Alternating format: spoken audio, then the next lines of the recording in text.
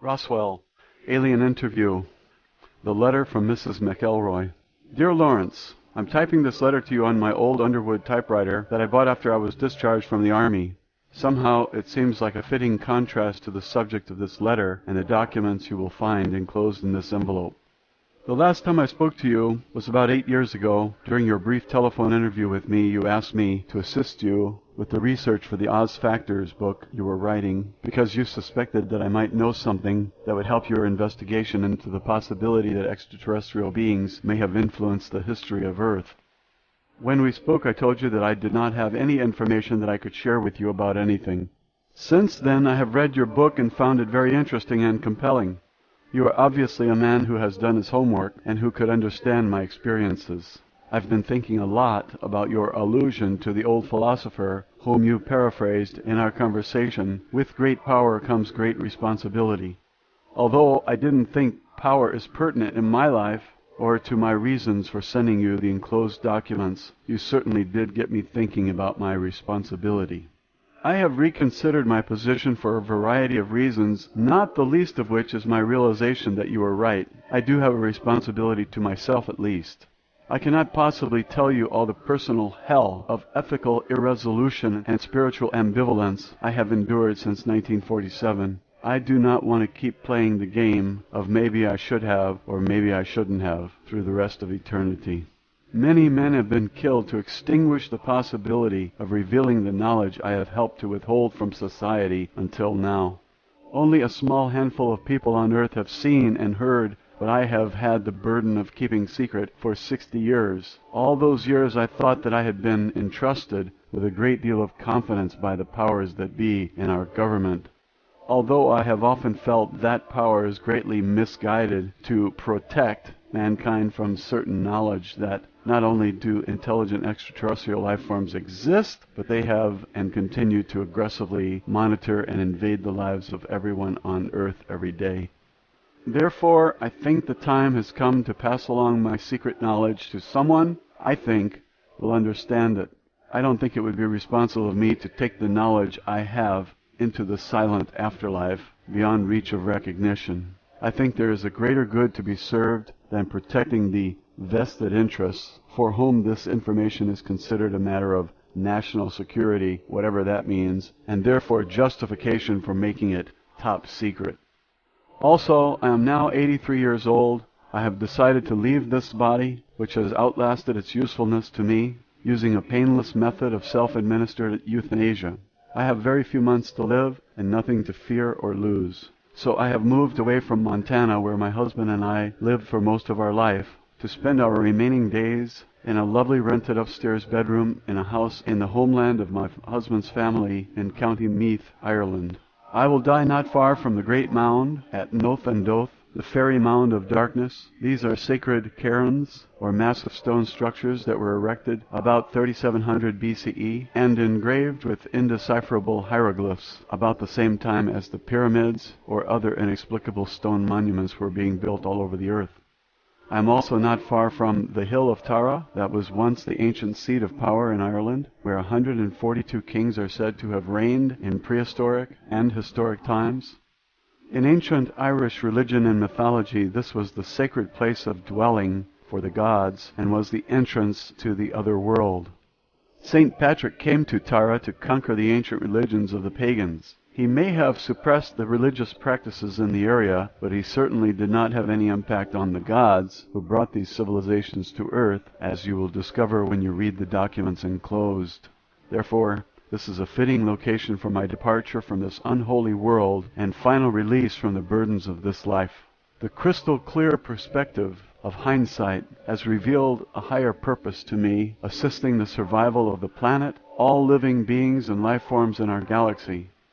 The status quo of our government establishment has been to protect the people from knowledge of such matters. In fact, the only protection afforded by ignorance and secrecy is to hide the private agenda of those in power to enslave others, and by doing so, to disarm every perceived enemy and ally through superstition and stupidity.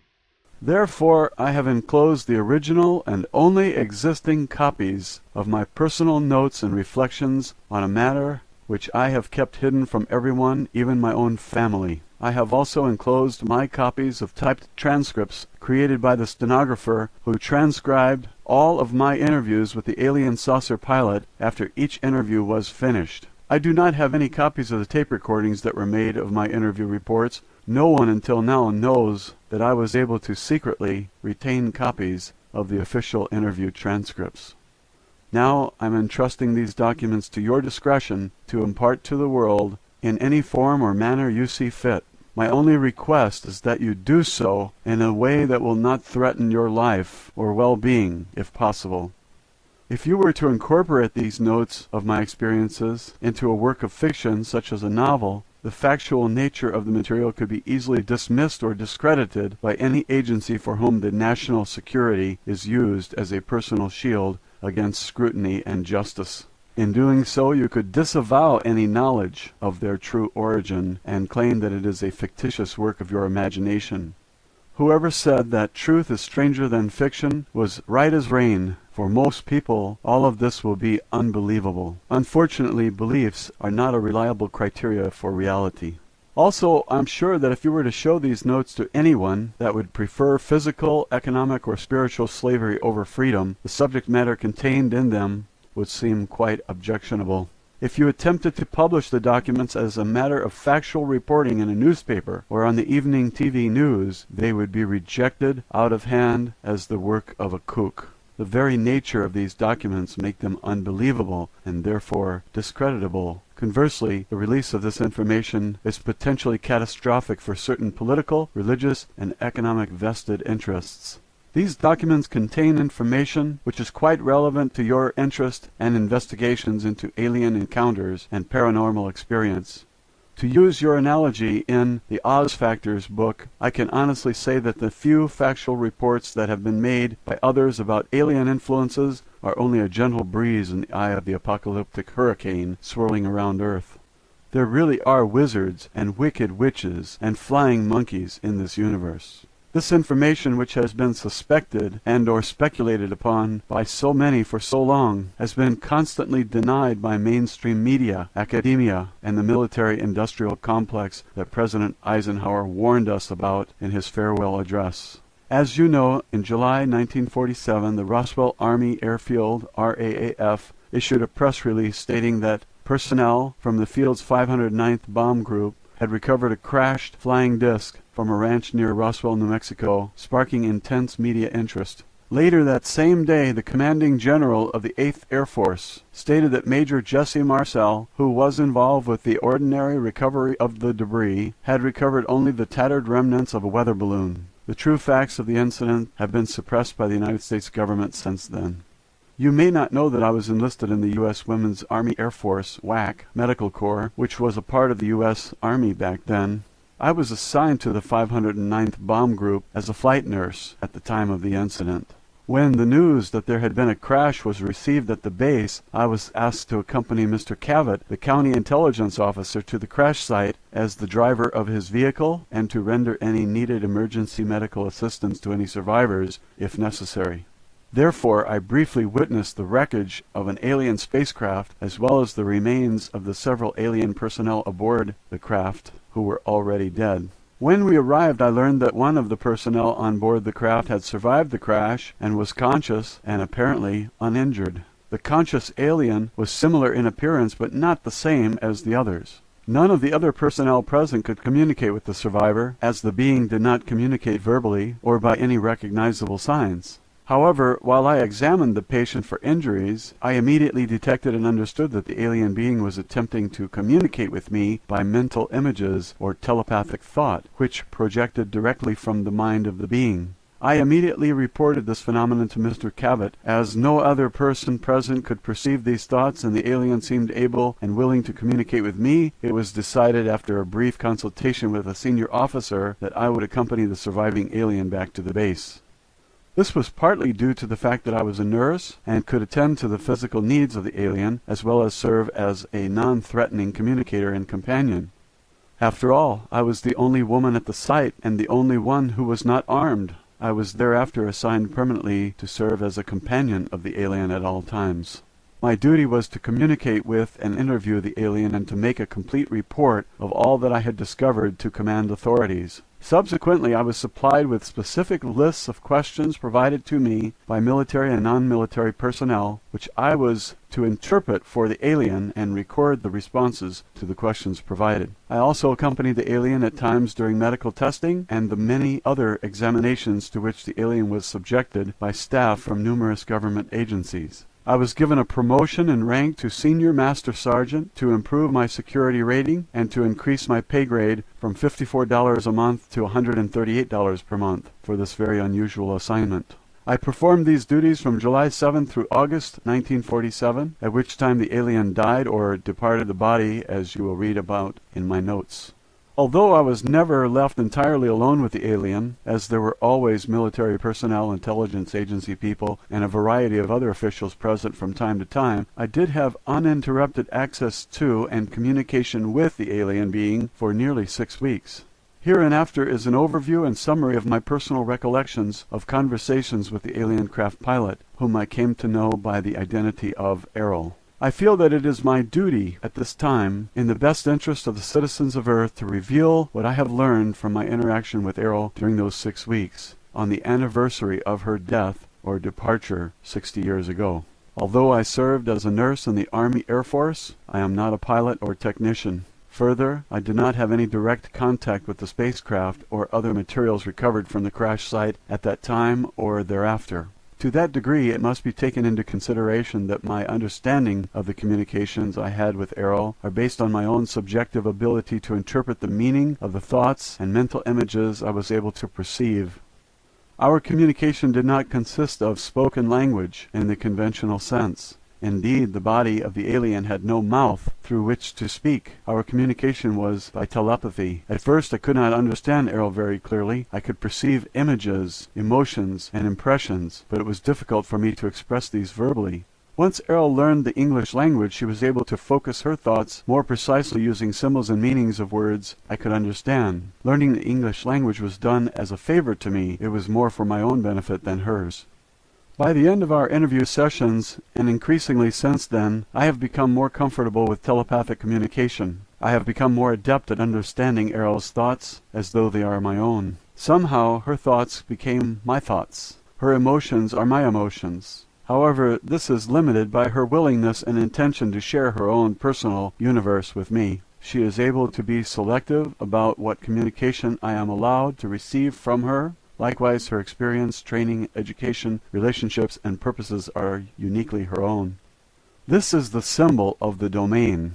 The domain is a race or civilization of which AIRL, the alien I interviewed, is an officer, pilot, and engineer serving in the Domain Expeditionary Force. The symbol represents the origin and unlimited boundary of the known universe, united and integrated into a vast civilization under the control of the domain. AIRL is currently stationed at a base in the asteroid belt, which she refers as a space station in the solar system of Earth. First and foremost, AIRL is herself. Secondarily, she voluntarily serves as an officer, pilot, and engineer in the Domain Expeditionary Force. In that capacity, she has duties and responsibilities, but she is at leave to come and go as she pleases also.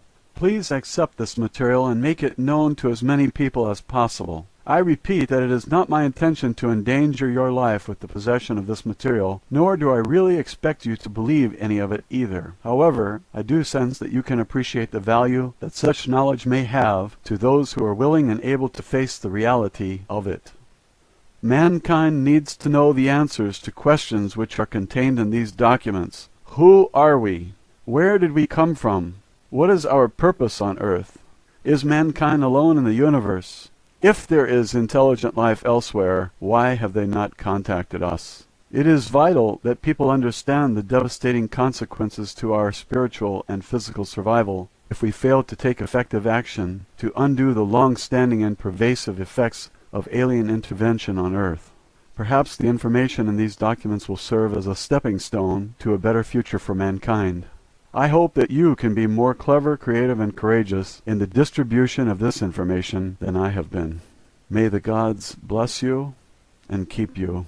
Mrs. Matilda O'Donnell McElroy, Senior Master Sergeant, Women's Army Air Force Medical Corps, retired. 100 Troytown Heights, Nevenmeath County, Meath, Ireland.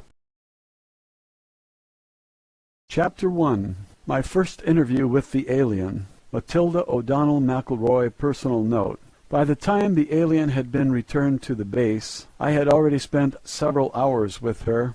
As I mentioned, Mr. Cavett told me to stay with the alien since I was the only person among us who could understand her communication. I could not understand my ability to communicate with the being. I had never before that time experienced telepathic communication with anyone.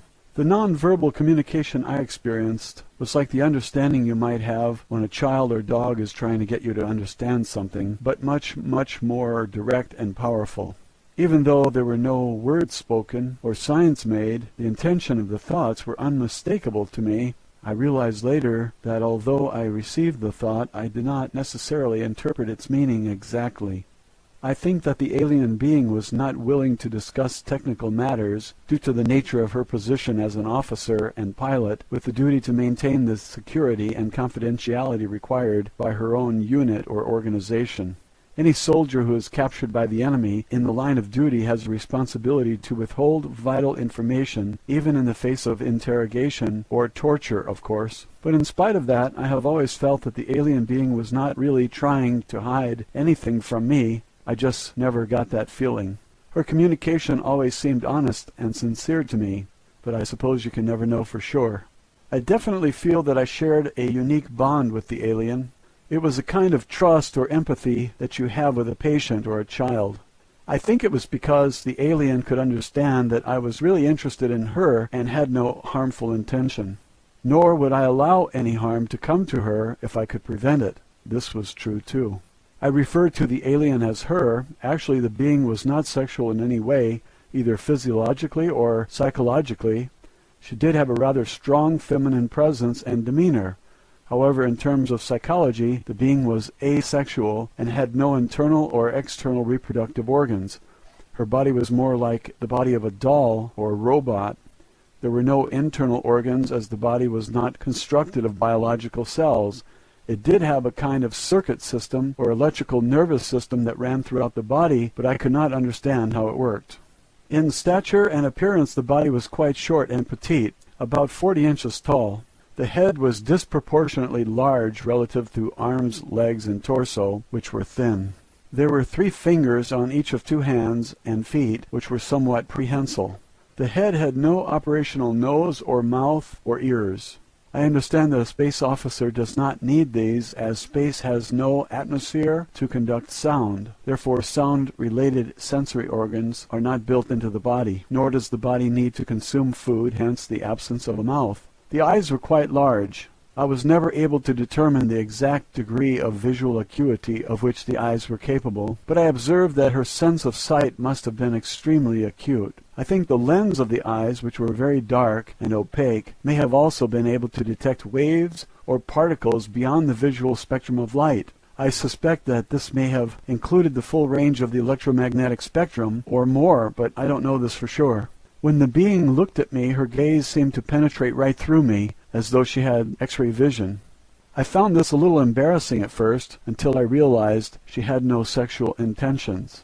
In fact, I don't even think she ever even had the thought that I was male or female. It became very obvious after a short time with the being that her body did not require oxygen, food, or water, or any other external source of nutrition or energy. As I learned later, this being supplied her own energy, which animated and operated the body. It seemed a little bit eerie at first, but I got used to the idea. It's really a very simple body. There's not much to it compared to our own bodies.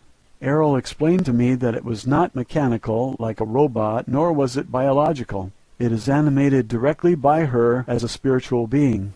Technically, from a medical standpoint, I would not say that AIRL's body could not be called alive. Her dull body is not a biological life form, with cells and so forth. It had a smooth skin or covering which was gray in color. The body was highly tolerant to changes in temperature, atmospheric conditions, and pressure. The limbs were quite frail, without musculature. In space there is no gravity, so very little muscle strength is needed. The body was used almost entirely on a spacecraft or in low or no gravity environments. Since Earth has a heavy gravity, the body was not able to walk around very well, as the legs were not really suited to that purpose. The feet and hands were quite flexible and agile, however. Overnight before my first interview with the alien, the area had been transformed into a buzzing hive of activity. There were a dozen men working on setting up lights and camera equipment. A motion picture camera and microphone and tape recorder was there, also set up in the interview room. I don't know why a microphone was needed, since there were no verbal communications possible with the alien. There was also a stenographer and several people busy typing on typewriters. I was informed that an expert foreign language interpreter and a code-breaking team had been flown to the base during the night to assist with my efforts to communicate with the alien.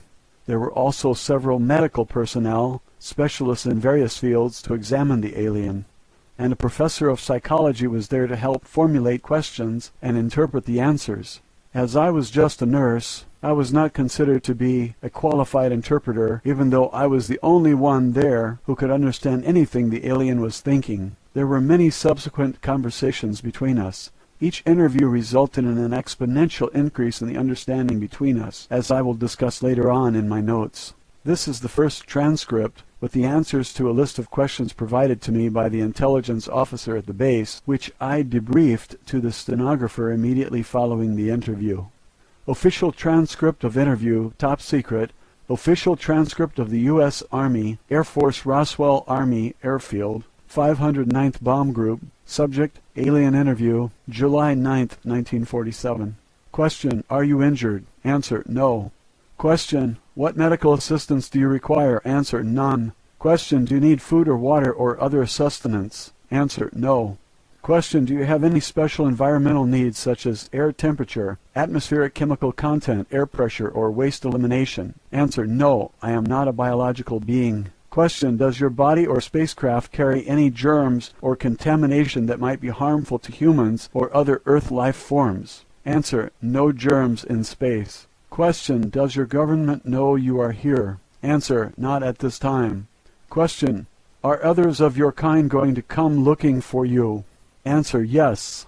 Question, what is the weapons capability of your people? Answer, very destructive. I did not understand the exact nature of the kind of arms or weapons that they might have, but I did not feel that there was any malevolent intention in her reply, just a statement of fact.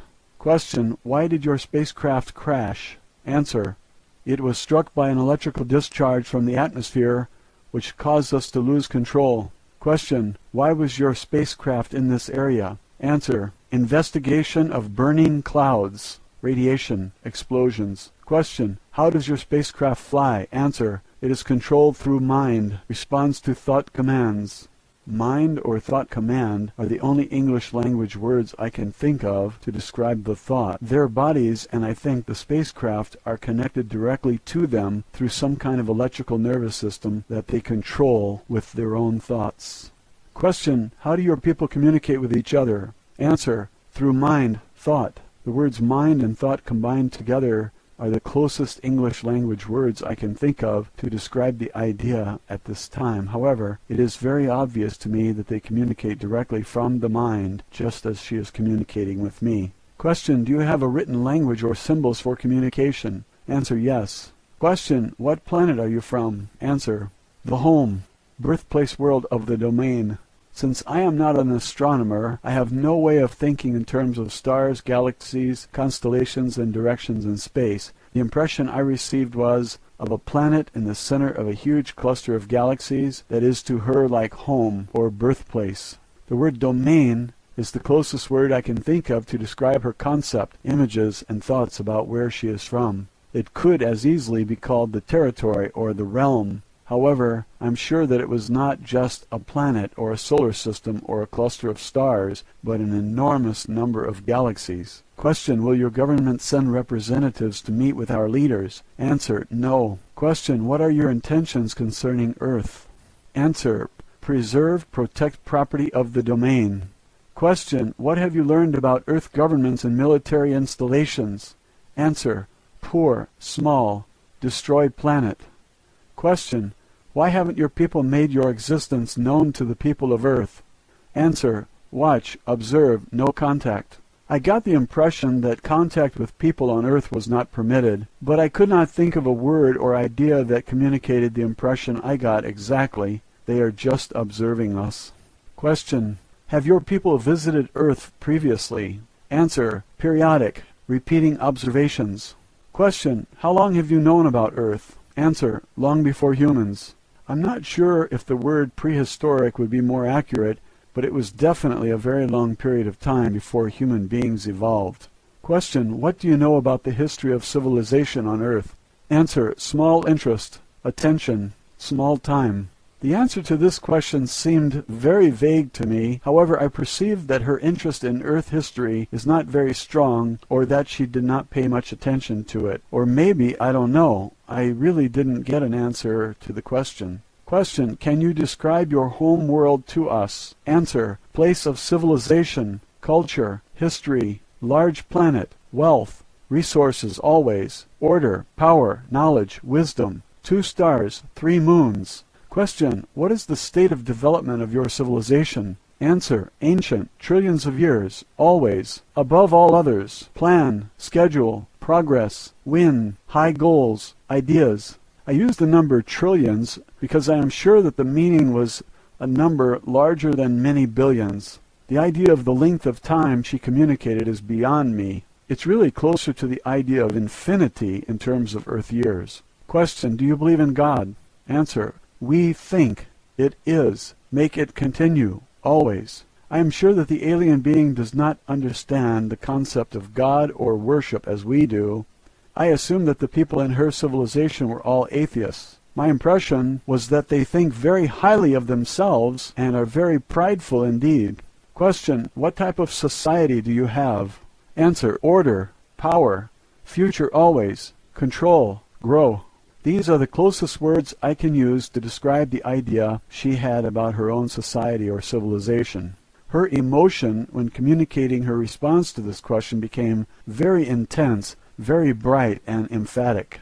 Her thought was filled with an emotion that gave me a feeling of jubilation or joy, but it made me very nervous also. Question: are there other intelligent life forms besides yourself in the universe? Answer: everywhere. We are greatest, highest of all.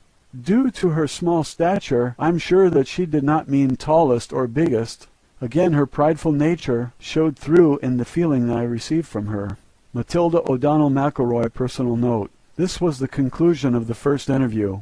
When the answers to the first list of questions were typed and given to the people who were waiting for them, they were very excited that I was able to get the alien to say anything. However, after they finished reading my answers, they were disappointed that I could not understand more clearly. Now they had a lot of new questions because of the answers I received to the first list of questions. An officer told me to await further instructions. I waited several hours in the adjoining office. I was not allowed to continue my interview with the alien.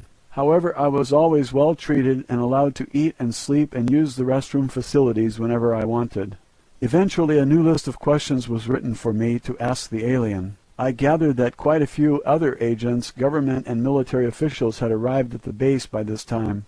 They told me that several other people would be in the room with me during the next interview, so they could prompt me to ask for more detail during the interview. However, when I attempted to conduct the interview with these people in the room, I received no thoughts, emotions, or any other perceptible communication from the alien. Nothing. The alien just sat in a chair without moving.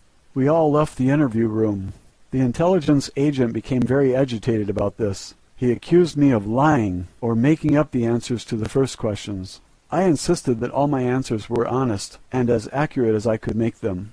Later that day it was decided that several other people would attempt to ask questions of the alien. However, in spite of several attempts by different experts, no one else was ever able to get any communication at all from the alien.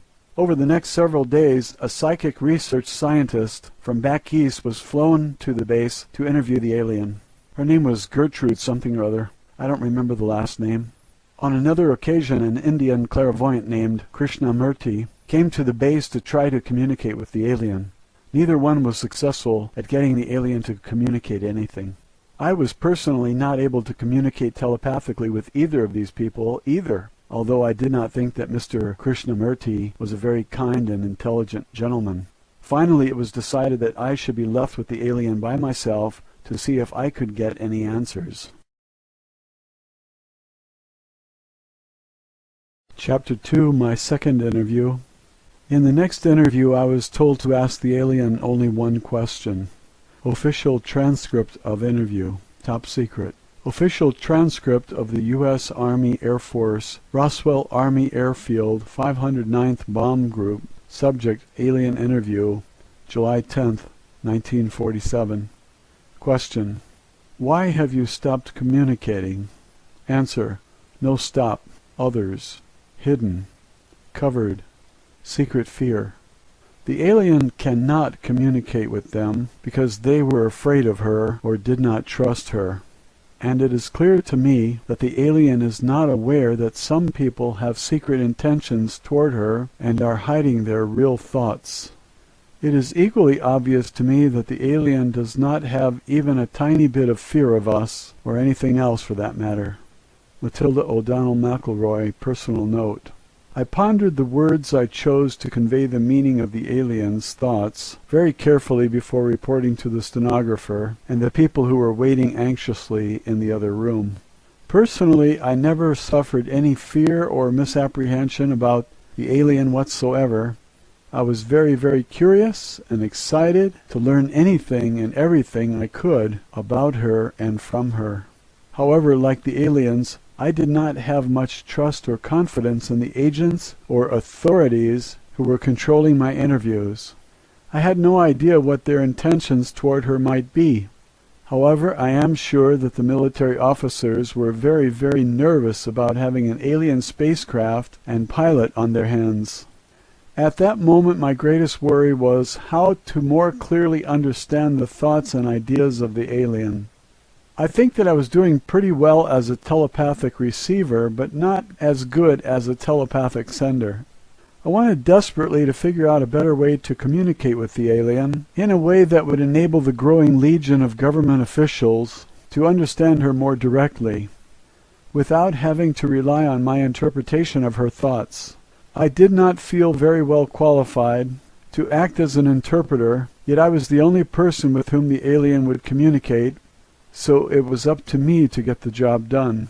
I was also becoming acutely aware that this was probably the biggest news event in the history of the Earth, and that I should be proud to have had any part in it. Of course, by that time the entire incident had been officially denied in the press, and a cover-up of immense proportions by the military and the powers that be had already begun.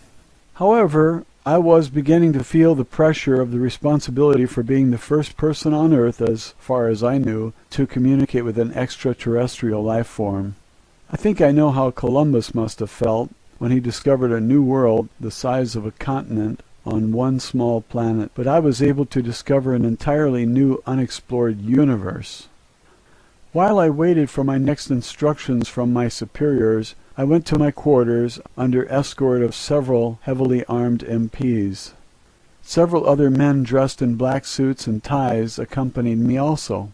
They were still there when I got up in the morning.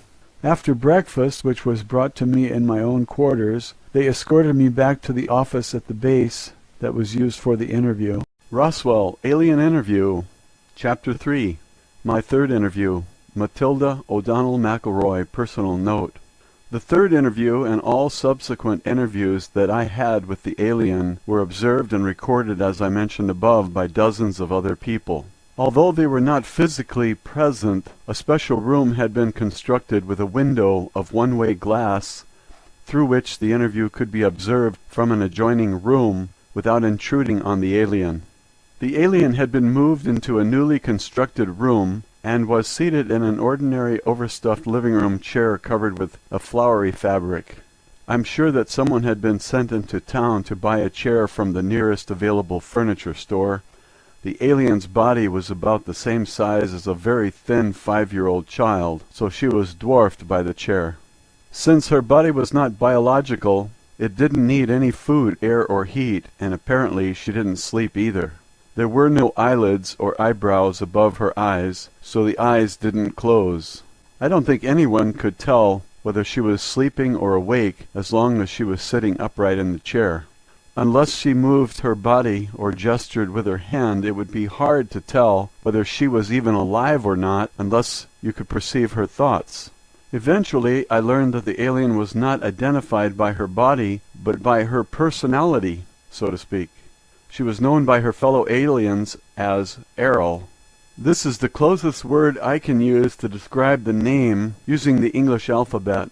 I sensed that she preferred the feminine gender. I think we shared a natural female empathy and nurturing attitude toward life and each other. I am sure she did not feel comfortable with the combative, aggressive, domineering attitude of the male officers and agents, each of whom was more concerned with their own personal self-importance and power than with discovering the secrets of the universe.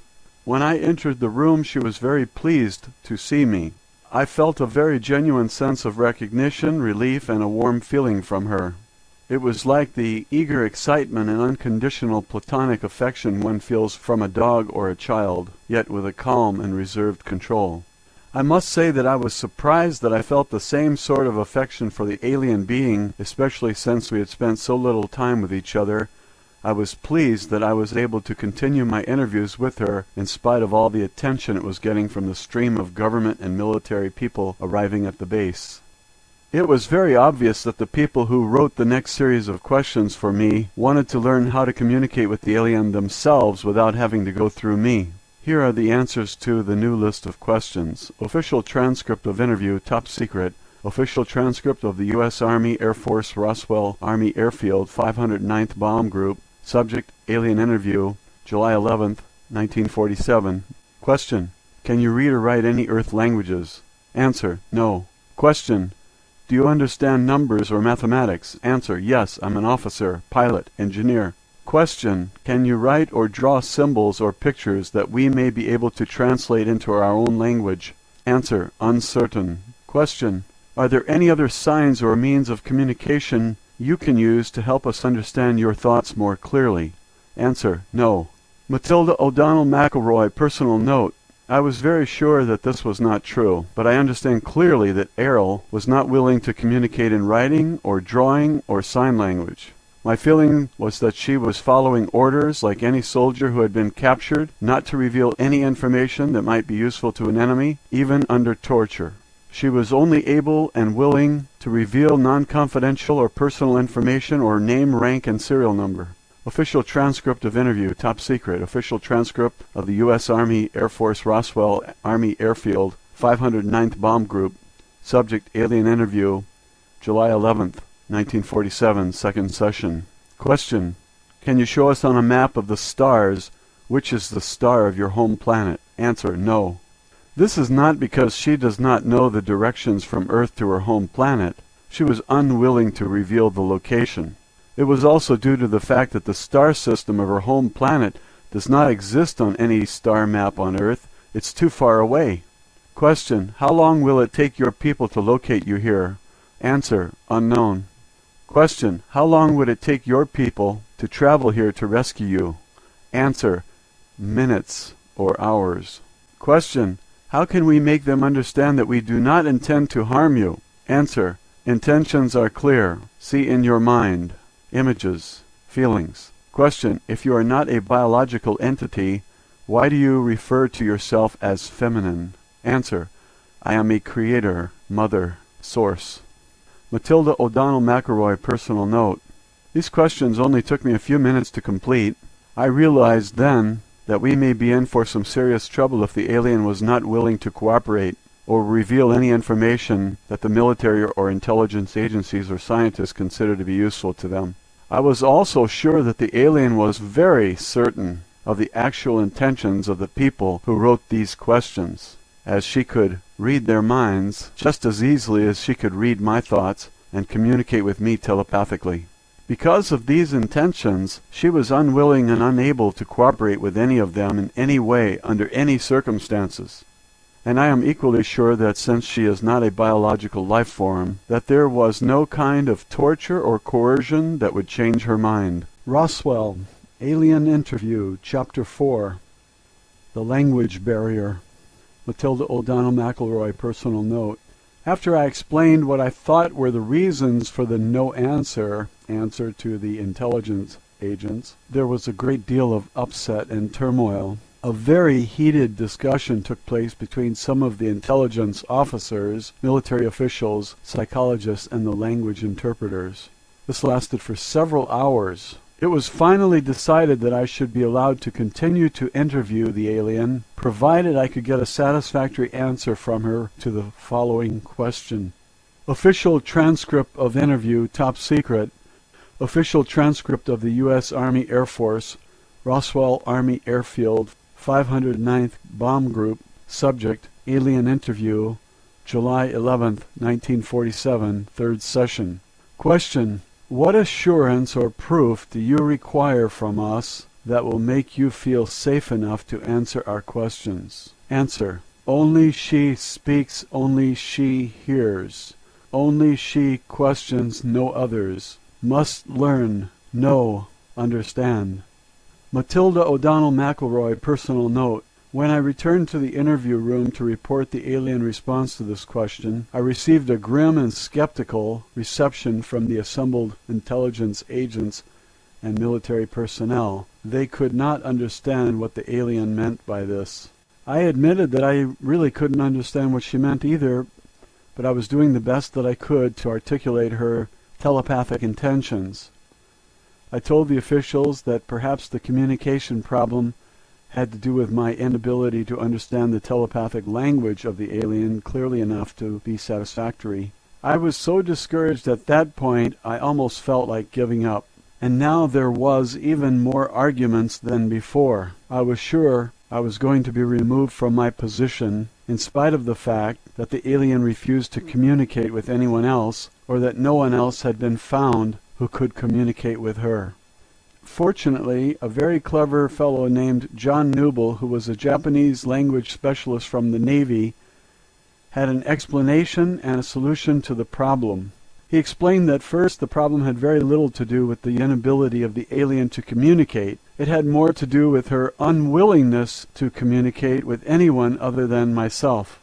Second, in order for any clear, comprehensive communication to happen, both parties needed to understand and communicate through a common language. Words and symbols in language convey very precise concepts and meanings. He said that the Japanese people have a lot of homonyms in their language which cause a lot of confusion in day-to-day communication. They solved this problem by using standard Chinese characters to write down the exact meaning of the word they are using. This clears up the matter for them. Without a defined nomenclature, communication was not possible beyond the rudimentary understanding between men and dogs or between two small children. The lack of a common vocabulary of clearly defined words that all parties can use fluently was the limiting factor in communication between all people, groups, or nations. Therefore, he suggested that there were only two choices. I had to learn to speak the language of the alien, or the alien had to learn to speak English. Factually, only one choice was possible, that I persuade AIRL to learn English, and that I teach it to her with the guidance of the language specialist. No one had any objection to trying this approach, as there were no other suggestions. The language specialists suggested that I take several children's books and a basic reading primer and grammar text with me into the interview room. The plan was that I would sit next to the alien and read aloud to her from the books, while pointing to the text I was reading with my finger so that she could follow along.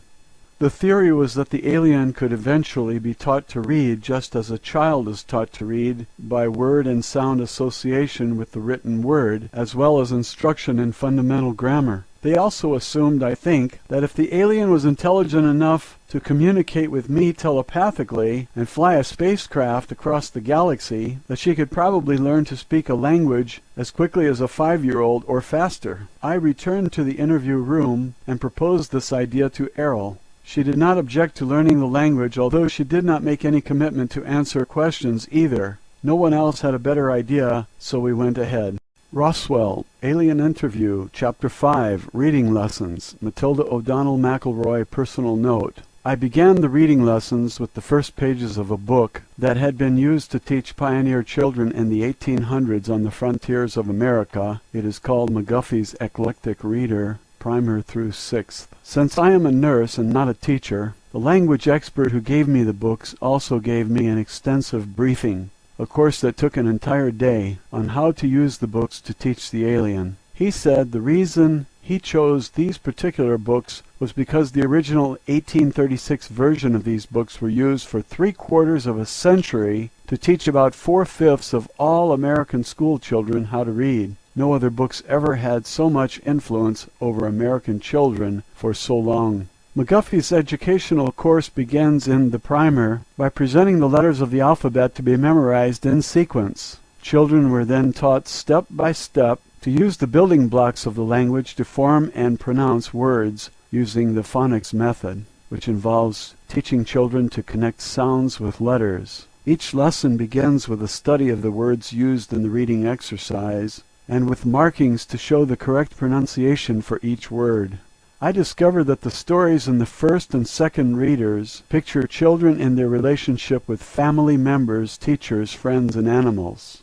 The third, fourth, fifth, and sixth readers expanded on those ideas. One of the stories I remember was The Widow and the Merchant. It's kind of a morality tale about a merchant who befriends a widow in need. Later, when the widow proves herself to be honest, the merchant gives her a nice gift. The books do not necessarily teach you to believe that charity is expected only of wealthy, though. We all know that generosity is a virtue that should be practiced by everyone. All of the stories were very wholesome, and they gave very good explanations to illustrate virtues like honesty, charity, thrift, hard work, courage, patriotism, reverence for God, and respect for parents.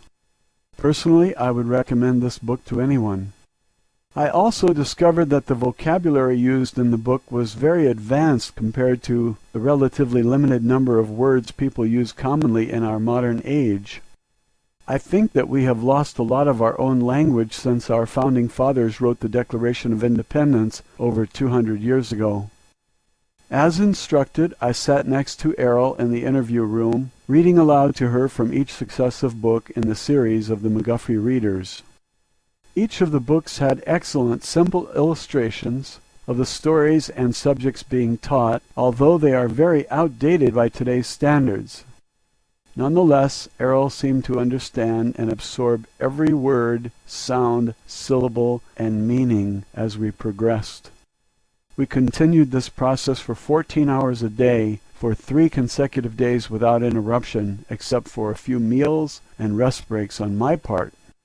AIRL did not take breaks for anything. She did not sleep. Instead, she remained sitting in the overstuffed chair in the interview room, reviewing the lessons we already covered.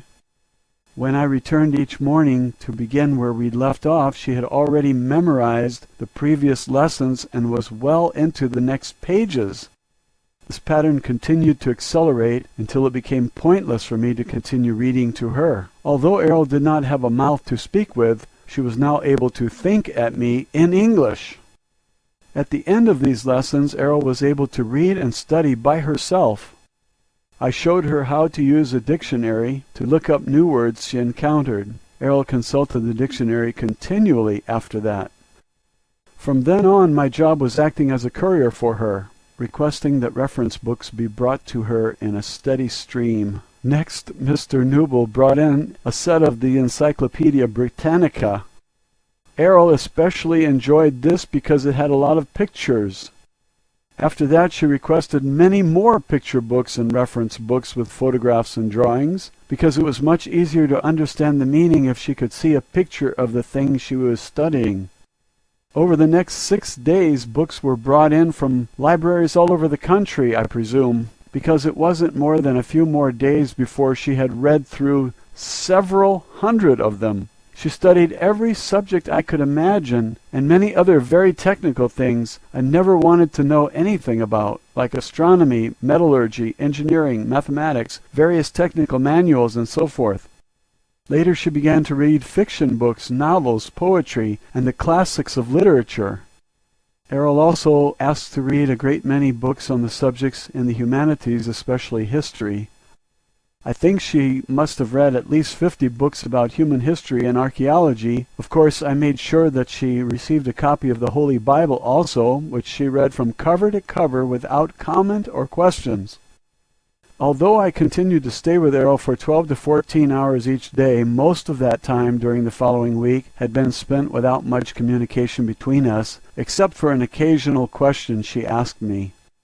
The questions were usually meant to give her a sense of context or to clarify something in the books she was reading. Oddly, AIRL told me that her favorite books were Alice's Adventures in Wonderland, Don Quixote's de la Mancha, and 1001 Nights. She said the authors of these stories showed that it is more important to have a great spirit and imagination than great skill or power. I could not answer a lot of her questions, so I consulted with people in the outer rooms for answers.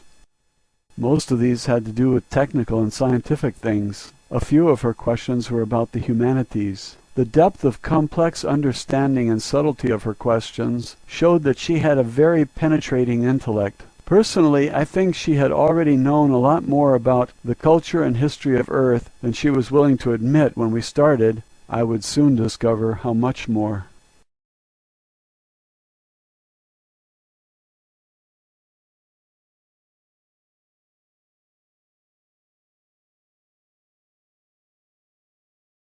Roswell, Alien Interview, Chapter 6, My Education Begins.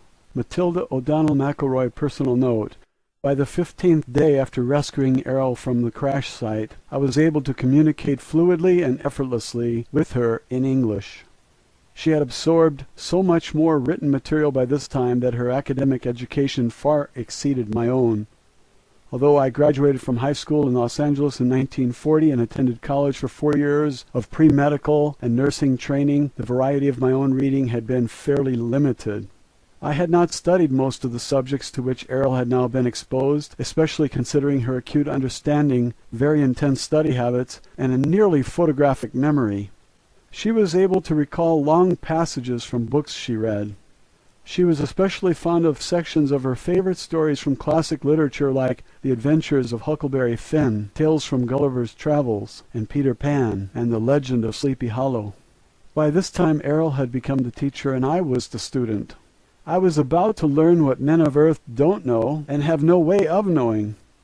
The throng of scientists and agents who observed us through the one-way glass of our interview room, whom AIRL and I now referred to as the gallery, were growing increasingly impatient to ask her questions. But AIRL continued to refuse to allow any questions to be asked of her by anyone other than myself, even vicariously through me as an interpreter or in writing. On the afternoon of the 16th day, AIRL and I sat next to each other as she read. She closed the last page of a book she was reading and placed it aside. I was about to hand her the next book from a large pile waiting to be read, when she turned and said, or thought to me, "I'm ready to speak now." At first I was a little confused by the remark. I gestured for her to continue, and she began to teach me my first lesson. Official transcript of interview, top secret. Official transcript of the U.S. Army Air Force, Roswell Army Airfield, 59th Bomb Group. Subject, alien interview, July 24th, 1947. First session. "What would you like to say, AIRL?" I asked. "I have been part of a domain expeditionary force in this sector of space for several thousand years. However, I have not personally had intimate contact with beings on Earth since 5965 BCE. It is not my primary function to interact with inhabitants of planets within the domain. I am an officer, pilot, and engineer, with many duties to perform. Nonetheless, although I'm fluent in 347 other languages within the domain, I have not been exposed to your English language. The last Earth language with which I was conversant was the Sanskrit language of the Vedic hymns. At that time I was a member of a mission sent to investigate the loss of a domain base located in the Himalaya Mountains. An entire battalion of officers, pilots, communications, and administrative personnel disappeared and the base destroyed. Several million years ago, I was trained and served as an investigation, data evaluation, and program development officer for the domain. Because I was experienced in that technology, I was sent to Earth as part of a search team. One of my duties involved interrogation of the human population that inhabited the adjoining area at that time. Many of the people in that region reported sighting Vimanas, or spacecraft, in the area. Following the logical extension of evidence, testimony, observation, as well as the absence of certain evidence, I led my team to the discovery that there were still old Empire ships and well-hidden old Empire installations in this solar system of which we had been completely unaware.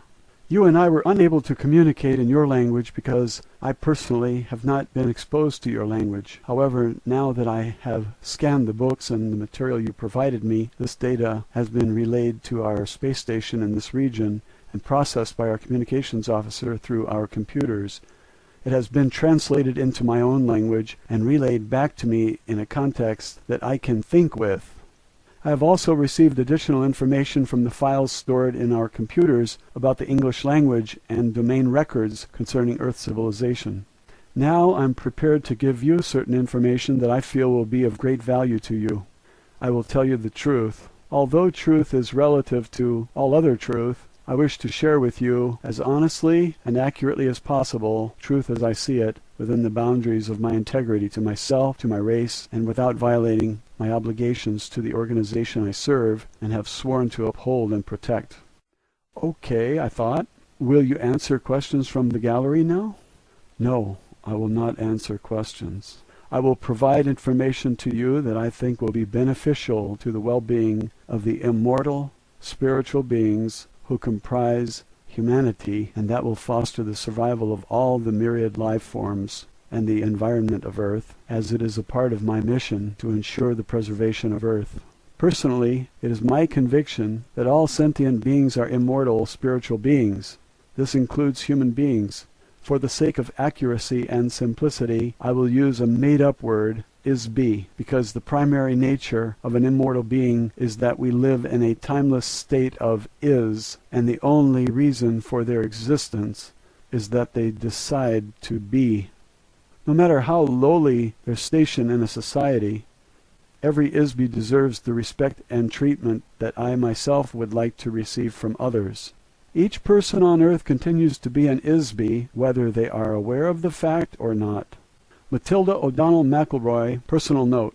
I will never forget this conversation. Her tone was very matter-of-fact and emotionless. However, for the first time I sensed the presence of a warm and real personality in AIRL. Her reference to immortal spiritual beings struck me like a flash of light in a dark room. I had never before considered that a human being could be an immortal being. I thought that status or power was reserved solely for the Father, the Son, and the Holy Ghost.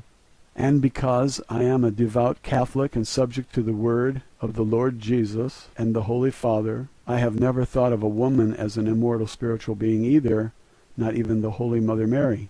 Yet when AIRL thought that thought, I became vividly aware for the first time that she personally was an immortal spiritual being, and so are we all.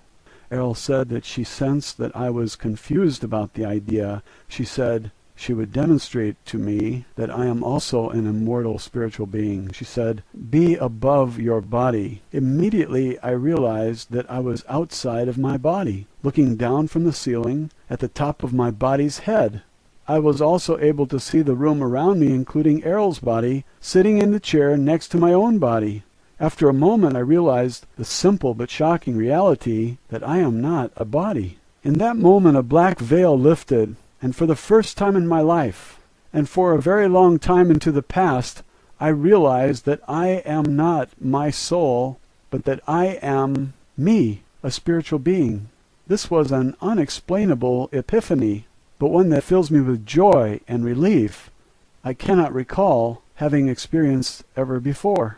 As for the immortal part, I do not understand her meaning, as I have always been taught that I am not immortal, a spirit perhaps, but certainly not immortal. After a moment, I'm not sure how long, AIRL asked me if I had a better understanding of the idea. Suddenly, I was back inside my body again and said out loud, "Yes, I see what you mean." I was so taken aback by the experience that I had to get up from my chair and walk around the room for a few minutes. I made an excuse that I needed to get a drink of water and go to the restroom, which I did. In the restroom I looked at myself in the mirror. I used the toilet, refreshed my makeup, and straightened my uniform. After 10 or 15 minutes, I felt more normal again and returned to the interview room. After that, I felt as though I was no longer an interpreter for AIRL. I felt as though I was a kindred spirit. I felt like I was safe at home with a trusted friend or a family member, as close as any I had ever had. AIRL sensed and understood my confusion about the concept of personal immortality. She began her first lesson with me by explaining this to me. Official transcript of interview continued. AIRL told me her reasons for coming to Earth and for being in the area of the 509th Bomber Squadron. She was sent by her superior officers to investigate the explosions of nuclear weapons, which have been tested in New Mexico. Her superiors ordered her to gather information from the atmosphere that could be used to determine the extent of radiation and potential harm this might cause to the environment. During her mission, the spacecraft was struck by a lightning, which caused her to lose control and crash. The spacecraft is operated by ISBs, who use doll bodies in much the same way that an actor wears a mask and costume. It is like a mechanical tool through which to operate in the physical world. She, as well as all the other ISBs of the officer class and their superiors, inhabit these doll bodies when they are on duty in space. When they are not on duty, they leave the body and operate, think, communicate, travel, and exist without the use of a body. The bodies are constructed of synthetic materials, including a very sensitive electrical nervous system to which each ISB adjusts themselves or tune in to an electronic wavelength that is matched uniquely to the wavelength or frequency emitted by each ISB. Each ISB is capable of creating a unique wave frequency which identifies them much like a radio signal frequency. This serves in part as identification like a fingerprint. The doll body acts like a radio receiver for the ISB. No two frequencies or doll bodies are exactly the same. The bodies of each ISB crew member are likewise tuned into and connected to a nervous system built into the spacecraft. The spacecraft is built in much the same way as the doll body. It is adjusted specifically to the frequency of each ISB crew member. Therefore, the craft can be operated by the thoughts or energy emitted by the ISB. It is really a very simple direct control system, so there are no complicated controls or navigation equipment on board the spacecraft. They operate as an extension of the ISB. When the lightning bolt struck the spacecraft, this caused a short circuit and consequently disconnected them from the control of the ship momentarily, which resulted in the crash. AIRL was and still is an officer, pilot, and an engineer in an expeditionary force which is part of a space opera civilization which refers to itself as the Domain. This civilization controls the vast number of galaxies, stars, planets, moons, and asteroids throughout an area of space that is approximately 1/4 of the entire physical universe. The continuing mission of her organization is to secure, control, and expand the territory and resources of the Domain. AIRL pointed out that their own activities were very similar in many ways to the European explorers who discovered and claimed the New World for the Holy Father, the Pope, and for the kings of Spain, Portugal, and later Holland, England, France, and so forth. Europe benefited from the property acquired from the native inhabitants. However, the native inhabitants were never consulted with or asked for their permission to become a part of the domain of the European nations and the soldiers and priests they sent to acquire territory and wealth in order to advance their interests. AIRL said she read in a history book that the Spanish king regretted the brutal treatment of the native inhabitants by his soldiers. He feared retribution from the gods he worshipped, as described in the various testaments of the Bible. He asked the Pope to prepare a statement called the Requirement, which was supposed to be read to each of the newly encountered native inhabitants. The king hoped that the statement, whether it was accepted or rejected by the natives, would absolve the king of all responsibility for the resulting slaughter and enslavement of these people. He used this statement as justification to confiscate their lands and possessions by his soldiers and the Pope's priests. Apparently, the Pope, personally, did not have any feelings of guilt or responsibility in the matter. AIRL thought that such actions were those of a coward, and that it is no surprise that the territory of Spain was diminished so quickly. Only a few years later the king was dead, and his empire had been assimilated by other nations. AIRL said that this sort of behavior does not occur in the domain. Their leaders assume full responsibility for the actions of the domain and would not denigrate themselves in this fashion. nor do they fear any gods or have any regret for their actions. This idea reinforces my earlier suggestion that AIRL and her people are probably atheists. In the case of the acquisition of Earth by the domain, the rulers of the domain have chosen not to openly reveal this intention to their native inhabitants of Earth until a later time when it may or may not suit their interest to reveal themselves. For the present time, it is not strategically necessary to make the presence of the domain expeditionary force known to mankind. In fact, until now, it has been very aggressively hidden for reasons that will be revealed later. The asteroid belt near Earth is very small, but important location for the domain in this part of space. Actually, some of the objects in our solar system are very valuable for their use as low-gravity space stations. They are interested primarily in the low-gravity satellites in this solar system, which consists mainly of the side of the moon facing away from Earth and the asteroid belt, which is a planet that was destroyed billions of years ago, and to a lesser degree Mars and Venus. Dome structures synthesized from gypsum or underground bases covered by electromagnetic force fields are easily constructed to house the domain forces. Once an area of space is acquired by the domain and becomes a part of the territory under its control, it is treated as the property of the domain. The space station near the planet Earth is important only because it lay along a path of the domain expansion route toward the center of the Milky Way galaxy and beyond. Of course, everyone in the domain is aware of this, except for the people of Earth. Roswell, Alien Interview, Chapter 7, A Lesson in Ancient History. Matilda O'Donnell McElroy, personal note. My instruction with AIRL continued through the night until dawn of the next morning. I must say that I was fascinated, skeptical, shocked, alarmed, dismayed, and disgruntled by the lesson I was getting from AIRL. I could never have imagined any of what she was telling me, not even in my wildest dreams and nightmares.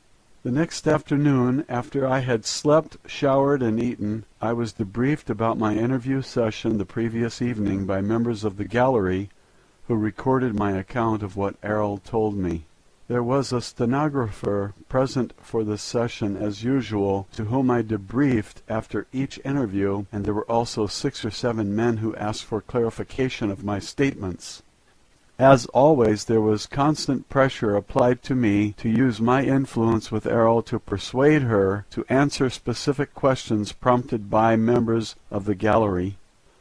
I did my best to reassure everyone that I would give my very best efforts to do so. Nevertheless, only 3 things happened every day thereafter. AIRL resolutely refused to answer any questions that she sensed had been posed by or suggested to me by the gallery. 2. AIRL continued to instruct me in the subject matter of her own choice. 3. Every evening after my interview with or instruction from AIRL, she would give me a new list of subject matter about which she wanted more information. Each evening I presented this list to the gallery. The next day AIRL received a large stack of books, magazines, articles, and so forth. She would study all of these during the night while I slept. This pattern repeated every day during the remainder of the time I spent with her.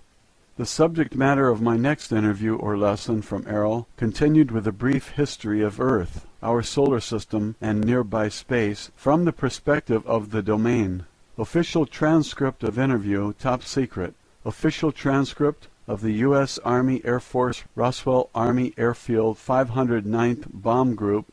Subject Alien Interview, July 25, 1947, first session. Before you can understand the subject of history, you must first understand the subject of time. Time is simply an arbitrary measurement of the motion of objects through space. Space is not linear. Space is determined by point of view of an ISB when viewing an object. The distance between an ISB and the object being viewed is called space. Objects or energy masses in space do not necessarily move in a linear fashion. In this universe, objects tend to move randomly or in a curving or cyclical pattern, or as determined by agreed-upon rules. History is not only a linear record of events, as many authors of Earth history books imply, because it is not a string that can be stretched out and marked like a measuring tool. History is a subjective, observation of the movement of objects through space, recorded from the point of view of a survivor rather than those who succumbed.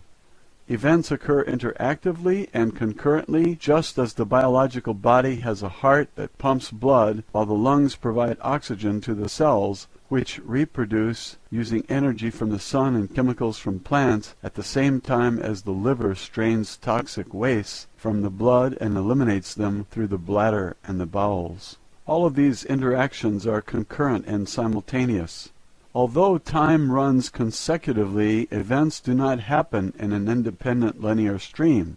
In order to view and understand the history or reality of the past, one must view all the events as part of an interactive whole. Time can also be sensed as a vibration, which is uniform throughout the entire physical universe. AIRL explained that ISBs have been around since before the beginning of the universe. The reason that they are called immortal is because a spirit is not born and cannot die, but exists in a personally postulated perception of is, will be. She was careful to explain that every spirit is not the same. Each is completely unique in identity, power, awareness, and ability. The difference between an ISB like AIRL and most of the ISBs inhabiting bodies on Earth is that AIRL can enter and depart from her doll at will. She can perceive at selective depths through matter. AIRL and other officers of the domain can communicate telepathically. Since an ISB is not a physical universe entity, it has no location in space or time. An ISB is literally immaterial. They can span great distances of space instantly. They can experience sensations more intensely than a biological body without the use of physical sensory mechanisms. An ISB can exclude pain from their perception. AIRL can also remember her identity, so to speak, all the way back into the dim mists of time for trillions of years. She says that the existing collection of suns in this immediate vicinity of the universe have been burning for the last 200 trillion years. The age of the physical universe is nearly infinitely old, but probably at least 4 quadrillion years since its earliest beginnings. Time is a difficult factor to measure as it depends on the subjective memory of ISBs, and there has been no uniform record of events throughout the physical universe since it began. As on Earth, there are many different time measurement systems defined by various cultures, which use cycles of motion and points of origin to establish age and duration. The physical universe itself is formed from the convergence and amalgamation of many other individual universes, each of which were created by an ISB or group of ISBs. The collision of these illusionary universes commingled and coalesced and were solidified to form a mutually created universe. Because it is agreed that energy and forms can be created but not destroyed, this creative process has continued to form an ever-expanding universe of nearly infinite physical proportions. Before the formation of the physical universe, there was a vast period during which universes were not solid, but wholly illusionary. You might say that the universe was a universe of magic illusions, which were made to appear and vanish at the will of the magician. In every case, the magician was one or more ISBs. Many ISBs on Earth can still recall vague images from that period. Tales of magic, sorcery, and enchantment, fairy tales and mythology speak of such things, although in very crude terms. Each ISB entered into the physical universe when they lost their own home universe. That is, when an ISB's home universe was overwhelmed by the physical universe, or when the ISB joined with other ISBs to create or conquer the physical universe. On Earth, the ability to determine when an ISB entered the physical universe is difficult for 2 reasons. 1, the memory of ISBs on Earth have been erased, and 2, ISB's arrival or invasion into the physical universe took place at different times, some 60 trillion years ago, and others only 3 trillion. Every once in a short while, a few million years, an area or planet will be taken over by another group of ISBs entering into the area. Sometimes they will capture other ISBs as slaves. They will be forced to inhabit bodies to perform menial or manual work, especially mining mineral ores on heavy gravity planets such as Earth. AIRL says that she has been a member of the Domain Expeditionary Force for more than 625 million years. When she became a pilot for a biological survey mission, which included occasional visits to Earth. She can remember her entire career there and for a very long time before that. She told me that Earth scientists do not have an accurate measuring system to gauge the age of matter. They assume that because certain types of materials seem to deteriorate rather quickly, such as organic or carbon-based matter, that there is a deterioration of matter. It is not accurate to measure the age of stone based on the measurement of the age of wood or bone. This is a fundamental error. Factually, matter does not deteriorate. It cannot be destroyed. Matter can only be altered in form, but it is never truly destroyed. The domain has conducted a periodic survey of the galaxies in this sector of the universe since it developed space travel technologies about 80 trillion years ago. A review of changes in the complexion of Earth revealed that mountain ranges rise and fall, continents change location, the poles of the planet shift, ice caps come and go, oceans appear and disappear, rivers, valleys, and canyons change. In all cases the matter is the same. It is always the same sand. Every form and substance is made of the same basic materials which never deteriorates. Matilda O'Donnell McElroy, personal note. I cannot even begin to imagine how advanced a civilization may have become technically and mentally after trillions of years. Just think of how advanced our own country has become compared to only 150 years ago. Only a few generations ago, transportation was on foot, horseback, or boat. Reading was done by candlelight, heating and cooking were done over a fireplace, and there wasn't any indoor plumbing. Official transcript of interview. AIRL described the abilities of an ISB officer of the domain to me, and she demonstrated one to me when she contacted telepathically a communications officer of the domain who was stationed in the asteroid belt. The asteroid belt is composed of thousands of broken-up pieces of a planet that once existed between Mars and Jupiter. It serves as a good low-gravity jumping-off point for incoming spacecraft traveling toward the center of our galaxy. She requested that this officer consult information stored in the files of the domain concerning the history of Earth. She asked the communications officer to feed this information to AIRL. The communications officer immediately complied with the request. Based on the information stored in the files of the domain, AIRL was able to give me a brief overview of our history lesson. This is what AIRL told me that the domain had observed about the history of Earth. She told me that the Domain Expeditionary Force first entered into the Milky Way galaxy very recently, only about 10,000 years ago. Their first action was to conquer the home planets of the Old Empire. This is not the official name, but a nickname given to the conquered civilization by the Domain forces, that served as the seat of central government for this galaxy and other adjoining regions of space. These planets are located in the stars systems in the tail of the Big Dipper constellation. She did not mention which stars exactly. About 1,500 years later, the domain began the installation bases for their own forces along the path of invasion which leads towards the center of the galaxy and beyond. About 8,200 years ago, the domain forces set up a base on Earth in the Himalaya Mountains near the border of modern Pakistan and Afghanistan. This was a base for the battalion of the Domain Expeditionary Force, which included about 3,000 members. They set up a base under or inside the top of the mountain. The mountain top was drilled into and made hollow to create an area large enough to house the ships and personnel of that force. An electronic illusion of the mountain top was created to hide the base by projecting a false image from inside the mountain against a force screen. The ships could then enter and exit through the force screen, yet remain unseen by Homo sapiens.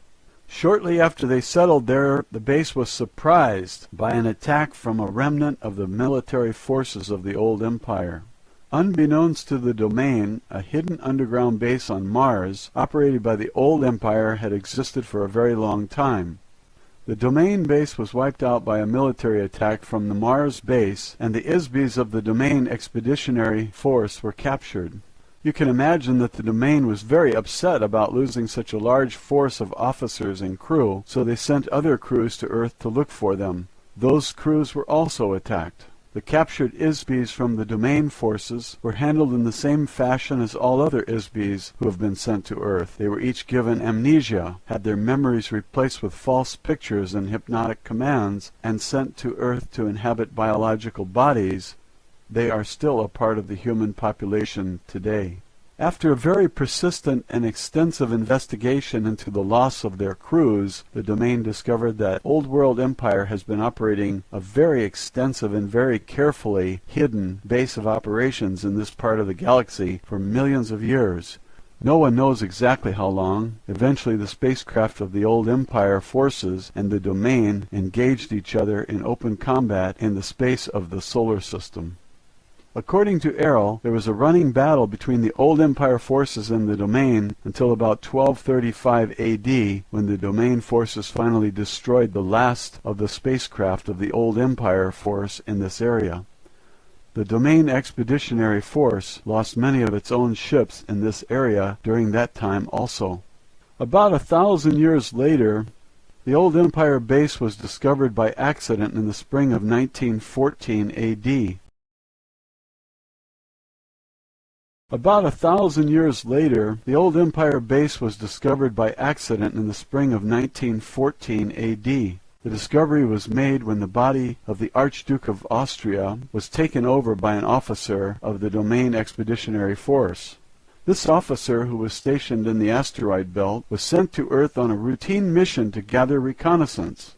The purpose of this takeover was to use the body as a disguise through which to infiltrate human society in order to gather information about current events on Earth. The officer, as an ISB, having greater power than the being inhabiting the body of the Archduke, simply pushed the being out and took over control of the body. However, this officer did not realize how much the Habsburgs were hated by feuding factions in the country, so he was caught off guard when the body of the Archduke was assassinated by the Bosnian student. The officer, or ISB, was suddenly knocked out of the body when it was shot by the assassin. Disoriented, the ISB inadvertently penetrated one of the amnesia force screens and was captured. Eventually, the domain discovered that a wide area of space is monitored by an electronic force field which controls all of the ISBs in this end of the galaxy, including Earth.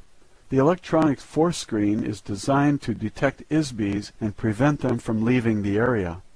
If an ISB attempts to penetrate the force screen, it captures them in a kind of electronic net. The result is that the captured ISB is subjected to very severe brainwashing treatment, which erases the memory of the ISB.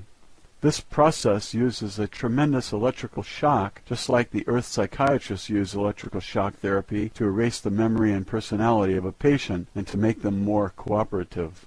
On Earth, this therapy uses only a few hundred volts of electricity. However, the electrical voltage used by the old empire operation against ISBs is on the order of magnitude of billions of volts. This tremendous shock completely wipes out all the memory of the ISB. The memory eraser is not just for one life or one body. It wipes out all the accumulated experiences of a nearly infinite past, as well as the identity of the ISB. The shock was intended to make it impossible for the ISB to remember who they are, where they came from, their knowledge or skills, their memory of the past, and ability to function as a spiritual entity. They are overwhelmed into becoming a mindless, robotic non-entity. After the shock, a series of post-hypnotic suggestions are used to install false memories and a false time orientation in each ISB. This includes the command to return to the base after the body dies, so that the same kind of shock and hypnosis can be done again and again and again forever. The hypnotic command also tells the patient to forget to remember. What the domain learned from the experience of this officer is that the old empire has been using Earth as a prison planet for a very long time. Exactly how long is unknown, perhaps millions of years. So when the body of the ISB dies, they depart from the body. They are detected by the force screen, they are captured, and ordered by hypnotic command to return to the light. The idea of heaven and the afterlife are part of the hypnotic suggestion, a part of the treachery which makes the whole mechanism work. After the ISB has been shocked and hypnotized to erase the memory of the life just lived, the ISB is immediately commanded hypnotically to report back to the Earth as though they were on a secret mission to inhabit a new body.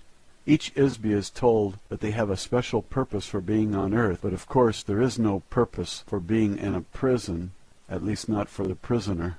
Any undesirable ISBs who are sentenced to Earth were classified as untouchable by the old empire. This included anyone that the old empire judged to be criminals who are too vicious to be reformed or subdued, as well as other criminals such as sex perverts or beings unwilling to do any productive work. An untouchable classification of ISBs also includes a variety of political prisoners. This includes ISBs who are considered to be non-compliant freethinkers or revolutionaries who make trouble for the governments of the various planets of the old empire. Of course, anyone with a previous military record against the old empire is also shipped off to Earth. A list of untouchables includes artists, painters, singers, musicians, writers, actors, and performers of every kind. For this reason, Earth has more artists per capita than any other planet in the old empire. Untouchables also include intellectuals, inventors, and geniuses in almost every field. Since everything the old empire considers valuable has long since been invented or created over the last few trillion years, they have no further use for such beings. This includes skilled managers also, which are not needed in a society of obedient robotic citizens. Anyone who is not willing or able to submit to mindless economic, political, and religious servitude as a tax-paying worker in the class system of the old empire are untouchable and sentenced to receive memory wipeout and permanent imprisonment on Earth. The next result is that an ISB is unable to escape because they can't remember who they are, where they came from, where they are. They have been hypnotized to think that they are someone, something, sometime, and somewhere other than where they really are. The domain officer who was assassinated while in the body of Archduke of Austria was likewise captured by the old empire force. Because this particular officer was a high-powered ISB compared to most, he was taken away to a secret old empire base under the surface of the planet Mars. They put him into a special electronic prison cell and held him there. Fortunately, this domain officer was able to escape from the underground base after 27 years in captivity. When he escaped from the old empire base, he returned immediately to his own base in the asteroid belt. His commanding officer ordered that a battle cruiser be dispatched to the coordinates of that base provided by this officer and to destroy that base completely. This old empire base was located a few hundred miles north of the equator on Mars in the Cydonia region. Although the military base of the old empire was destroyed, unfortunately much of the vast machinery of the ISB force screens, the electroshock, amnesia, hypnosis machinery, continues to function in other undiscovered locations right up to the present moment. The main base or control center for this mind control prison operation has never been found, so the influences of this base or bases are still in effect. The domain has observed that since the old empire space forces were destroyed, there is no one left to actively prevent other planetary systems from bringing their own untouchable ISBs to Earth from all over this galaxy and from other galaxies nearby. Therefore, Earth has become a universal dumping ground for this entire region of space. This in part explains the very unusual mix of races, cultures, languages, moral codes, religious and political influences among the ISB population on Earth.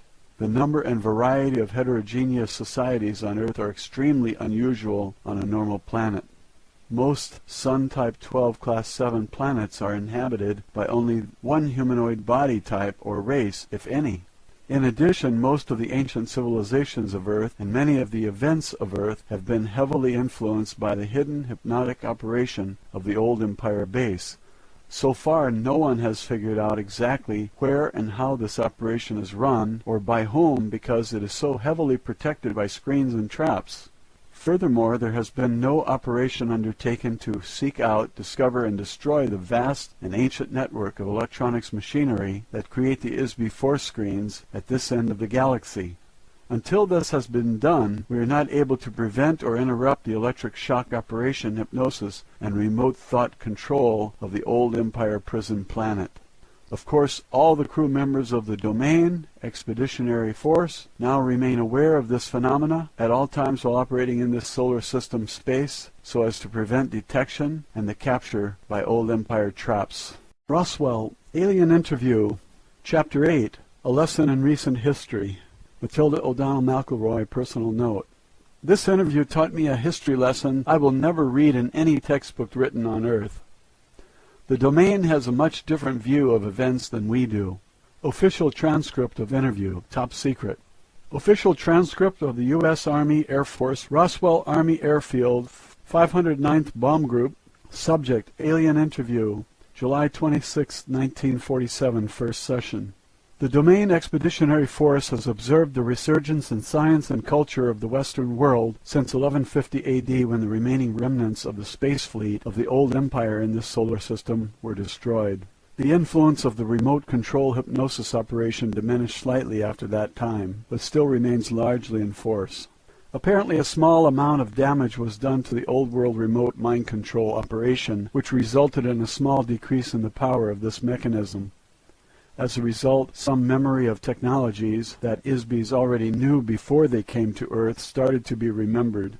Thereafter, the oppression of knowledge that is called the Dark Ages in Europe began to diminish after that time. Since then, the knowledge of the basic laws of physics and electricity have revolutionized Earth culture virtually overnight.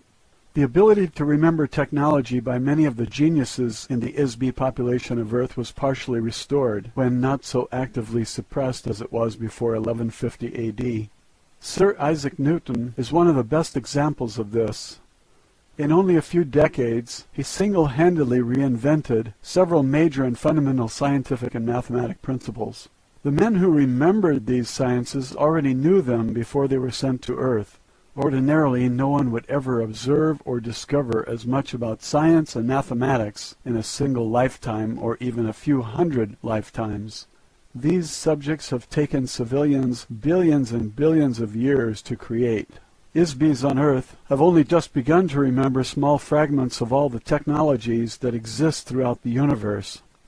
Theoretically, if the amnesia mechanisms being used against Earth could be broken entirely, ISBs would regain all their memory.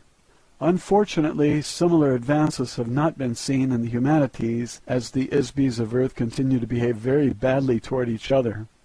This behavior, however, is heavily influenced by the hypnotic commands given to each ISB between lifetimes, and the very unusual combination of inmates on Earth, criminals, perverts, artists, revolutionaries, and geniuses, is the cause of a very restive and tumultuous environment. The purpose of the prison planet is to keep ISBs on Earth forever. Promoting ignorance, superstition, and war between ISBs helps keep the prison population crippled and trapped behind the wall of electronic force screens. ISBs have been dumped on Earth from all over the galaxy, adjoining galaxies, and from planetary systems all over the old empire, like Sirius, Aldebaran, the Pleiades, Orion, Draconis, and countless others. There are ISBs on Earth from unnamed races, civilizations, cultural backgrounds, and planetary environments. Each of the various ISB populations have their own language, belief systems, moral values, religious beliefs, training, and unknown and untold histories. These ISBs are mixed together with earlier inhabitants of Earth who came from another star system more than 400,000 years ago to establish the civilizations of Atlantis and Lemuria. Those civilizations vanished beneath the tidal waves caused by a planetary polar shift many thousands of years ago, before the current prison population started to arrive. Apparently, the Isbys from those star systems were the source of the original Oriental races of Earth, beginning in Australia. On the other hand, the civilizations set up on Earth by the Old Empire prison system were very different from the civilization of the Old Empire itself, which is an electronic space opera, atomic-powered conglomeration of earlier civilizations that were conquered with nuclear weapons and colonized by Isbys from another galaxy. The bureaucracy that controlled the former Old Empire was from an ancient space opera society run by a totalitarian confederation of planetary governments, regulated by a brutal social, economic, and political hierarchy, with a royal monarch as its figurehead. This type of government emerges with regularity on planets where the citizens abandon personal responsibility for autonomous self-regulation. They frequently lose their freedom to demented Isbys who suffer from an overwhelming paranoia that every other Isby is their enemy who must be controlled or destroyed. Their closest friends and allies, whom they espouse to love and cherish, are literally loved to death by them. Because such Isbys exist, the domain has learned that freedom must be won and maintained through eternal vigilance and the ability to use defensive force to maintain it. As a result, the domain has already conquered the governing planet of the Old Empire. The civilization of the domain, although considerably younger and smaller in size, is already more powerful, better organized, and united by an egalitarian esprit de corps never known in the history of the Old Empire. The recently despoiled German totalitarian state on Earth was similar to the Old Empire, but not nearly as brutal, and about 10,000 times less powerful. Many of the Isbys on Earth are here because they are violently opposed to the totalitarian government, or because they were so psychotically vicious that they could not be controlled by the Old Empire government. Consequently, the population of Earth is disproportionately comprised of a very high percentage of such beings. The conflicting cultural and ethical moral codes of the Isbys on Earth is unusual in the extreme. The domain conquest of the central Old Empire planets was fought with electronic cannon. The citizens of the planet forming the core of government for the Old Empire are a filthy, degraded, slave society of mindless, tax-paying workers who practice cannibalism. Violent automotive racetracks and bloody Roman circus-type entertainments are their only amusements. Regardless of any reasonable justification we may have had for using atomic weapons to vanquish the planets of the Old Empire, the domain is careful not to ruin the resources of those planets by using weapons of crude radioactive force. The current U.S. civilization is beginning to mimic some of the trappings of that civilization, especially in the design of airplanes, automobiles, ships, trains, and telephones. Likewise, buildings in the cities of Earth are thought to be modern or futuristic if their design resembles the architecture of the Old Empire. The government of the Old Empire, before being supplanted by the domain, was comprised of beings who possessed a very craven intelligence, very much like the Axis powers during your recent World War. Those beings manifested precisely the same behavior as the galactic government that exiled them to external imprisonment on Earth. They were a gruesome reminder of the ageless maxim that an Isby will often manifest the treatment they have received from others. Kindness fosters kindness, cruelty begets cruelty.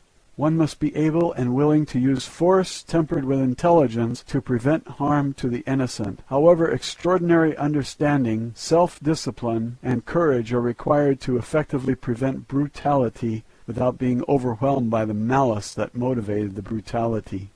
Only a demonic, self-serving government would employ a logic or science to conceive that an ultimate solution to any problem is to murder and permanently erase the memory of every artist, genius, skilled manager, and inventor, and cast them into a planetary prison, together with political opponents, killers, thieves, perverts, and disabled beings of an entire galaxy. Once the Isbys expelled from the Old Empire arrived on Earth, they were given amnesia and hypnotically tricked into thinking that something else had happened to them. The next step was to implant the Isbys into biological bodies on Earth. The bodies became the human populations of false civilizations which were designed and installed in the minds of the Isbys to look completely unlike the Old Empire. All of the Isbis of India, Egypt, Babylon, Greece, Rome, and medieval Europe were guided to a pattern and build the cultural elements of these societies based on standard patterns developed by the Isbis of many earlier similar civilizations on Sun-type 12 Class 7 planets that have existed for trillions of years throughout the universe. In the earliest times, the Isbis sent to prison Earth lived in India. They gradually spread into Mesopotamia, Egypt, Mesoamerica, Archaea, Greece, Rome, medieval Europe, and to the New World. They were hypnotically commanded to follow the pattern of a given civilization by the old empire prison operators. This is an effective mechanism to disguise the actual time and location from the Isbis imprisoned on Earth. The languages, customs, and culture of each false civilization are intended to reinforce amnesia because they do not remind the Isbis on Earth of the original Old Empire planets from which they were deported. On the very far back track of time, these types of civilizations tended to repeat themselves over and over because the Isbis who created them became familiar with certain patterns and styles and stayed with them. It is a lot of work to invent an entire civilization complete with culture, architecture, language, customs, mathematics, moral values, and so forth. It is much easier to replicate a copy based on a familiar and successful pattern. A Sun-type 12 Class 7 planet is the designation given to a planet inhabited by carbon-oxygen-based life forms. The class of the planet is based on the size and radiation intensity of the star, the distance of the planetary orbit from the star, and the size, density, and gravity and chemical composition of the planet. Likewise, flora and fauna are designated and identified according to the star type and class of the planet they inhabit. On the average, the percentage of planets in the physical universe with a breathable atmosphere is relatively small. Most planets do not have an atmosphere upon which life forms feed, as on Earth, where the chemical composition of the atmosphere provides nutrition to plants and other organisms which in turn support other life forms. When the domain force brought the Vedic hymns to the Himalayas region 8,200 years ago, some human societies already existed. The Aryan people invaded and conquered India, bringing the Vedic hymns to the area. The Vedas were learned by them, memorized, and carried forward verbally for 7,000 years before being committed to written form. During that span of time, one of the officers of the Domain Expeditionary Force was incarnated on Earth as a Vishnu. He is described many times in the Rig Veda. He is still considered to be a god by the Hindus. Vishnu fought in the religious wars against the old empire forces. He is a very able and aggressive Isbi, as well as a highly effective officer, who has since been reassigned to other duties in the domain. This entire episode was orchestrated as an attack and revolt against the Egyptian pantheon installed by old empire administrators. The conflict was intended to help free humankind from implanted elements of the false civilization that focused attention on many gods and superstitious ritual worship demanded by the priests who managed them. It is all part of the mental manipulation by the old empire to hide their criminal actions against the Isbis on Earth. A priesthood, or prison guards, were used to help reinforce the idea that an individual is only a biological body and is not an immortal spiritual being. The individual has no identity. The individuals have no past lives. The individual has no power. Only the gods have power, and the gods are the contrivance of the priests who intercede between men and the gods they serve. Men are slaves to the dictates of the priests who threaten eternal spiritual punishment if men do not obey them. What else would one expect on a prison planet where all the prisoners have amnesia and the priests themselves are prisoners? The intervention of the domain force on Earth has not been entirely successful due to the secret mind control operation of the old empire that still continues to operate. A battle was waged between the old empire forces and the domain through religious conquest between 1500 BCE and about 1200 BCE.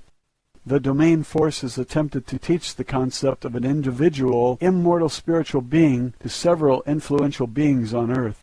One such instance resulted in a very tragic misunderstanding, misinterpretation, and misapplication of the concept.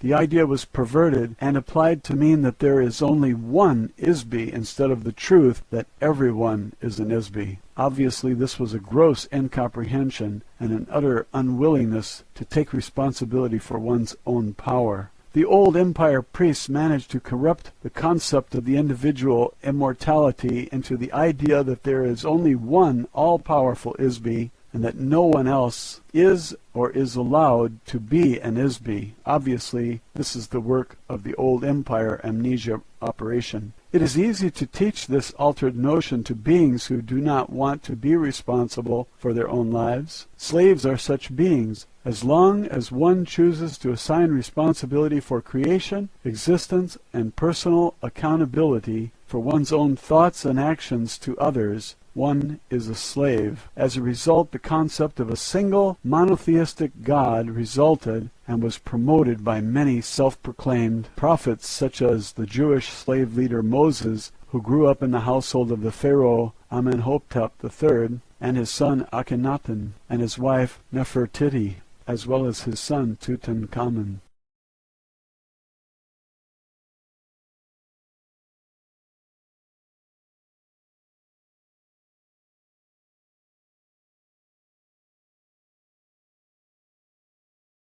As a result, the concept of a single monotheistic God resulted and was promoted by many self-proclaimed prophets such as the Jewish slave leader Moses, who grew up in the household of the Pharaoh Amenhotep III, and his son Akhenaten, and his wife Nefertiti, as well as his son Tutankhamun. The attempt to teach certain beings on earth the truth that they are themselves Isbys was part of a plan to overthrow the fictional, metaphorical, anthropomorphic panoply of gods created by the old empire mystery cult called the Brothers of the Serpent, known in Egypt as the Priests of Amun. They were a very ancient secret society within the old empire.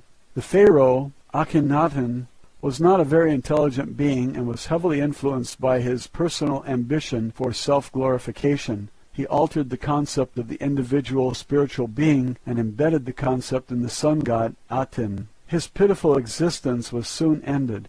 He was assassinated by Maya and Paranepher, two of the priests of Amun, or Amen, which the Christians still say, who represented the interests of the old empire forces. The idea of one God was perpetuated by the Hebrew leader Moses while he was in Egypt. He left Egypt with his adopted people, the Jewish slaves. While they were crossing the desert, Moses was intercepted by an operative of the old empire near Mount Sinai. Moses was tricked into believing that this operative was the one God through the use of hypnotic commands, as well as technical and aesthetic tricks, which are commonly used by the old empire to trap Isbys. Thereafter, the Jewish slaves who trusted the world of Moses implicitly have worshipped a single God they call Yahweh. The name Yahweh means anonymous, as the Isby who worked with Moses could not use an actual name or anything that would identify himself or blow the cover of the amnesia prison operation. The last thing the covert amnesia hypnosis prison system wants to do is reveal themselves openly to the Isbys on Earth. They feel that this would restore the inmates' memories. This is the reason that all traces of physical encounters between operatives of space civilizations and humans is very carefully hidden, disguised, covered up, denied, or misdirected. This old empire operative contacted Moses on a desert mountaintop and delivered the 10 hypnotic commands to him. These commands are very forcefully worded and compel the Isby into utter subservience to the will of the operator. These hypnotic commands are still in effect and influence the thought patterns of millions of Isbys thousands of years later. Incidentally, we later discovered that the so-called Yahweh also wrote, programmed, and encoded the text of the Torah, which, when it is read literally or in its decoded form, will provide a great deal of more false information to those who read it. Ultimately, the Vedic hymns became the source of nearly all Eastern religions and were the philosophical source of the ideas common to Buddha, Laozi, Zoroaster, and other philosophers. The civilizing influences of these philosophies eventually replaced the brutal idolatry of the old empire religions and were the true genius of kindness and compassion. You asked me earlier why the domain and other space civilizations do not land on Earth or make their presence known. Land on Earth?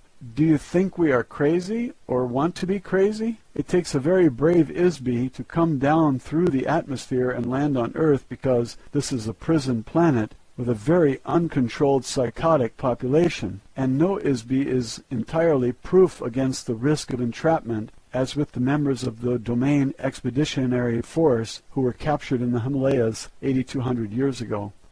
No one knows what ISBEs on Earth are going to do. We are not scheduled to invest the resources of the domain to take control of all the space surrounding the area at this time. This will occur in the not-too-distant future, about 5,000 Earth years, according to the time schedule of the domain. At this time, we do not prevent transports from other planetary systems or galaxies from continuing to drop ISBEs into the amnesia force screen area. Eventually, this will change. In addition, Earth inherently is a highly unstable planet. It is not suitable for settlement or permanent habitation for any sustainable civilization. This is part of the reason why it is being used as a prison planet. No one else would seriously consider living here for a variety of simple and compelling reasons. 1. The continental landmasses of Earth are floating on a sea of molten lava beneath the surface, which causes the landmasses to crack, crumble, and drift continually. 2. Because of the liquid nature of the core, the planet is largely volcanic and subject to earthquakes and volcanic explosions. 3. The magnetic poles of the planet shift radically about once every 20,000 years. This causes a greater or lesser degree of devastation as a result of tidal waves and climate changes. 4. Earth is very distant from the center of the galaxy and from any other significant galactic civilization. This isolation makes it unsuitable for use except as a pit stop or jumping off point along the way between galaxies. The moon and asteroids are far more suitable for this purpose because they do not have any significant gravity. 5. Earth is a heavy gravity planet with heavy metallic soil and a dense atmosphere. This makes it treacherous for navigational purposes. The fact that I am in this room as a result of an in-flight accident, in spite of the technology of my craft and my extensive expertise as a pilot, are proof of these facts. 6. There are approximately 60 billion Earth-like Sun-type 12 Class 7 planets in the Milky Way galaxy alone, not to mention the vast expanses of the domain and the territories we claim in the future. It is difficult to stretch our resources to do much more than a periodic reconnaissance of Earth, especially when there are no immediate advantages to invest resources here. On Earth, most beings are not aware that they are ISBEs, or that there are spirits of any kind. Many other beings are aware of this, but nearly everyone has very limited understanding of themselves as an ISBE. One of the reasons for this is that ISBEs have been waging war against each other since the beginning of time. The purpose of these wars has always been to establish domination by one ISBE or group of ISBEs over another. Since an ISBE cannot be killed, the objective has been to capture and immobilize ISBEs. This has been done in a nearly unlimited variety of ways. The most basic method to capture and immobilize an ISBE is through the use of various kinds of traps. ISBE traps have been made and put in place by many invading societies, such as the one that established the old empire beginning about 64 trillion years ago. Traps are often set up in the territory of the ISBEs being attacked. Usually a trap is set up with the electronic wave of beauty to attract the interest and attention of the ISBE. When the ISBE moves toward the source of the aesthetic wave, such as a beautiful building or beautiful music, the trap is activated by the energy put out by the ISBE. One of the most common trap mechanisms uses the ISBE's own thought energy output when the ISBE tries to attack or fight back against the trap. The trap is activated and energized by the ISBE's own thought energy. The harder the ISBE fights against the trap, the more it pulls the ISBE toward it and keeps them stuck in the trap. Throughout the entire history of this physical universe, vast areas of space have been taken over and colonized by ISBE societies who invade and take over new areas of space in this fashion. In the past, these invasions have always shared common elements. 1. the overwhelming use of force of arms, usually with nuclear or electronic weapons. 2. Mind control of the ISBs in the invaded area through the use of electroshock, drugs, hypnosis, erasure of memory, and the implantation of false memory or false information intended to subjugate and enslave the local ISB population. 3. Takeover of natural resources by the invading ISBs. 4. Political, economic, and social slavery of the local population. These activities continue in present time. All of the ISBs on Earth have been members of one or more of these activities in the past, both as an invader or as part of the population being invaded. There are no saints in this universe. Very few have avoided or been exempted from warfare between ISBs. ISBs on Earth are still the victims of this activity at this very moment. The between lives amnesia administered to ISBs is one of the mechanisms of an elaborate system of old world ISB traps that prevent an ISB from escaping. This operation is managed by an illicit renegade secret police force of the old empire using false provocation operations to disguise their activities in order to prevent detection by their own government, the domain, and by the victims of their activities. They are mind control methods developed by government psychiatrists. Earth is a ghetto planet. It is the result of an intergalactic holocaust. ISBs have been sentenced to Earth either because 1. They are too viciously insane or perverse to function as part of any civilization no matter how degraded or corrupt. 2. Or they may be a revolutionary threat to the social, economic, and political caste system that has been so carefully built and brutally enforced in the old empire. Biological bodies are specifically designed as the lowest order of the entity of the old empire caste system. When an ISB is sent to Earth and then tricked or coerced into operating in a biological body, they are actually in a prison inside a prison. 3. In an effort to permanently and irreversibly rid the old empire of such untouchables, the external identity, memory, and abilities of every ISB is forcefully erased. This final solution was conceived and carried out by the psychopathic criminals who are controlled by the old empire. The mass extermination of untouchables in prison camps created by Germany during World War II were recently revealed. Likewise, the ISBs of Earth are the victims of spiritual eradication and eternal slavery inside frail biological bodies inspired by the same kind of craven hatred in the old empire.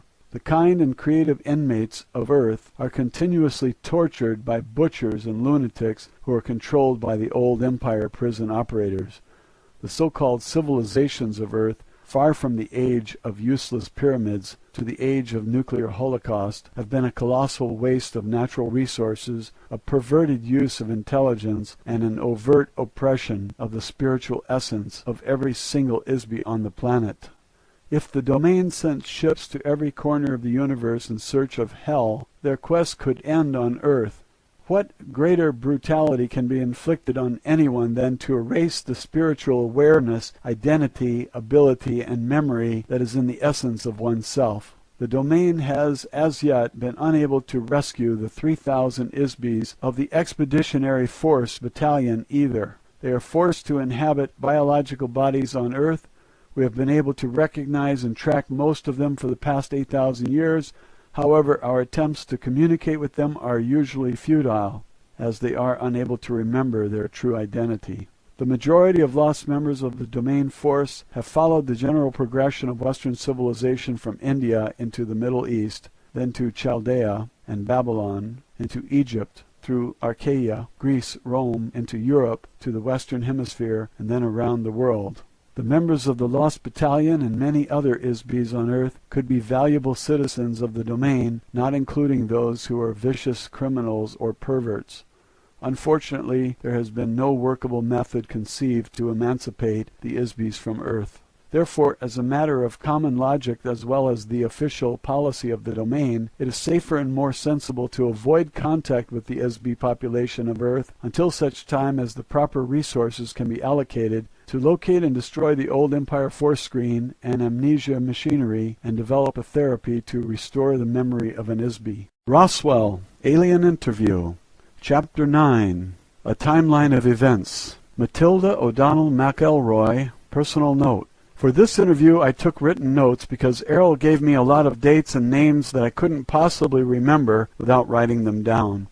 I didn't usually take notes, but during this lesson I thought it was important to get the information exactly as she gave it to me. However, I discovered that my note-taking made it much more difficult for me to focus on receiving the communication from AIRL.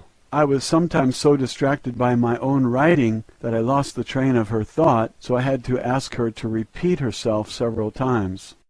AIRL continued to stay in communication with the communications officer on the asteroid belt station, from which she received much of this information. Since AIRL was an officer, pilot, and engineer of the domain, and not a historian, she had to get this information from records of reconnaissance missions conducted by other officers of the domain expeditionary force. Official transcript of interview, top secret.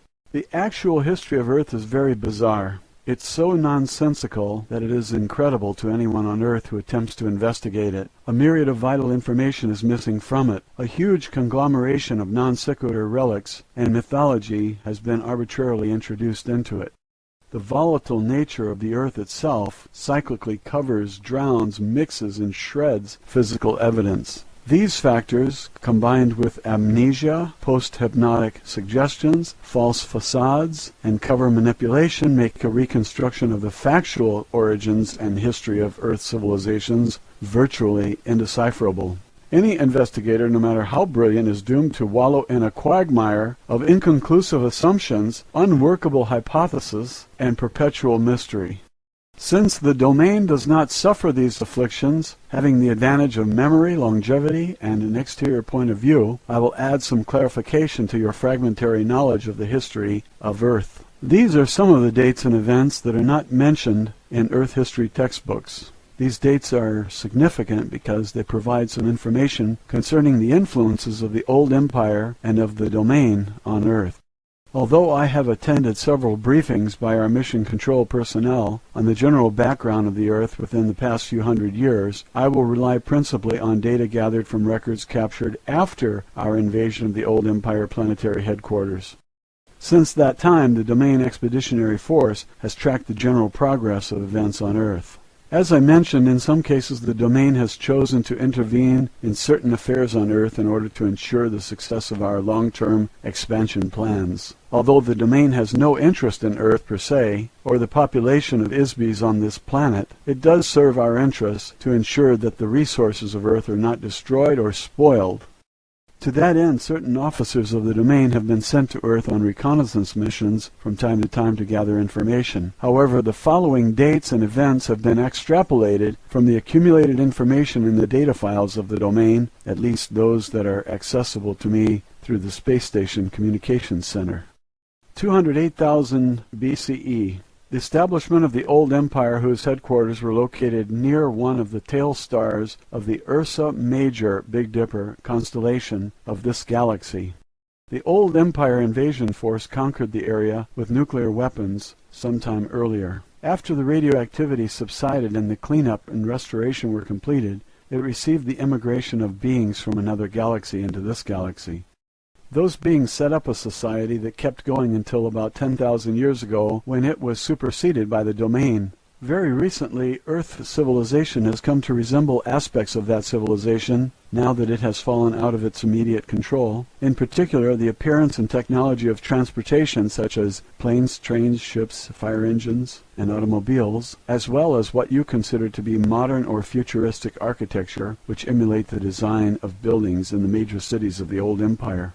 Before 75,000 BCE, the domain records contain very little information about the civilizations on the continental landmasses of Atlanta and Lemur, except to note that they did coexist on Earth at more or less the same time. Apparently both civilizations were founded by remnants of electronic space opera cultures who fled from their native planetary systems to escape political or religious persecution.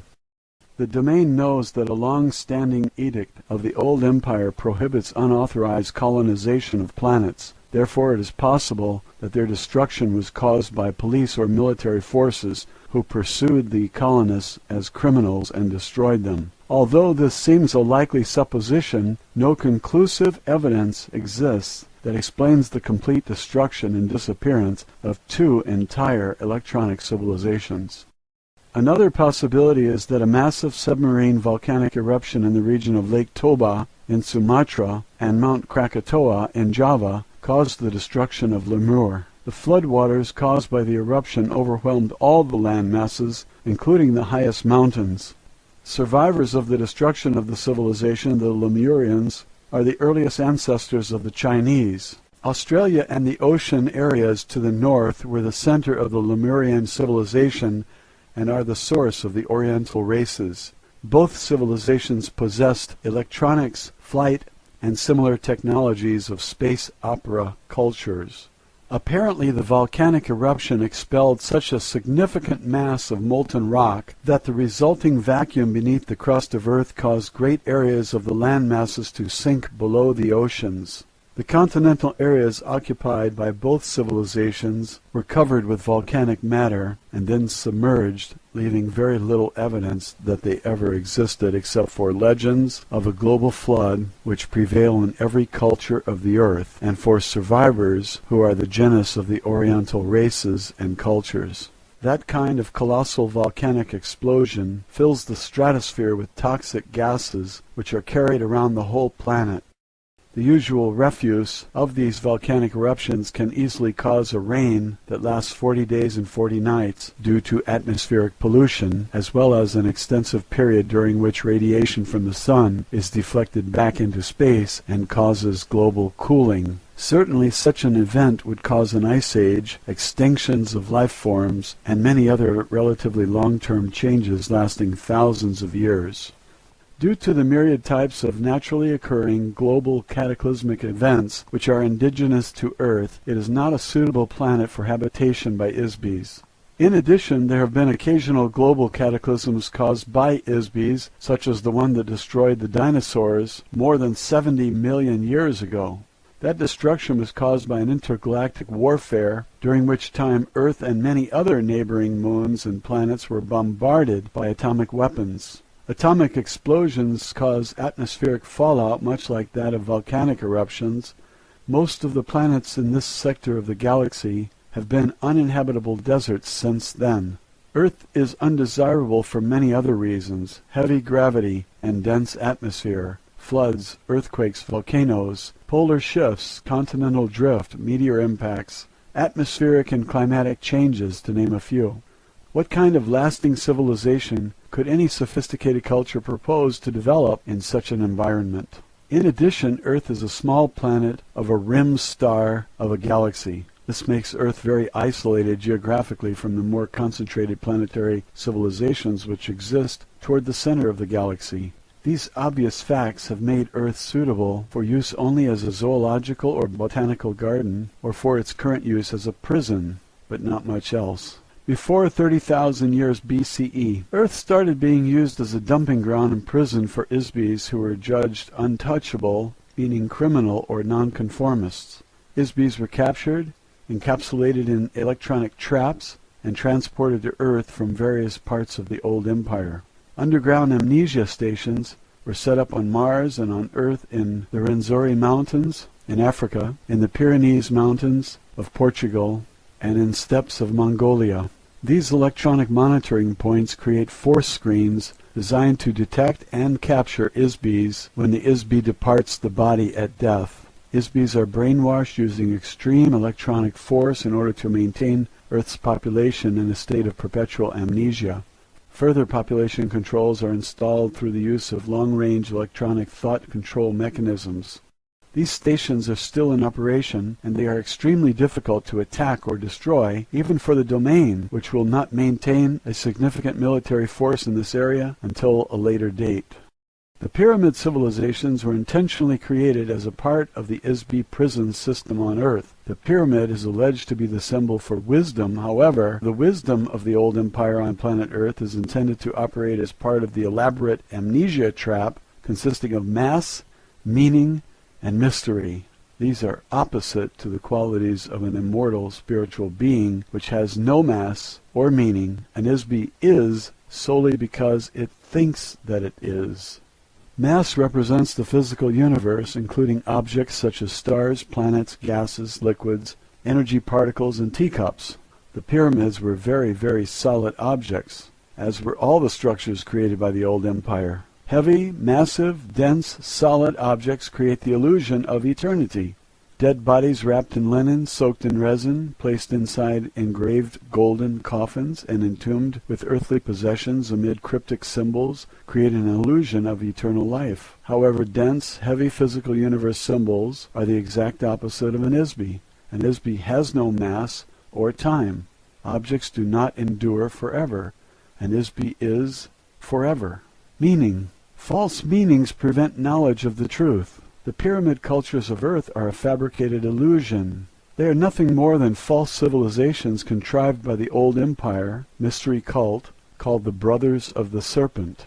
False meanings were invented to create the illusion of a false society to further reinforce the amnesia mechanism among the inmates in the Earth prison system. Mystery is built of lies and half-truths. Lies cause persistence because they alter facts which are comprised of exact dates, places, and events. When truth is known, a lie no longer persists. If the exact truth is revealed, it is no longer a mystery. All of the pyramid civilizations of Earth were carefully contrived of layer upon layer of lies skillfully combined with a few truths. The priest cult of the old empire combined sophisticated mathematics and space opera technology with their theatrical metaphors and symbolism. All of these are complete fabrications of truth baited with the allure of aesthetics and mystery.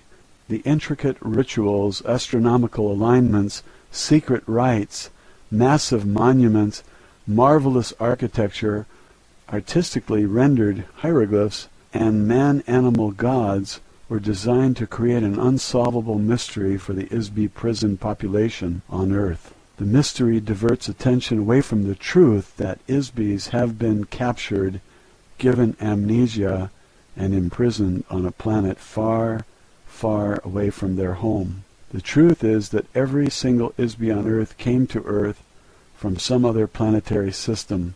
Not one person on Earth is a native inhabitant. Human beings did not evolve on Earth. In the past, Egyptian society was run by the prison administrators or priests, who in turn manipulated a pharaoh, controlled the treasury, and kept the inmate population enslaved physically and spiritually. In modern times, the priests have changed, but the function is the same. However, now the priests are prisoners too. Mystery reinforces the walls of the prison. The old empire feared that the ISBEs on Earth might regain their memory. Therefore, one of the primary functions of the old empire priesthood is to prevent ISBEs on Earth from remembering who they really are, how they came to Earth, where they came from. The old empire operators of the prison system and their superiors do not want ISBEs to remember who murdered them, captured them, stole all of their possessions, sent them to Earth, gave them amnesia, and condemned them to eternal imprisonment. Imagine what would happen if all the inmates in the prison suddenly remembered that they have the right to be free. What if they suddenly realize that they have been falsely imprisoned and rise up as one against the guards? They are afraid to reveal anything that looks like the civilization of the inmates' home planets. A body, a piece of clothing, a symbol, a spaceship, an advanced electronics device, or any other remnant of civilization from a home planet could remind a being and rekindle his memory. Sophisticated technologies of entrapment and enslavement, which were developed over millions of years in the old empire, have been applied to the ISBEs on Earth with the intention to create a false facade for the prison. These facades were installed on Earth in totality all at once. Every piece is a fully integrated part of the prison system. This includes a religion of mumbo-jumbo doublespeak. Every pyramid civilization uses this as part of a control mechanism to keep the population enslaved by force, by fear, and by ignorance.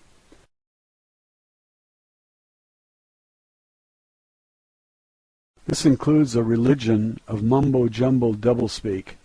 Every pyramid civilization uses this as part of a control mechanism to keep the population enslaved by force, by fear, and by ignorance. The indecipherable muddle of irrelevant information, geometric designs, mathematical calculation, astronomical alignments are part of the false spirituality based on solid objects rather than immortal spirits, in order to confuse and disorient the Isbis on Earth. When the body of a person died, they were buried with their earthly possessions, including their former body wrapped in linen, to sustain their soul, or ka, after death. An Isbi does not have a soul. An Isbi is a soul. On the home planet of an Isbi, their material possessions were not lost, stolen, or forgotten when the being died or left the body. An Isbi could return and claim the possessions. However, if the Isbi has amnesia, they will not remember that they had any possession. So governments, insurance companies, bankers, family members, and other vultures can pick their possessions clean without fear of retribution from the deceased. The only reason for these false meanings is to instill the idea that an Isbi is not a spirit but a physical object. This is a lie. This is a trap for an Isbi. Countless people have spent endless hours attempting to solve the jigsaw puzzle of Egypt and other old empire civilizations. They are puzzles made of pieces that do not fit. A question states its own answer. What is the mystery of Egypt and other pyramid cultures? Mystery. Circa 15,000 BCE. The old empire forces supervised the construction of hydraulic mining operations in the Andes Mountains in present-day Bolivia near Lake Titicaca, Lake of 10 Stones, at Tiwanaku, including construction of the massive stone complex of carved stone buildings known as Kalasasaya and its Gate of the Sun at the elevation of nearly 14,000 feet. 11,600 BCE. The polar axis of Earth shifted. The polar axis of Earth shifted to a sea area.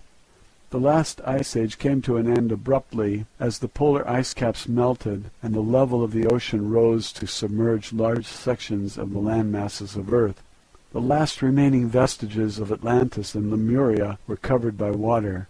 Massive extinctions of animals occurred in the Americas, Australia, and the Arctic regions due to the shift of the poles. 10,450 BCE. Plans were made by the old empire Isbi called Thoth for construction of a great pyramid of Giza. The 4 air shafts of the pyramid point precisely to key stars in the old empire as seen from Giza this year. The alignment of the pyramids of Giza on the ground matches perfectly the alignment of the constellation of Orion as seen in the sky from Giza relative to the Nile as the earthly representation of the Milky Way in the sky. 10,400 BCE. According to the Earth historian Herodotus, records from the ruined civilizations of Atlantis containing electronic technology and other technology of that society were buried in a vault beneath the paws of the Sphinx. The Greek historian wrote that he was told about this by some of his friends who were priests of Anu, the Sumerian god, at the Egyptian city of Heliopolis. However, it is highly unlikely that any traces of an electronic civilization would be allowed to be left intact on Earth by the old empire prison system administrators. 8,212 BCE. The Veda or Vedic hymns are a set of religious hymns that were introduced to the societies of Earth. They came forward in spoken tradition, memorized from generation to generation. The hymn to the Dawn Child includes an idea called the cycle of the physical universe, the creation, growth, conservation, decay, and death, or destruction of energy and matter in a space. These cycles produce time. The same set of hymns describes the theory of evolution. Here is a tremendous body of knowledge which contains a great deal of spiritual truth. Unfortunately, it has been incorrectly evaluated by humans and altered with lies and reversals of fact by priests, which are a booby trap to prevent anyone from using the wisdom to discover a way to escape from the prison planet. 8050 BCE. Destruction of the old empire home planet government in this galaxy. This was the end of the old empire as a political entity in the galaxy. However, the vast size of the old empire will take many thousands of years for the domain to conquer completely. The inertia of the political, economic, and cultural systems of the old empire will remain in place for some time to come. However, remnants of the old empire space fleet in the solar system of Earth were finally destroyed in 1230 AD. In addition to operatives of the old empire who run the Earth prison operation, there were other beings from the old empire who came to Earth. Since Earth was no longer under the control of the old empire, after their defeat by the domain forces, there was no police force to control military renegades, space pirates, miners, merchants, and entrepreneurs who came to Earth to exploit the resources of the planet for personal gain and many other nefarious reasons. For example, the history of the Earth according to the Jewish people describes the Nephilim. Chapter 6 of the book of Genesis describes the origin of Nephilim. Now it came about, when men began to multiply on the face of the land, and daughters were born to them, that the sons of God saw that the daughters of men were beautiful, and they took wives for themselves, whomever they choose. The Nephilim were on earth in those days, and also afterward, when the sons of God came into the daughters of men, and they bore children to them. Those were the mighty men who were of old, men of renown. The ancient Jewish people who wrote the history book called the Old Testament were slaves, herders, and gatherers. Any modern technology, even a simple flashlight, would seem astounding and miraculous to them. They attributed any unexplainable phenomenon to technology of the workings of a god. Unfortunately, this behavior is universal among all ISBs who have been given amnesia and cannot remember their own experiences, training, technology, personality, or identity. Obviously, if these were men and they mated with Earth women, they were not sons of God. They were ISBs who inhabited biological bodies in order to take advantage of the political situation in the old empire, or simply to indulge in physical sensation. They set up small colonies of their own on Earth beyond the reach of the police and tax authorities. Coincidentally, one of the most serious crimes an ISB could commit in the old empire was to violate income tax regulations. Income taxes were used as a slavery mechanism and a punishment in the old empire. The slightest error in a tax report made an ISB untouchable, followed by imprisonment on Earth. 6750 BCE. Other pyramid civilizations were set up by the old empire on Earth. These were established in Babylon, Egypt, China, and Mesoamerica. The Mesopotamian area provided service facilities, communication stations, spaceports, and stone quarry operations for these false civilizations. Ptah was the name given to the first in a succession of administrators from the old empire who represented themselves to Earth population as divine rulers. Ptah's importance may be understood when one learns that the word Egypt is a Greek corruption of the phrase Het-ka Ptah, or House of the Spirit of Ptah. Ptah was nicknamed the Developer. He was a construction engineer. His high priest was given the title Great Leader of Craftsmen. Ptah was also the god of reincarnation in Egypt. He originated the opening of the mouth ceremony, which was performed by priests at funerals to release souls from their corpses. Of course, when the souls were released, they were captured, given amnesia, and returned to Earth again. The so-called divine rulers who followed Ptah on Earth were called Neter, meaning guardians or watchers by the Egyptians. Their symbol was the serpent, or dragon, which represented a secret priesthood of the old empire called the Brothers of the Serpent. Old empire engineers used cutting tools of highly concentrated light waves to quickly carve and excavate stone blocks. They also used force fields and spacecraft to lift and transport blocks of stone weighing hundreds or thousands of tons each. The placement on the ground of some of these structures will be found to have geodesic or astronomical significance relative to various stars in this galactic region. The buildings are crude and impractical compared to building standards on most planets. As an engineer of the domain, I can attest that makeshift structures like these would never pass inspection on a planet in the domain. Stone blocks such as those used in pyramid civilizations can still be seen, partially excavated in the stone quarries in the Middle East and elsewhere.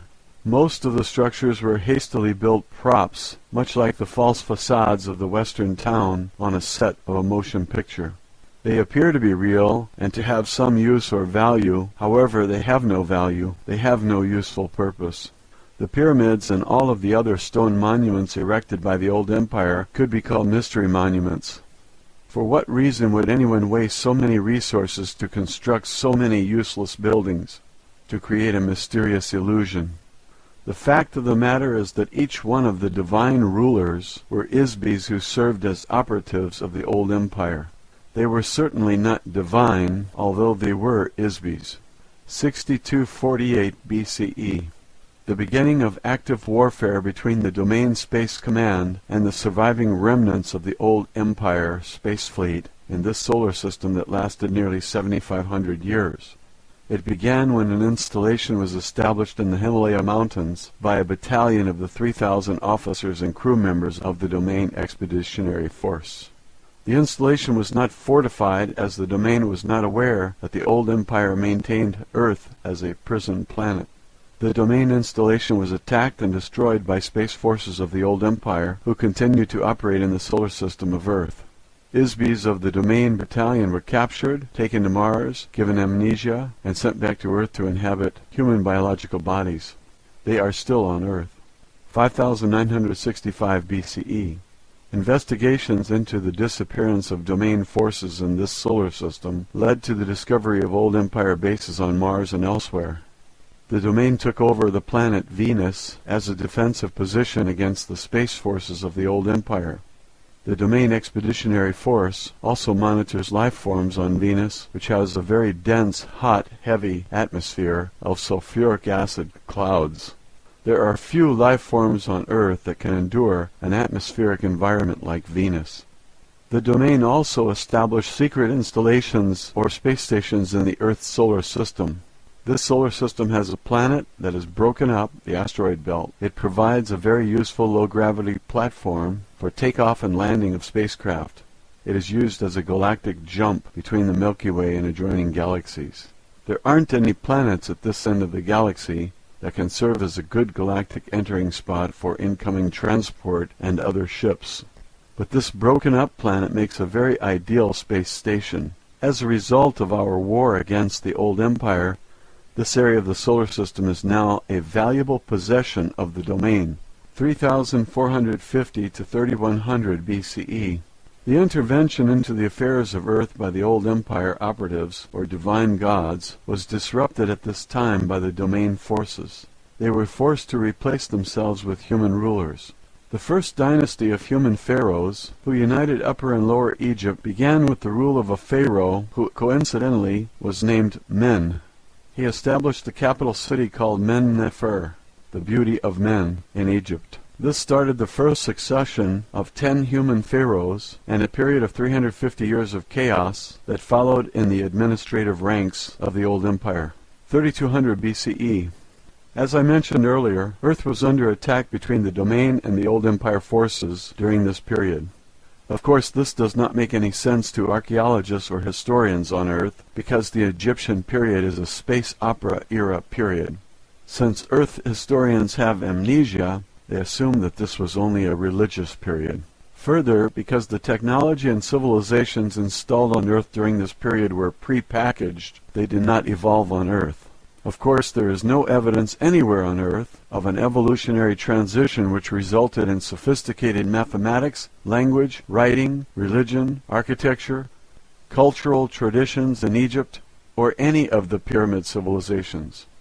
These cultures, complete with all the details of racial body types, hairstyles, facial makeup, rituals, moral codes, and so forth, just appeared as complete integrated packages.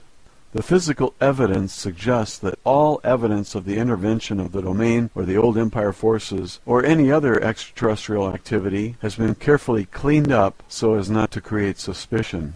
The old empire force does not want the Isbis of Earth to suspect that they have been captured, transplanted to Earth, and brainwashed.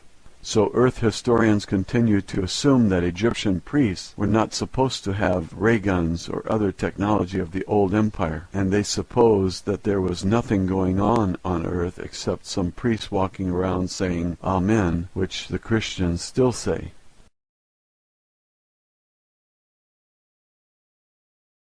(3172 BCE). Layout of the astronomical grid that joins the key mining sites and astronomical buildings of the gods in the Andes Mountains such as Tiwanaku, Cusco, Quito, the cities of Ollantaytambo, Machu Picchu, and Pachacamac for the mining of rare metals, including tin for use in making bronze. Metals were the property of the gods, of course. A great variety of entrepreneurial mining was done on Earth at that time, due to the war between the old Empire force and the Domain. These miners did carve a few sculptures of themselves. They were seen wearing mining helmets. The Ponce Stela sculpture in the sunken courtyard of the Kalasasaya temple is a crude rendering of a stone worker using an electronic light wave emitting stone cutter and carving tools held in a holster. The old empire has also maintained mining operations on planets throughout the galaxy for a very long time. The mineral resources of Earth are now a property of the Domain. 2450 BCE, the Great Pyramid and complex of Pyramid near Cairo were completed. An inscription created by the old empire administrators can be seen in the so-called pyramid texts. The texts say that the pyramid was built under the direction of Thoth, son of Ptah. Of course, there was never a king buried in the chamber, since the pyramids were never intended to be used as a burial chamber. The Great Pyramid was located precisely at the exact center of all land masses of Earth, as viewed from space. Obviously, such precise measurements require aerial perspective and a view of the land masses of Earth from space. Purely mathematical calculations of the geodetic center of the continents of Earth could not be made otherwise. Shafts were constructed inside the pyramid to align the configuration of stars in the constellation of Orion, Canis Majora, and specifically Sirius. The shafts are also aligned to the Big Dipper, where the home planet of the old empire existed. Also Anunnaki, Alpha Draconis, and Beta Ursa Minor. These stars are each one of the key systems in the old empire from which Isbis were brought to Earth and dumped as unwanted merchandise. The configuration of all the pyramids of the Giza Plateau was intended to create a mirror image on Earth of the solar system and certain constellations within the old empire. 2181 BCE. Min became the god of fertility in Egypt. The Isbi, also known as Pan, was also a Greek god. Min, or Pan, was an Isbi who somehow managed to escape from the old empire amnesia system. 2160 to 2040 BCE. One of the results of the intensifying battle between the Domain forces and the old empire forces was that the control of the divine rulers was broken at this time. They finally left Egypt and returned to the heavens, so to speak, in defeat. Human beings took over the ruling role as pharaohs. The first human pharaoh moved the capital city of Egypt from Memphis to Heracleopolis, 1500 BCE. This is the date for the destruction of Atlantis, given by the Egyptian high priests, Synopsis of Heliopolis and Sonchus of Sais, to the Greek sage Solon. The priests of Anu recorded that the Mediterranean area was invaded by Atlantean people about this time. Of course, these people were not from the ancient continent of Atlanta and the Atlantic Ocean, which existed more than 70,000 years earlier. These were refugees from the Minoan civilization on Crete, escaping from the volcanic eruption and tidal waves of Mount Thera that destroyed their civilization.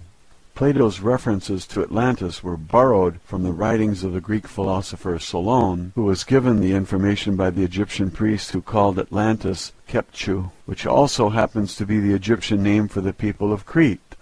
Some of the survivors of the Minoan volcanic disaster asked Egypt for help, since they were the only other civilization with high culture in the Mediterranean area at the time. 1351 BCE to 1337 BCE. The Domain Expeditionary Force actively waged a war of religious conquest against the Egyptian mystery cult called the Priests of Amun, also known as the Old Empire Brothers of the Serpent. During this time, the pharaoh Akhenaten abolished the priesthood of Amun and moved the capital of Egypt from Thebes to the new location at Amarna, at the exact geodetic center of Egypt. However, this plot to overthrow the old empire religious control was quickly spoiled. 1193 BCE. In the Near East, Achaea, the Greeks and Trojans fought for supremacy, which ended in the destruction of Troy as the finale of the Trojan War. During this same time, war was being fought out in the space of the solar system between two forces for control of the space stations surrounding Earth. That period of 300 years was a very violent resistance to the domain forces by the remnants of the old empire forces. It did not last long, however, as it is futile to resist the domain. 850 BCE. Homer, the blind Greek poet, wrote the stories, the gods, as borrowed and modified from earlier sources in the Vedic texts, Sumerian texts, Babylonian and Egyptian mythology. His poems, as well as many other myths of the ancient world, are very accurate descriptions of the exploits of Isbis on Earth, who were able to avoid the old empire amnesia operation and operate without biological bodies. 700 BCE, the Vedic hymns were first translated in the Greek language. This was the beginning of a cultural revolution in Western civilization that transformed crude and brutal tribal cultures into democratic republics based on more reasonable conduct. 638 to 559 BCE, Solon, a wise man from Greece, reported the existence of Atlantis. This was information he received from the old empire high priests Synopsis of Heliopolis and Sontius of Sais, with whom he studied in Egypt. 630 BCE, Zoroaster created religious practices in Persia around an Isbi called Ahura Mazda. This was yet another of the growing number of monotheistic gods put in place by operatives of the domain to displace a panoply of old empire gods. 604 BCE, Lao Ji, a philosopher who wrote a small book called The Way, was an Isbi of great wisdom who overcame the effects of the old empire amnesia, hypnosis machinery, and escaped from Earth. His understanding of the nature of an Isbi must have been very good to accomplish this. According to the common legend, his last lifetime as a human was lived in a small village in China. He contemplated the existence of his own life. Like Gautama Siddhartha, he confronted his own thoughts and past lives. In doing so, he recovered some of his own memory, ability, and immortality. As an old man, he decided to leave the village and go to the forest to depart the body. The village gatekeeper stopped him and begged him to write down his personal philosophy before leaving. Here is a small piece of the advice he gave about the way he rediscovered his own spirit. He who looks will not see it. He who listens will not hear it. He who gropes will not grasp it. The formless non-entity, the motionless source of motion, the infinite essence of the spirit, is the source of life. Spirit is self. Walls form and support a room, yet the space between them is most important. A pot is formed of clay, yet the space formed therein is most useful. Action is caused by the force of nothing on something, just as the nothing of spirit is the source of all form. One suffers great afflictions because one has a body. Without a body, what afflictions could one suffer? When one cares more for the body than for his own spirit, one becomes the body and loses the way of the spirit. The self, the spirit, creates illusion. The delusion of man is that reality is not an illusion. One who creates illusions and makes them more real than reality follows the path of the spirit and finds the way of heaven. 593 BCE, the Genesis story written by the Jewish people, described angels or sons of God mating with women of earth who bore them children. These were probably renegades from the old empire. They may also have been space pirates or merchants from a system outside the galaxy who came to steal mineral resources or smuggle drugs. The domain has observed that there are many visitors to Earth from neighboring planets and galaxies, but they rarely stop and live here. What kind of beings would live on a prison planet if they were not forced to do so? The same book also reports the story of a human named Ezekiel, who witnessed the spacecraft or aircraft landing near Chebar River in Chaldea. His description of the craft uses very archaic language, technically, but is nevertheless quite an accurate description of an old Empire saucer or scout craft. It is similar to the sightings of Vimanas by the people in the foothills of the Himalayas. Their Genesis story also mentions that Yahweh designed biological bodies to live for 120 years on Earth. Biological bodies on most Sun-type 12 Class 7 planets are usually engineered to last for an average of about 150 years. Human bodies on Earth last only about one-half as long. We suspect this is because the prison administrators have altered the biological material of human bodies on Earth to die more frequently so that the Isbis who inhabit them will recycle through the amnesia mechanism more frequently. It should be noted that much of the Old Testament was written during the captivity of the Jews who were enslaved in Babylon, which was very heavily controlled by priests of the Old Empire. The book introduces a false sense of time and a false concept of the origin of the creation. The serpent is the symbol of the Old Empire. It appears in the beginning of their creation story, or as the Greeks say, Genesis, and causes the spiritual destruction of the first human beings, who are metaphorically represented by Adam and Eve. The Old Testament, clearly influenced by the Old Empire forces, gives a detailed description of the Isbis being induced into biological bodies on Earth. This book also describes many of the Old Empire brainwashing activities, including the installation of false memories, lies, superstitions, commands to forget, and all manner of tricks and traps designed to keep Isbis on Earth. Most importantly, it destroys the awareness that humans are immortal spiritual beings. 580 BCE. The oracle at Delphi was one temple in a network of many oracle temples. Each temple was a communication center. The Old Empire priests designated a local god for each temple. Each of the temples in this network were located at precisely 5 degrees of latitude intervals from the capital city of Thebes throughout the Mediterranean area as far north as the Baltic Sea. The shrines served, among other things, as a grid housing electronic beacons, later called omphalos stones.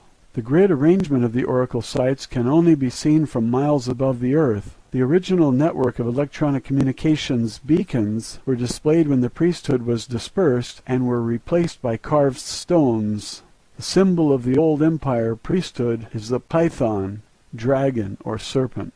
It was called the earth dragon at Delphi, which is always represented in sculpture and vase paintings as a serpent. In Greek mythology, the guardian of the omphalos stone at the temple at Delphi was an oracle whose name was Python, the serpent. She was an Isbi, who was conquered by a god named Apollo. He buried her under the omphalos stone. This is a case of one god setting up his temple on the grave of another. This is a very accurate euphemism for the domain force that detected and disabled the Old Empire temple network on Earth. It was one of the fatal blows to the Old Empire force in the solar system of Earth. 559 BCE, the commanding officer of the Domain Battalion, who was lost in 5965 BCE, was detected and located by a search party sent to Earth from the Domain Expeditionary Force. He was incarnated as Cyrus II of Persia during this time. A unique system of organization was used by Cyrus II and the members of that battalion who followed him from India through his progression of human lives on Earth. In part, it enabled them to build the largest empire in the history of the Earth to that date. The Domain search party who located him traveled around the Earth searching for the lost battalion for several thousand years. The party consisted of 900 officers of the Domain, divided into teams of 300 each. One team searched the land, another team searched the oceans, and the third team searched the space surrounding Earth.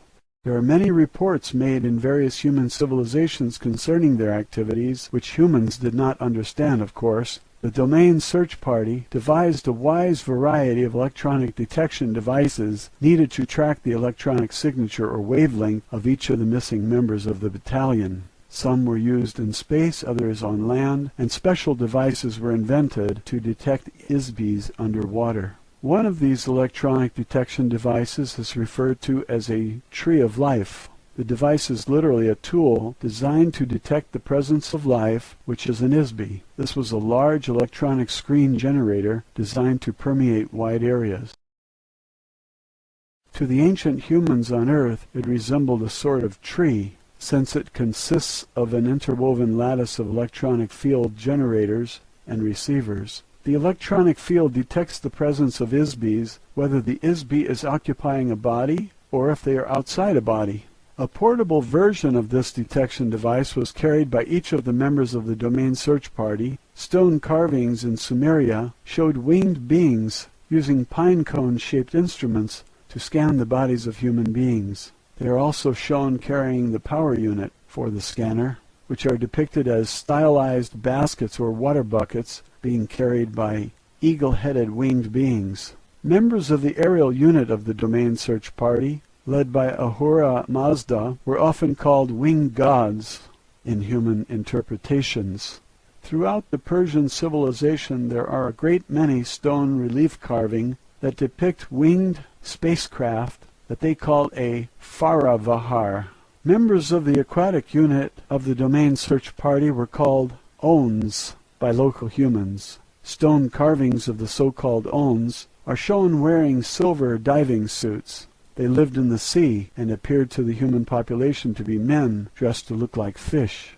Some members of the Lost Battalion were found in the oceans inhabiting the bodies of dolphins or whales. On land, the domain search party members were referred to as Anunnaki by the Sumerians and Nephilim in the Bible. Of course, their true mission and activities were never disclosed to Homo sapiens. Their activities have been purposely disguised. Therefore, the human stories and legends about the Anunnaki and the other members of the domain search party have not been understood and were badly misinterpreted. In the absence of complete and accurate data, anyone observing a phenomenon will assume or hypothesize explanations in an attempt to make sense of the data.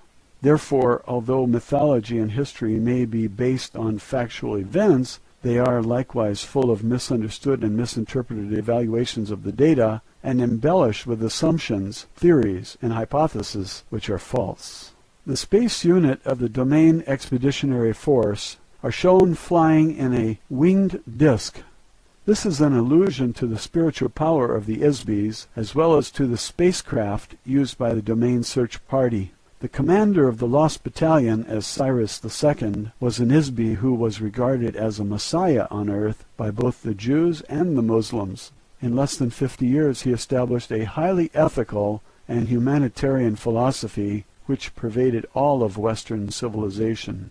His territorial conquests, organization of people, and monumental building projects were unprecedented before or since. Such sweeping accomplishments in a short period of time could only have been achieved by a leader and a team of trained officers, pilots, engineers, and crew members of a unit of the domain acting as a team who had been trained and worked together for thousands of years. Although we have discovered the location of many of the ISBs in the Lost Battalion, the domain has been unable to restore their memory and return them to active duty as yet.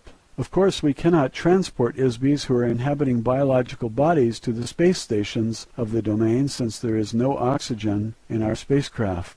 Also, we do not maintain life support facilities for biological entities there. Our only hope has been to locate and rekindle the awareness, memory, and identity of the ISBs of the Lost Battalion. One day they will be capable of rejoining us. 200 BCE. The last remnant of the old empire, pyramid civilization, is at Teotihuacan. The Aztec name means place of the gods, or where the men were transformed into gods. Like the astronomical configuration of the Giza pyramids in Egypt, the entire complex is a precise scale model of the solar system that accurately reflects the orbital distances of the inner planets, the asteroid belt, Jupiter, Saturn, Uranus, Neptune, and Pluto. Since the planet Uranus had only been discovered with the modern Earth telescopes in 1787, and Pluto not until 1930, it is apparent that the builders had information from other sources. A common element of the pyramid civilizations around the Earth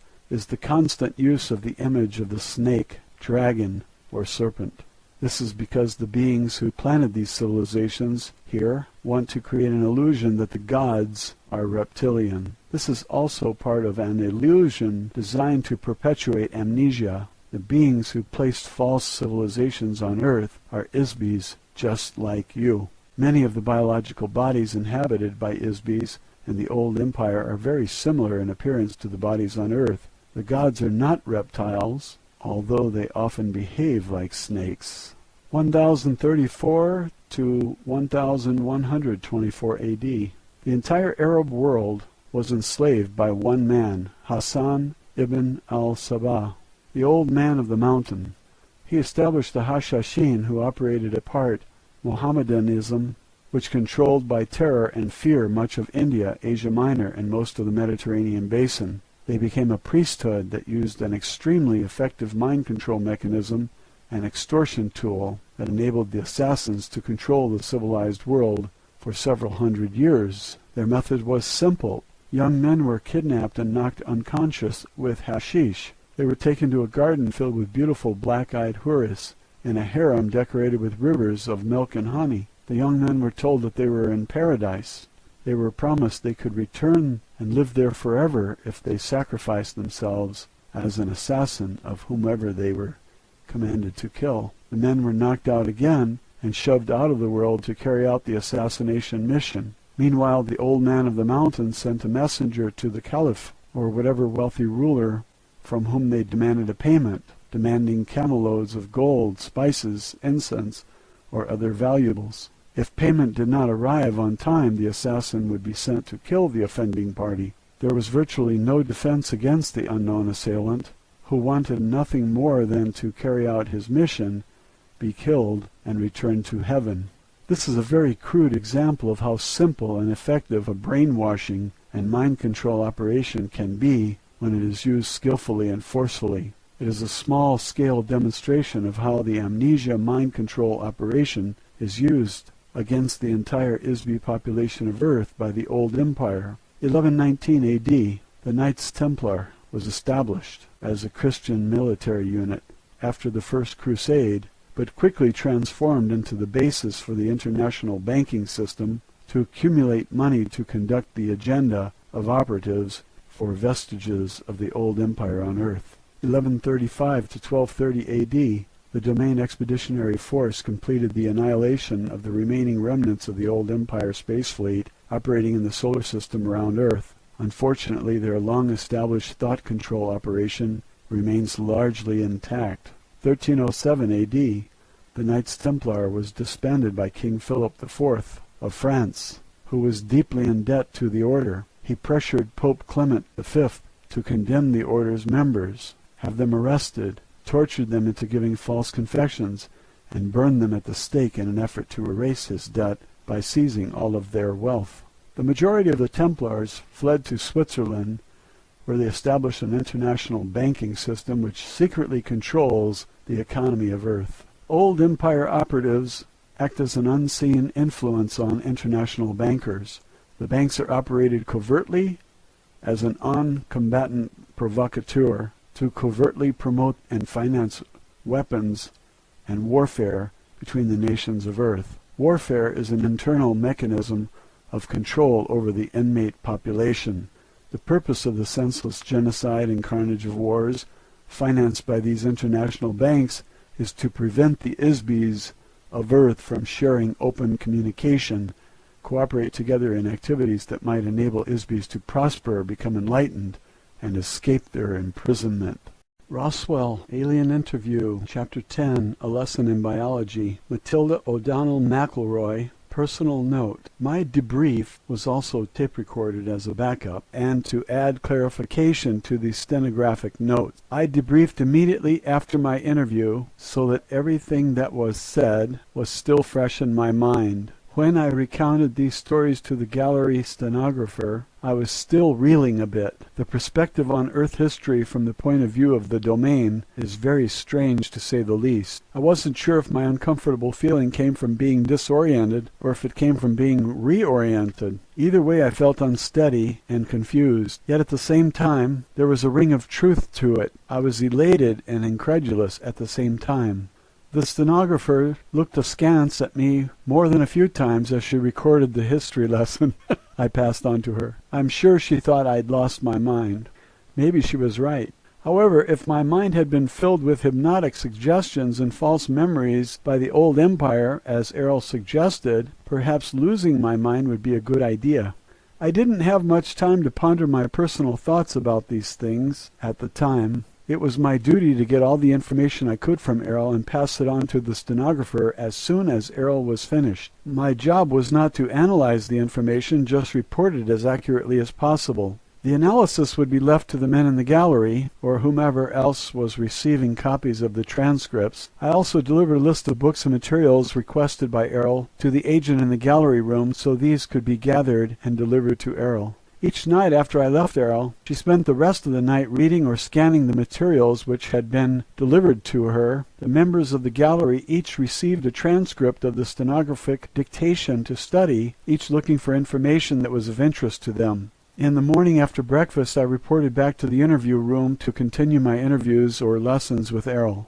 Official transcript of interview, top secret, official transcript of the U.S. Army Air Force, Roswell Army Airfield, 509th Bomb Group, subject alien interview, July 28, 1947, first session. The origins of this universe and life on Earth, as discussed in the textbooks I have read, are very inaccurate. Since you serve your government as a medical personnel, your duties require that you understand biological entities, so I am sure that you will appreciate the value of the material I will share with you today. The texts of books I have been given on the subjects related to the function of life forms contain information that is based on false memories, inaccurate observation, missing data, unproven theories, and superstition.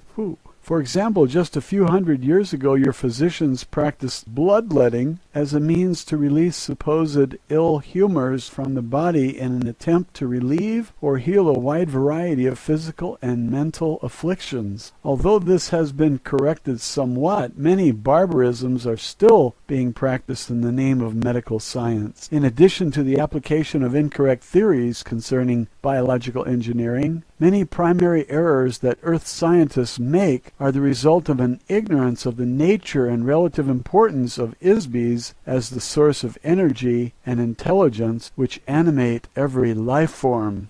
Although it is not a priority of the domain to intervene in the affairs of Earth, the Domain Communications Office has authorized me to provide you with some information in an effort to provide more accurate and complete understanding of these things, and thereby enable you to discover more effective solutions to the unique problems you face on Earth. The correct information about the origins of biological entities has been erased from your mind, as well as from the minds of your mentors. In order to help you regain your own memory, I will share with you some factual material concerning the origin of biological entities.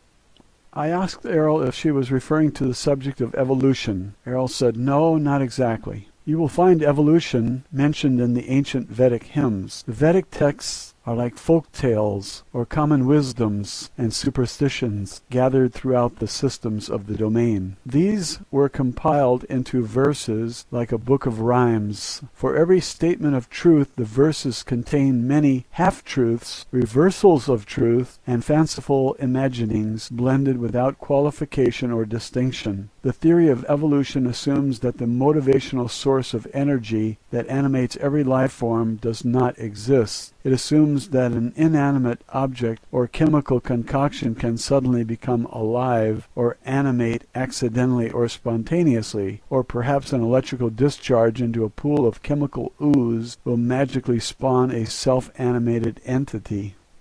There is no evidence whatsoever that this is true, simply because it's not true. Dr. Frankenstein did not really resurrect the dead into a marauding monster, except in the imagination of the Isbys, who wrote a fictitious story one dark and stormy night.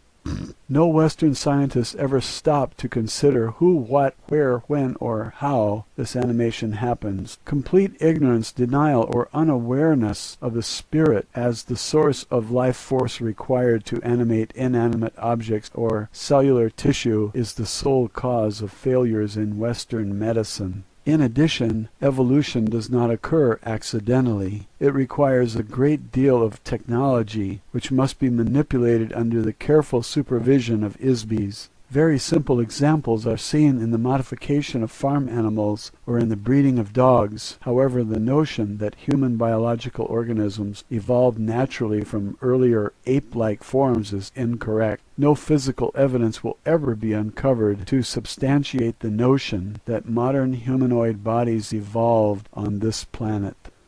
The reason is simple. The idea that human bodies evolved spontaneously from the primordial ooze of chemical interactivity in the dim mists of time is nothing more than a hypnotic lie instilled in the amnesia operation to prevent your recollection of the true origins of mankind. Factually, humanoid bodies have existed in various forms throughout the universe for trillions of years. This was compounded by the fact that the Vedic hymns were brought to Earth 8,200 years ago by the Domain Expeditionary Force. While they were based in the Himalaya Mountains, the verses were taught to some of the local humans who memorized them. However, I should note that this was not an authorized activity for the crew of the Domain installation, although I am sure it seemed like an innocent diversion for them at the time.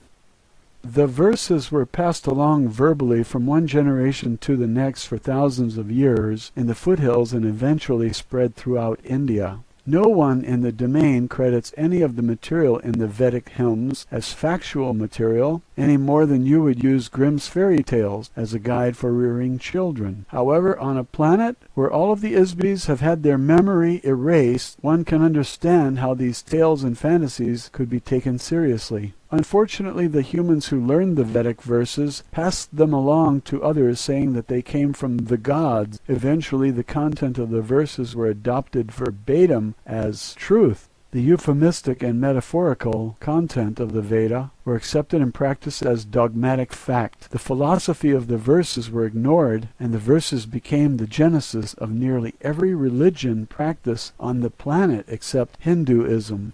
As an officer, pilot, and engineer of the domain, I must always assume a very pragmatic point of view. I could not be effective or accomplish my missions if I were to use philosophical dogma or rhetoric as my operations manual. Therefore, our discussion of history is based on actual events that occurred long before any ISBEs arrived on Earth, and long before the old empire came into power. I can relate part of this history from my personal experience. Many billions of years ago, I was a member of a very large biological laboratory in a galaxy far from this one. It was called the Arcadia Regeneration Company. I was a biological engineer working with a large staff of technicians. It was our business to manufacture and supply new life forms to uninhabited planets. There were millions of star systems with millions of uninhabited planets in the region at that time. There were many other biological laboratory companies at that time also. Each of them specialized in producing different kinds of life forms depending on the class of the planet being populated. Over a long span of time, these laboratories developed a vast catalog of species throughout the galaxies. The majority of the basic genetic material is common to all species of life.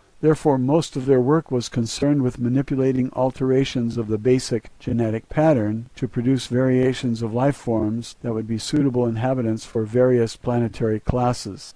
The Arcadia Regeneration Company specialized in mammals for forested areas and birds for tropical regions. Our marketing staff negotiated contracts with various planetary governments and independent buyers from all over the universe. The technicians created animals that were compatible with the variations in the climate, atmospheric and terrestrial density, and chemical content. In addition, they were paid to integrate our specimens with biological organisms engineered by other companies already living on a planet. In order to do this, our staff was in communication with other companies who created life forms. There were industry trade shows, publications, and a variety of other information supplied through an association that coordinated related projects. As you can imagine, our research required a great deal of interstellar travel to conduct planetary surveys. This is when I learned my skills as a pilot. The data gathered was accumulated in huge computer databases and evaluated by biological engineers.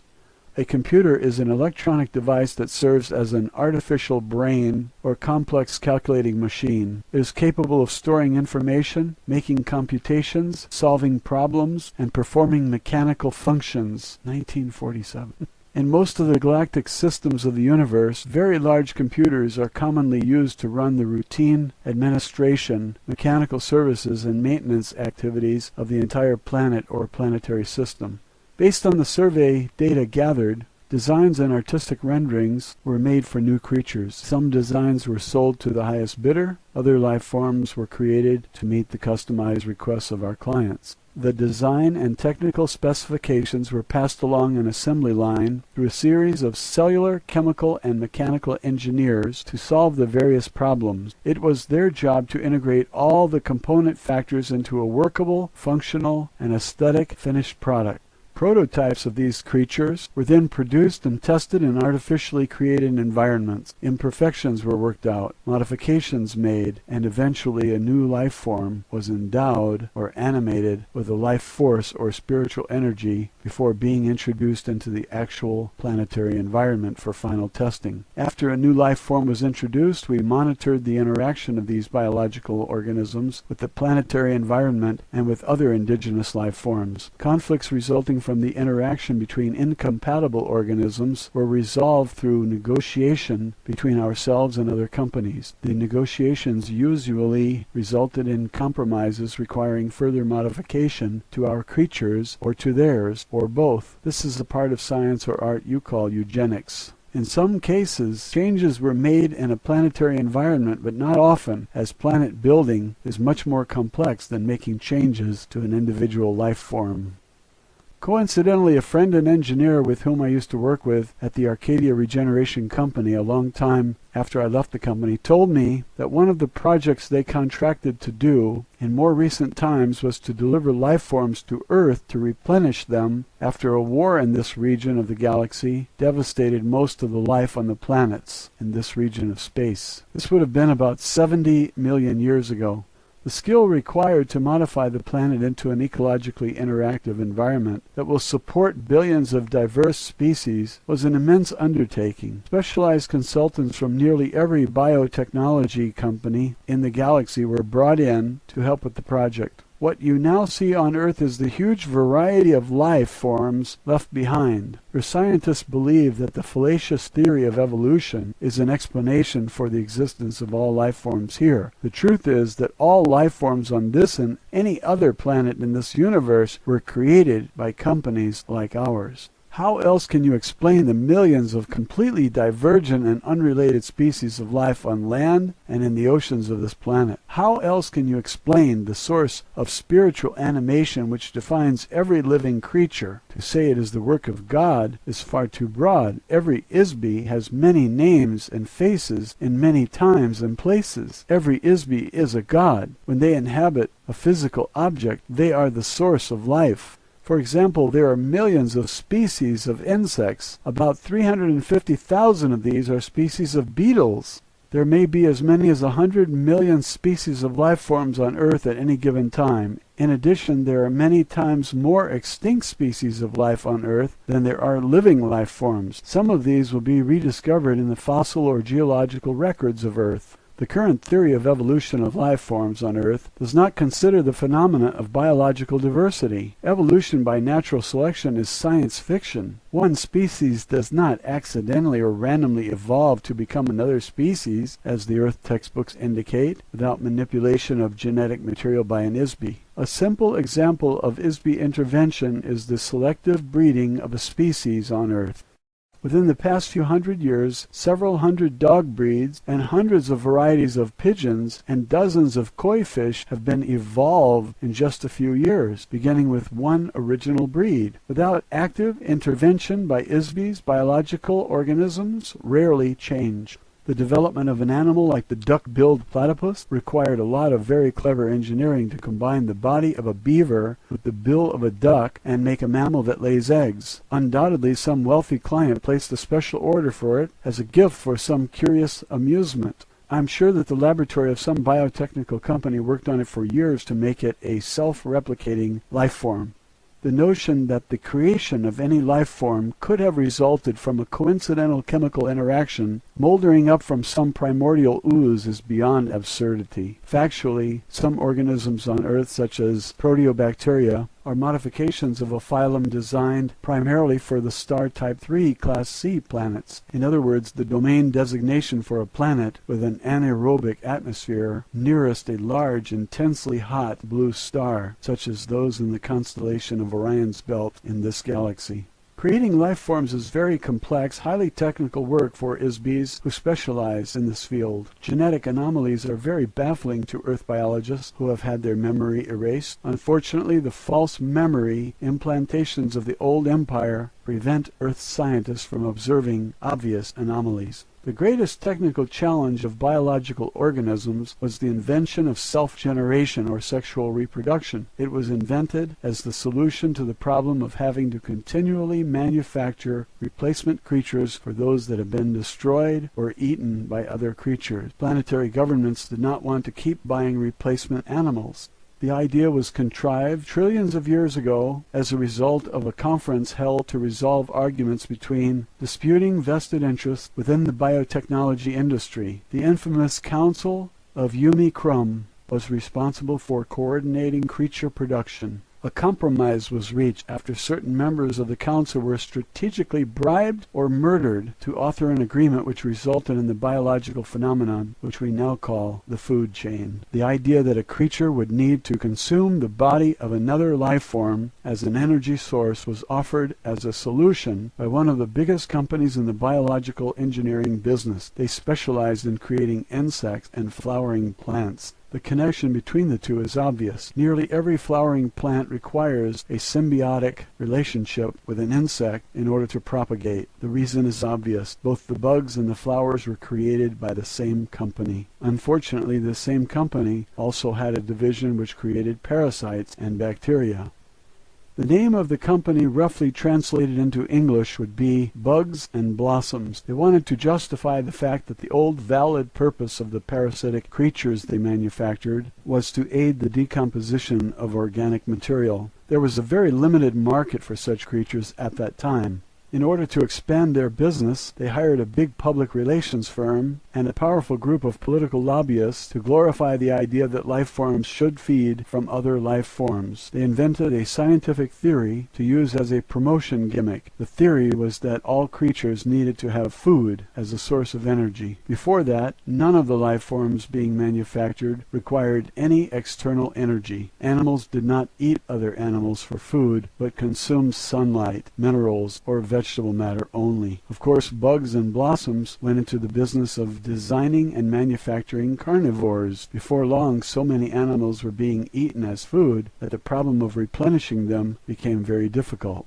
As a solution, Bugs and Blossoms proposed, with the help of some strategically placed bribes in high places, that other companies begin using sexual reproduction as the basis for replenishing life forms. Bugs and Blossoms was the first company to develop blueprints for sexual reproduction, of course. As expected, the patent licenses for the biological engineering process required to implant stimulus-response mating, cellular division, and pre-programmed growth patterns for self-regenerating animals were owned by Bugs and Blossoms too. Throughout the next few million years, laws were passed that required that these programs be purchased by the other biological technology companies. These were required to be imprinted into the cellular design of all existing life forms. It became a very expensive undertaking for other biotechnology companies to make such an awkward and impractical idea work.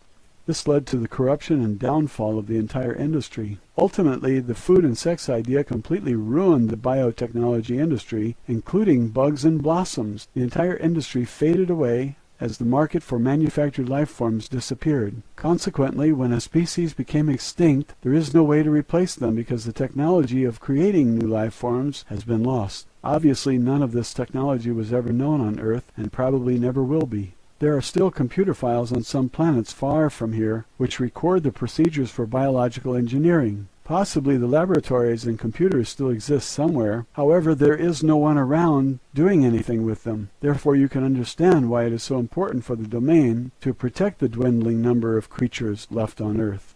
The core concept behind sexual reproduction technology was the invention of a chemical-electronic interaction called cyclical stimulus response generators. This is a programmed genetic mechanism which causes a seemingly spontaneous recurring impulse to reproduce. The same technique was later adapted and applied to biological flesh bodies, including Homo sapiens.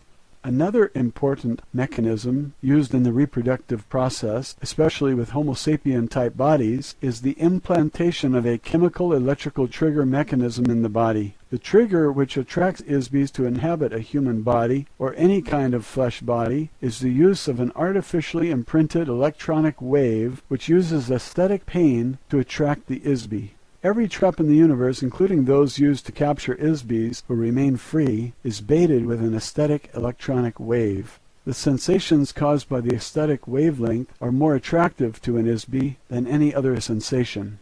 When the electronic waves of pain and beauty are combined together, this causes the ISB to get stuck in the body. The reproductive trigger for lesser life forms, such as cattle and other animals, is triggered by chemicals emitted from scent glands, from the scent glands, combined with reproductive chemical electrical impulses stimulated by testosterone or estrogen. These are also interactive with nutrition levels, which cause the life form to reproduce more when deprived of food sources. Starvation promoted reproductive activity as a means of perpetuating survival through future generations when the current organism fails to survive. These fundamental principles have been applied throughout all species of life. The debilitating impact and addiction to the sexual aesthetic pain electronic wave is the reason that the ruling class of the domain do not inhabit flesh bodies. This is also why officers of the domain forces only use doll bodies. This wave has proven to be the most effective trapping device ever created in the history of the universe as far as I know. The civilizations of the domain and the old empire both depend on this device to recruit and maintain a workforce of ISBs who inhabit flesh bodies on planets and installations. These ISBs are the working class beings who do all the slavish, manual, undesirable work on planets. As I mentioned, there is a very highly regimented and fixed hierarchy or class system for all ISBs throughout the old empire and the domain as follows. The highest class are free ISBs, that is, they are not restricted to the use of any type of body and may come and go at will, provided that they do not destroy or interfere with the social, economic, or political structure. Below this class are many strata of limited ISBs who may or may not use a body from time to time. Limitations are imposed on each ISB regarding range of power, ability, and mobility they can exercise. Below these are doll body class, to which I belong. Nearly all space officers and crew members of spacecraft are required to travel through intergalactic space. Therefore, they are each equipped with a body manufactured from lightweight, durable materials. Various body types have been designed to facilitate specialized functions. Some bodies have accessories such as interchangeable tools or apparatus for activities such as maintenance, mining, chemical management, navigation, and so forth. There are many graduations of this body type, which also serve as an insignia of rank. Below these are the soldier class. The soldiers are equipped with a myriad of weapons and specialized armaments designed to detect, combat, and overwhelm any imaginable foe. Some soldiers are issued mechanical bodies. Most soldiers are merely remote-controlled robots with no class designation. The lower classes are limited to flesh bodies. Of course, it is not possible for these to travel through space for obvious reasons. Fundamentally, flesh bodies are far too fragile to endure the stresses of gravity, temperature extremes, radiation exposure, atmospheric chemicals, and the vacuum of space. There are also the obvious logistical inconveniences of food, defecation, sleep, atmospheric elements, and air pressure required by flesh bodies that doll bodies do not require. Most flesh bodies will suffocate in only a few minutes without a specific combination of atmospheric chemicals. After 2 or 3 days, the bacteria which live internally and externally on the body cause severe odors to be emitted. Odors of any kind are not acceptable in a space vessel. Flesh can tolerate only a very limited spectrum of temperatures, whereas in space the contrast of temperatures may vary hundreds of degrees within seconds. Of course, flesh bodies are utterly useless for military duty. A single shot from a handheld electronic blast gun instantly turns a flesh body into a noxious vapor cloud. ISBs who inhabit flesh bodies have lost much of their native ability and power. Although it is theoretically possible to regain or rehabilitate these abilities, no practical means has been discovered or authorized by the domain.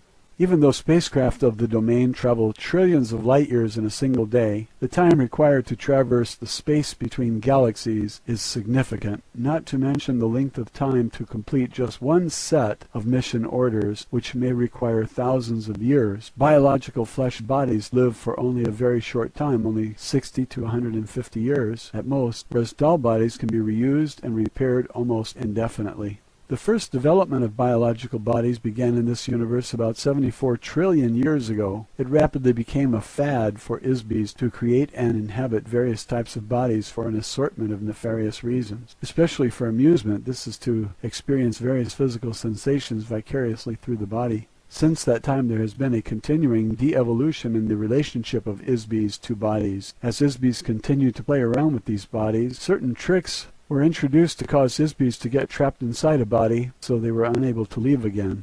This was done primarily by making bodies that appeared sturdy but were actually very fragile. An ISB, using their natural power to create energy, accidentally injured a body when contacting it. The ISB was remorseful about having injured this fragile body. The next time they encountered a body, they began to be careful with them. In so doing, the ISB would withdraw or minimize their own power so as not to injure the body. A very long and treacherous history of this kind of trickery, combined with similar misadventures, eventually resulted in a large number of ISBs becoming permanently trapped in bodies. Of course, this became a profitable enterprise for some ISBs who took advantage of the situation to make slaves of others. The resulting enslavement progressed over trillions of years and continues today. Ultimately, the dwindling ability of ISBs to maintain a personal state of operational freedom and ability to create energy resulted in the vast and carefully guarded hierarchy or class system. Using bodies as a symbol of each class is used throughout the old empire as well as the domain. The vast majority of ISBs throughout the galaxies of this universe inhabit some form of flesh body. The structure, appearance, operation, and habitat of these bodies vary according to the gravity, atmosphere, and climatic conditions of the planet they inhabit. Body types are predetermined largely by the type and size of the star around which the planet revolves, the distance from the star, the geological as well as the atmospheric components of the planet. On the average, these stars and planets fall into gradients of classification which are fairly standard throughout the universe. For example, Earth is identified roughly as a Sun Type 12 Class 7 planet. This is a heavy gravity, nitrogen-oxygen atmosphere planet with biological life forms in proximity to a single yellow, medium-sized, low-radiation sun or Type 12 star. The proper designations are difficult to translate accurately due to the extreme limitations of astronomical nomenclature in the English language. There are as many varieties of life forms as there are grains of sand on the beach. You can imagine how many different creatures and types of bodies have been manufactured by millions of companies such as Bugs and Blossoms for all the myriad planetary systems during the course of 74 trillion years.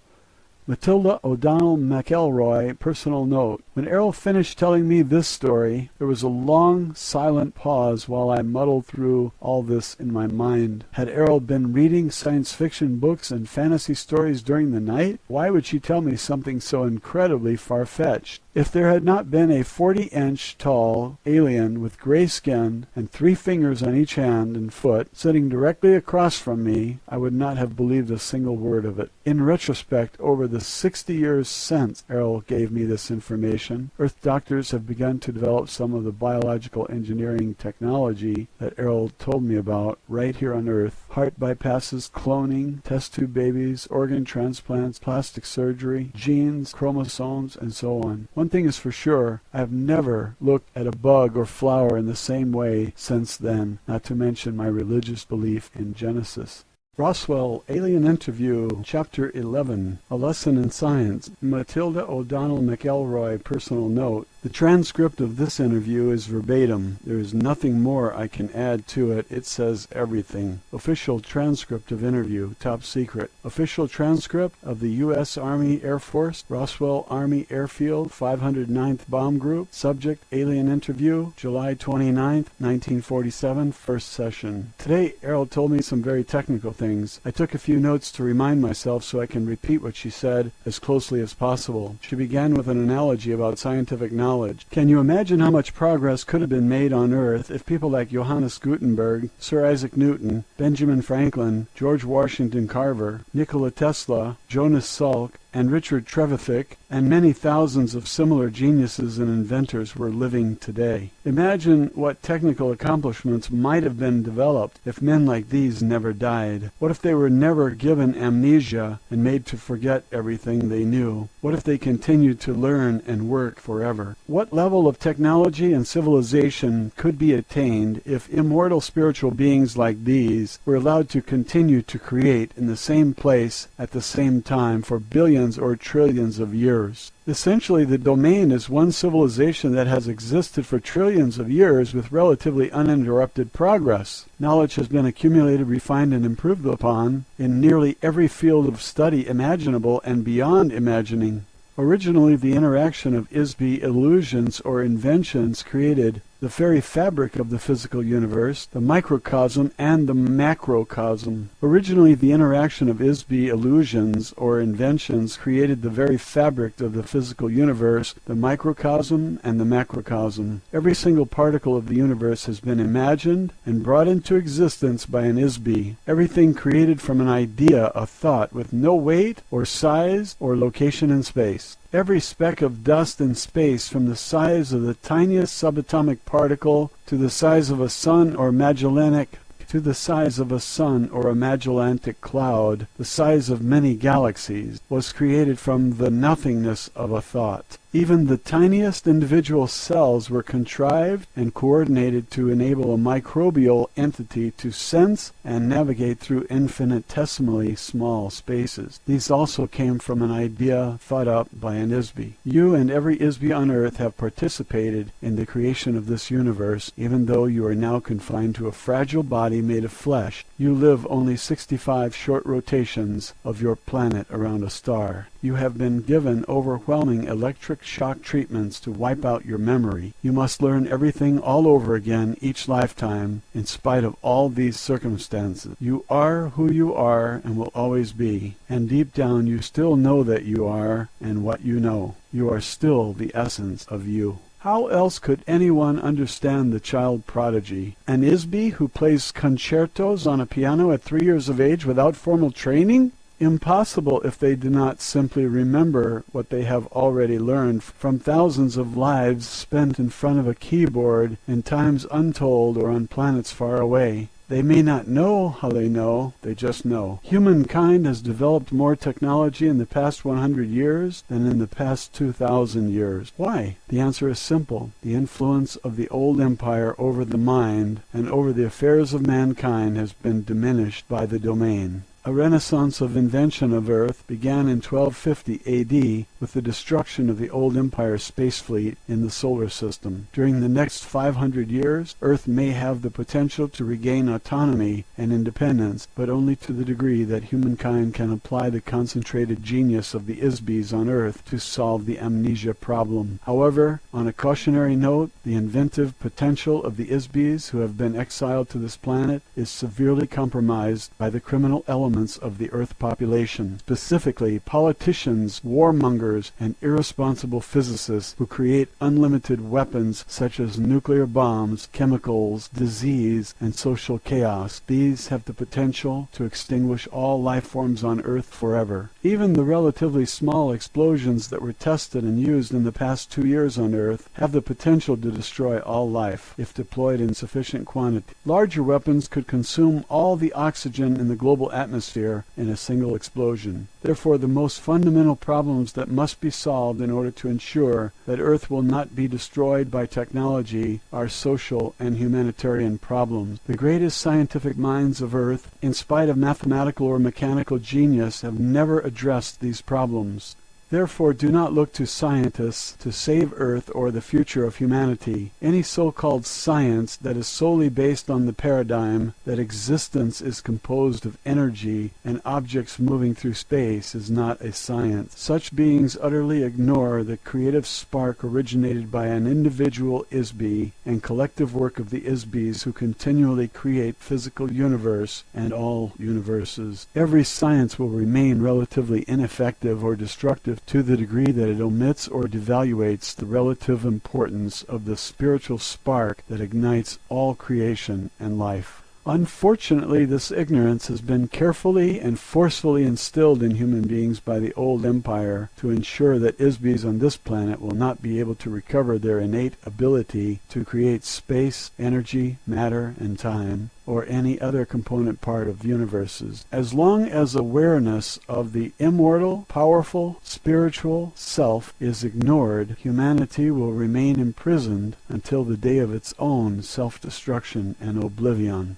Do not rely on the dogma of physical sciences to master the fundamental forces of creation any more than you would trust the chanted incantations of an incense-burning shaman. The next result of both of these is entrapment and oblivion. Scientists pretend to observe, but they only suppose what they see and call it fact. Like the blind man, a scientist cannot learn to see until he realizes that he's blind. The facts of earth science do not include the source of creation. They include only the result or byproducts of creation. The facts of science do not include any memory of the nearly infinite past experience of existence. The essence of creation and existence cannot be found through the lens of a microscope or telescope or by any other measurement of the physical universe. One cannot comprehend the perfume of a flower or the pain felt by an abandoned lover with meters and calipers. Everything you will ever know about the creative force and ability of a God can be found within you, an immortal spiritual being. How can a blind man teach others to see the nearly infinite gradients that comprise the spectrum of light?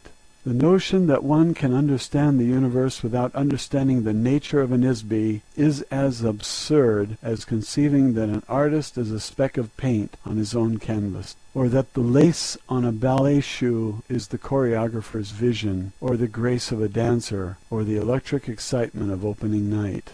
Study of the spirit has been booby-trapped by the thought control operation through religious superstitions they instill in the minds of men. Conversely, the study of the spirit and the mind have been prohibited by science, which eliminates anything that is not measurable in the physical universe. Science is the religion of matter. It worships matter. The paradigm of science is that creation is all and the creator is nothing. Religion says the creator is all and the creation is nothing. These two extremes are the bars of a prison cell. They prevent observation of all phenomenon as an interactive whole. Study of creation without knowing the ISB, the source of creation, is futile. When you sail to the edge of a universe conceived by science, you fall off the end into an abyss of dark, dispassionate space and lifeless, unrelenting force. On earth you have been convinced that the oceans of the mind and spirit are filled with gruesome, ghoulish monsters that will eat you alive if you dare to venture beyond the breakwater of superstition. The vested interest of the old empire prison system is to prevent you from looking at your own soul. They fear that you will see in your own memory the slave masters who kept you imprisoned. The prison is made of shadows in your mind. The shadows are made of lies and pain and loss and fear. The true geniuses of civilization are those ISBs who will enable other ISBs to recover their memory and regain self-realization and self-determination. This issue is not solved through enforcing moral regulation on behavior, or through the control of beings through mystery, faith, drugs, guns, or other dogma of a slave society, and certainly not through the use of electric shock and hypnotic commands.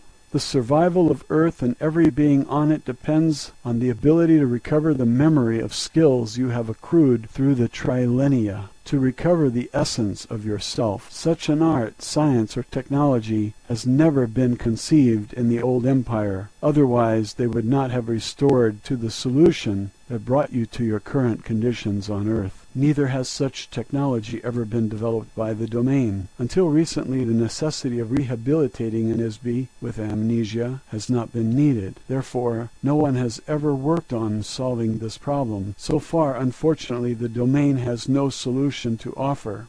A few officers of the Domain Expeditionary Force have taken it upon themselves to provide technology to Earth during their off-duty time. These officers leave their doll at the space station and as an ISB assume or take over a biological body on Earth. In some cases, an officer can remain on duty while they inhabit and control other bodies at the same time. This is a very dangerous and adventurous undertaking. It requires a very able ISB to accomplish such a mission and return to the base successfully. One officer who did this recently while continuing to attend his official duties was known on Earth as the electronics inventor Nikola Tesla. It is my intention, although is not a part of my mission orders, to assist you in your efforts to advance scientific and humanitarian progress on Earth. My intention is to help other ISBs to help themselves. In order to solve the amnesia problem on Earth, you will need much more advanced technology, as well as social stability to allow enough time for research, and need much more advanced technology as well as social stability to allow enough time for research and development of techniques to free the ISB from the body and to free the mind of the ISB from amnesia. Although the domain has a long-term interest in maintaining Earth as a useful planet, it has no particular interest in the human population of Earth other than its own personnel here. We are interested in preventing the destruction as well as accelerating the development of technologies that will sustain the infrastructures of the global biosphere, hydrosphere, and atmosphere. To this end, you will discover on very careful and thorough examination that my spacecraft contains a wide assortment of technology that does not exist on your Earth.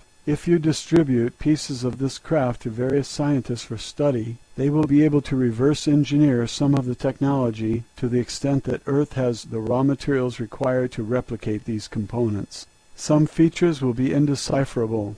Other features cannot be duplicated as Earth does not have the natural resources required to replicate them. This is especially true of the metals used to construct the craft. Not only do these metals not exist on Earth, the refining process required to produce these metals took billions of years to develop.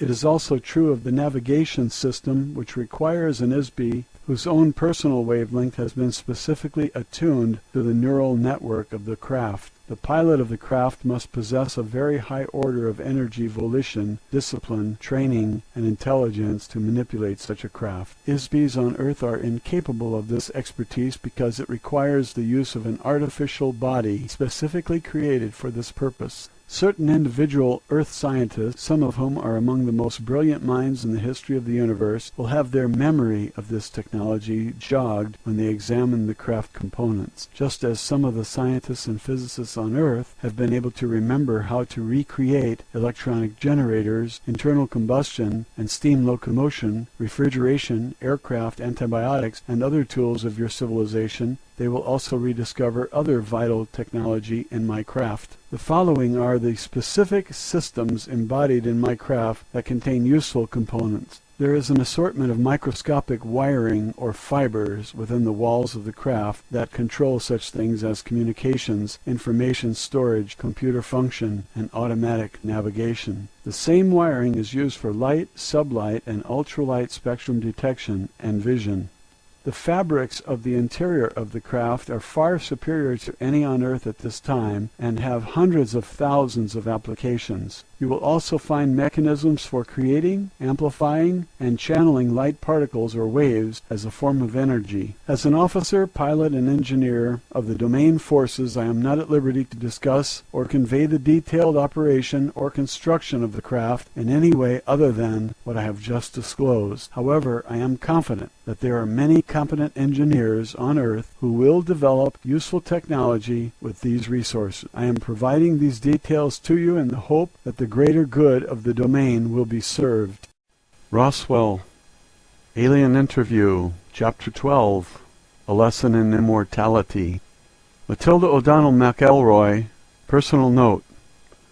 I think the following transcript is pretty much self-explanatory. Official transcript of interview, top secret. Official transcript of the U.S. Army Air Force, Roswell Army Airfield 509th Bomb Group. Subject, Alien Interview, July 30th, 1947, first session.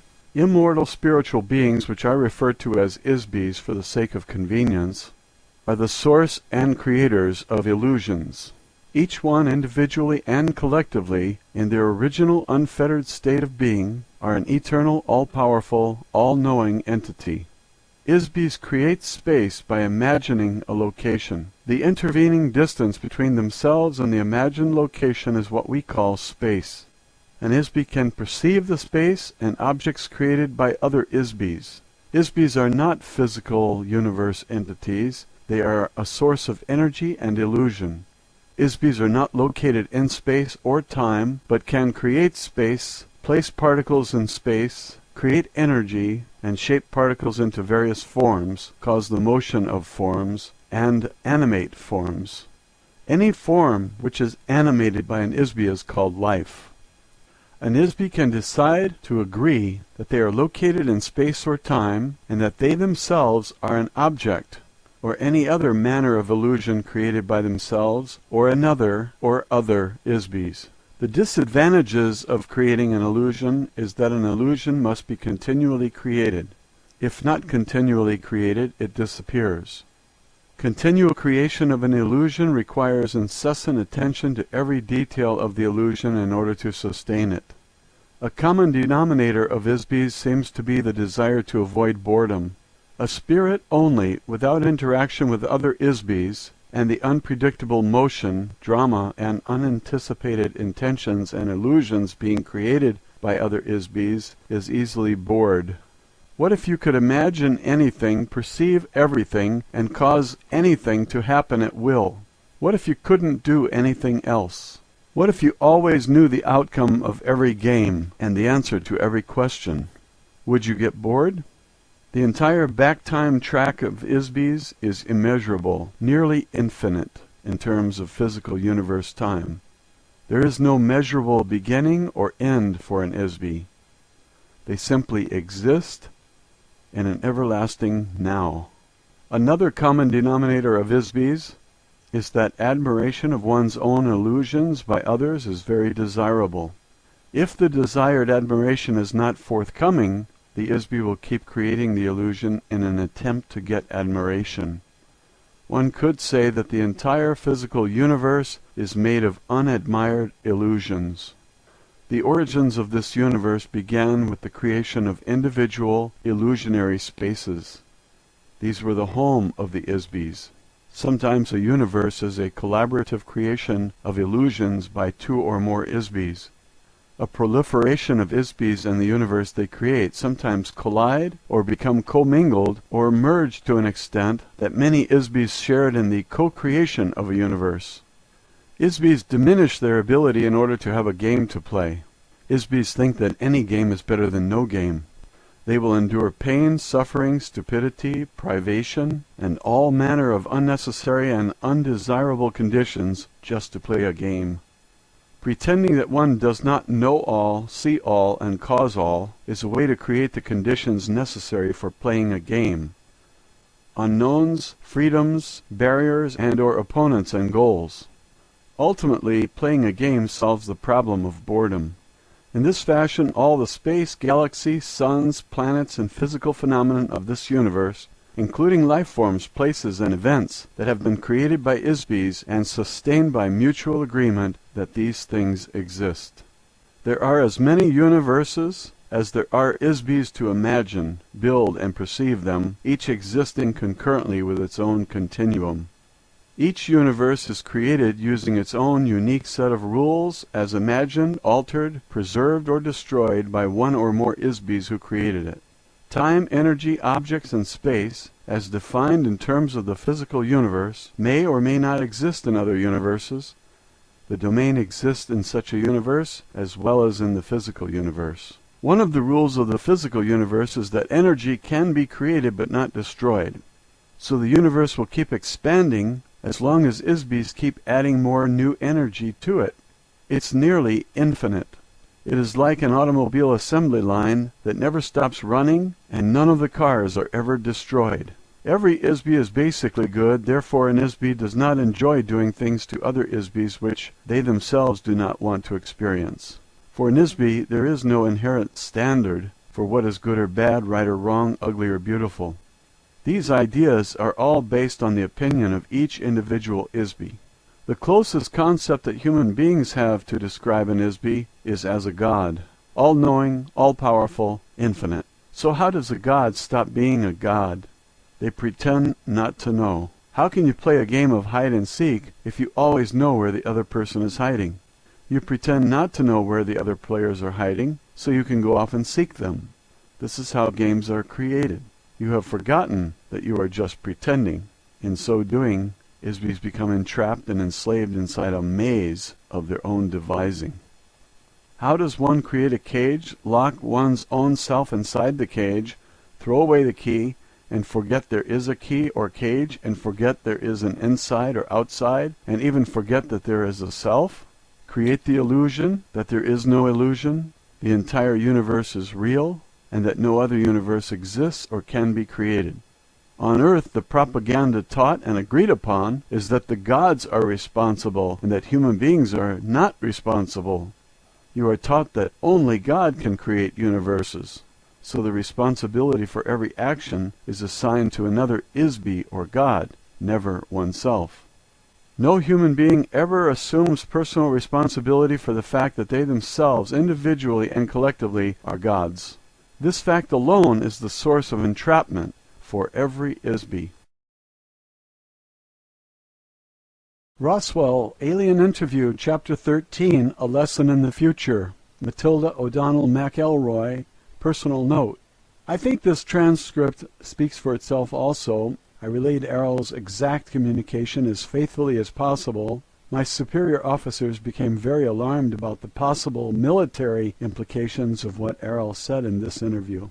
Official transcript of interview, top secret. Official transcript of the U.S. Army Air Force. Roswell Army Airfield, 509th Bomb Group. Subject, Alien Interview, July 31st, 1947, first session. It is my personal belief that the truth should not be sacrificed on the altar of political, religious, or economic expediency. As an officer, pilot, and engineer of the domain, it is my duty to protect the greater good of the domain and its possessions. However, we cannot defend ourselves against forces of which we are not aware. The isolation of Earth from the rest of civilization prevents me from discussing many subjects with you at this time. Security and protocol prevent me from revealing any but the broadest general statements about the plans and activities of the domain. However, I can give you some information that you might find useful. I must return to my assigned duties on the space station now. I have provided as much help as I feel ethically able to offer, given the requirements and constraints of my duties as an officer, pilot, and engineer of the domain forces.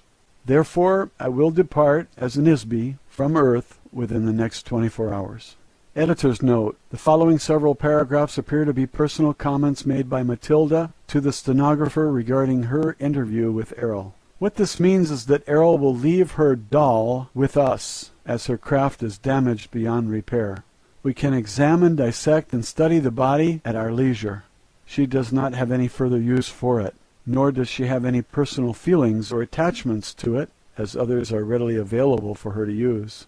AIRL does not recommend that there are any technology in the body that Earth scientists will find useful, however. The technology of the body is simple, yet vastly beyond the reckoning of our current ability to analyze or reverse engineer any facet of it.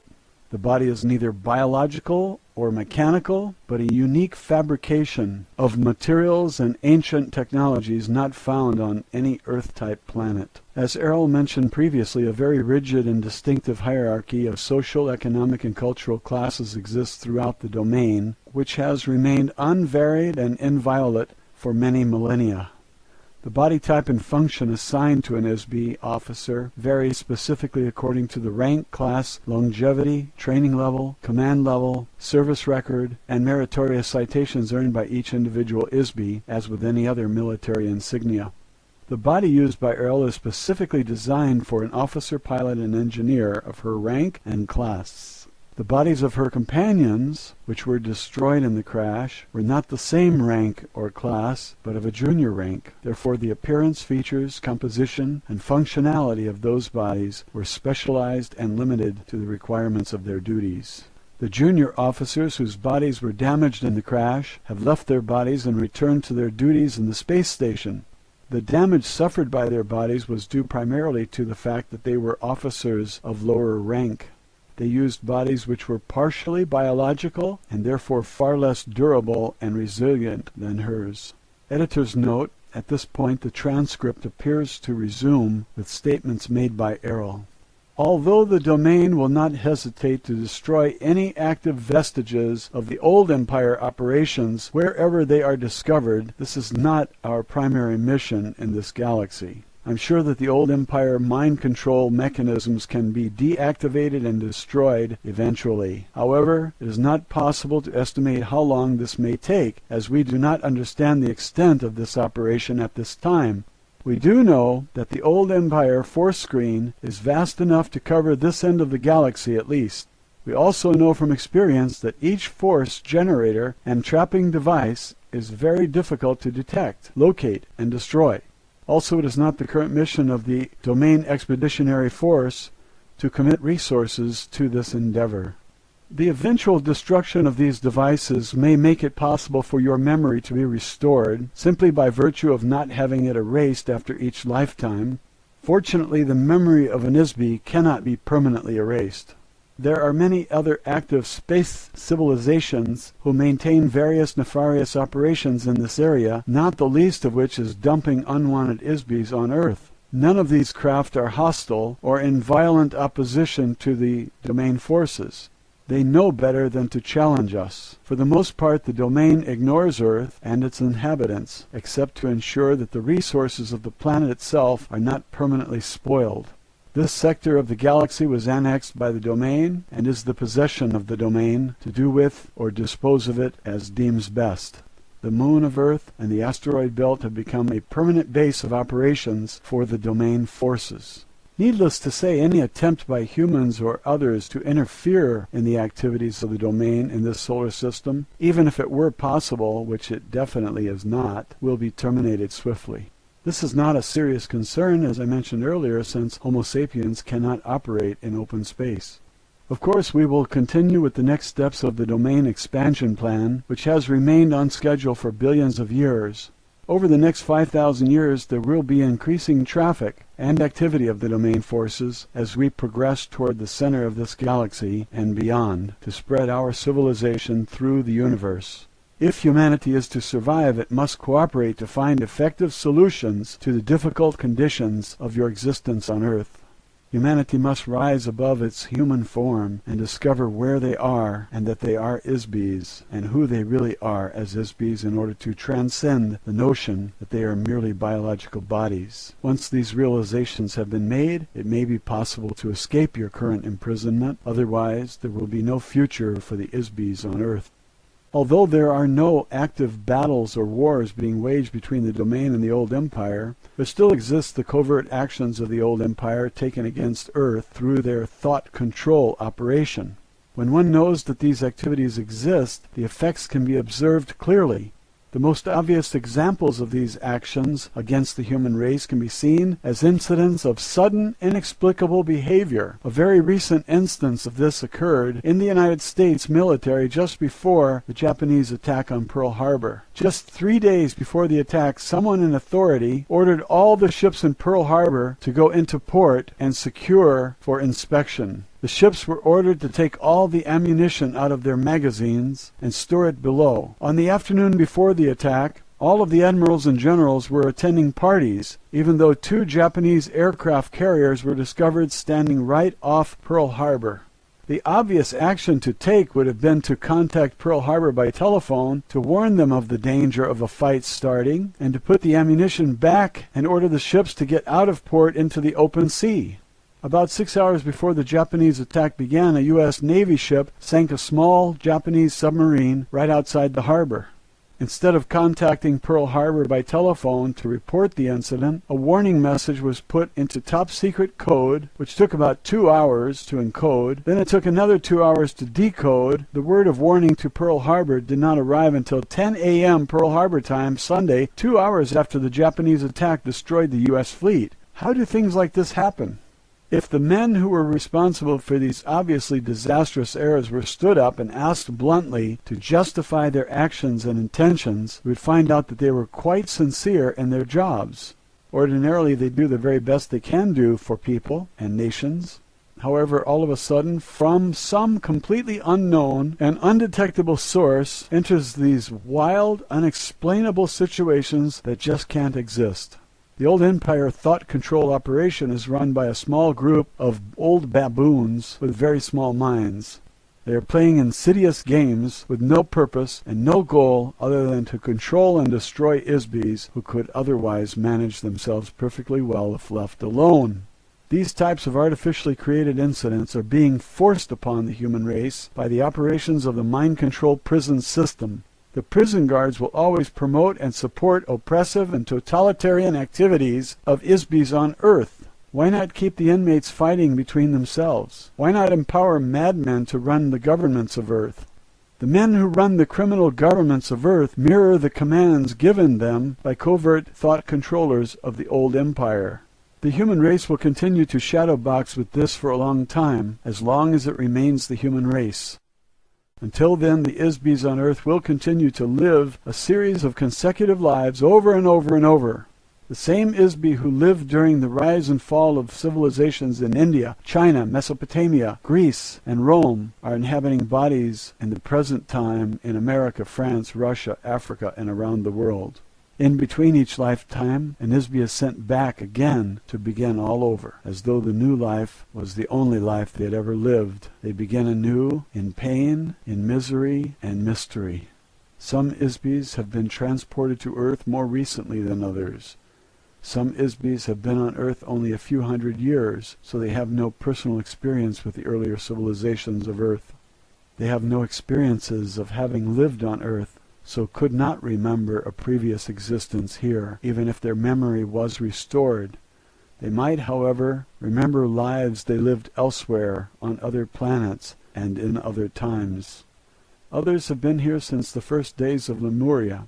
In any case, the ISBs of Earth are here forever until they can break the amnesia cycle, conquer the electronic traps set up by their captors, and free themselves. Because the domain has 3,000 of their own ISBs in captivity on Earth also, they have an interest in solving this problem. This problem has never been encountered or effectively solved before in the universe as far as they know. They will continue their efforts to free those ISBs from Earth where and when it is possible, but it will require time to develop an unprecedented technology and the diligence to do so. Editor's note: the following statement is a comment by Matilda. I think that it is AIRL's sincere desire, as one ISB to another, that the rest of our eternity will be as pleasant as possible. Roswell Alien Interview, Chapter 14.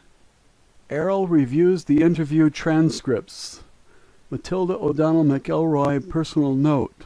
Shortly after I finished recounting the previous interview with AIRL to the stenographer, I was summoned urgently to the office of the commanding officer of the base.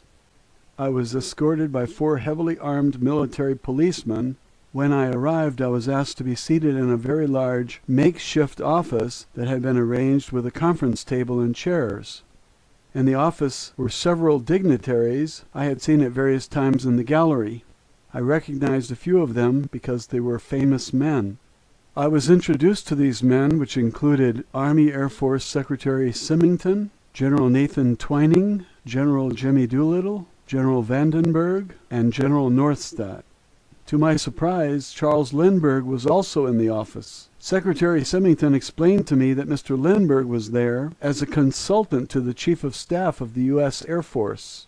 There were several other men present in the room who were not introduced.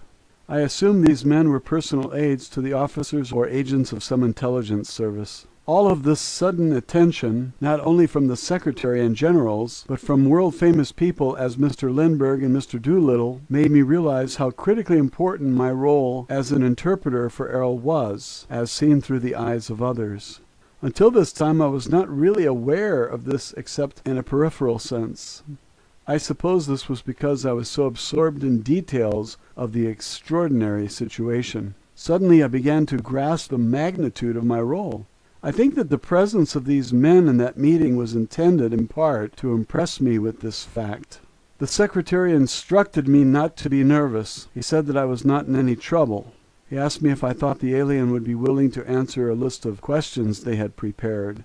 He explained that they were very eager to discover many more details about AIRL, the flying disc, the domain, and many other subjects that AIRL had disclosed in the interview transcripts.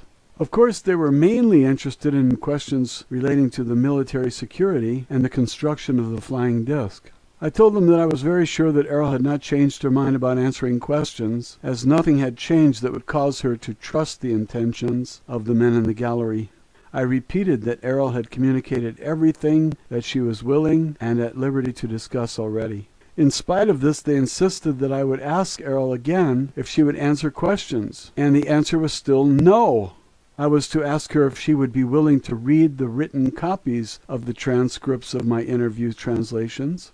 They wanted to know if AIRL would verify that my understanding and translation of our interviews was correct. Since AIRL could not read English very fluently, the secretary asked if they could be allowed to observe for themselves while AIRL read the transcripts and verify that they were correct in writing. They wanted her to write a copy of the transcripts, whether the translation were correct or not, and make a note of anything that was not accurate in the transcripts.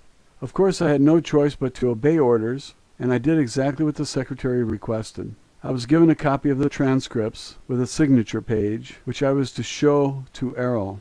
After AIRL completed her review, I was also directed to request that AIRL sign the cover page, attesting that all the translations in the transcripts were correct as amended by her.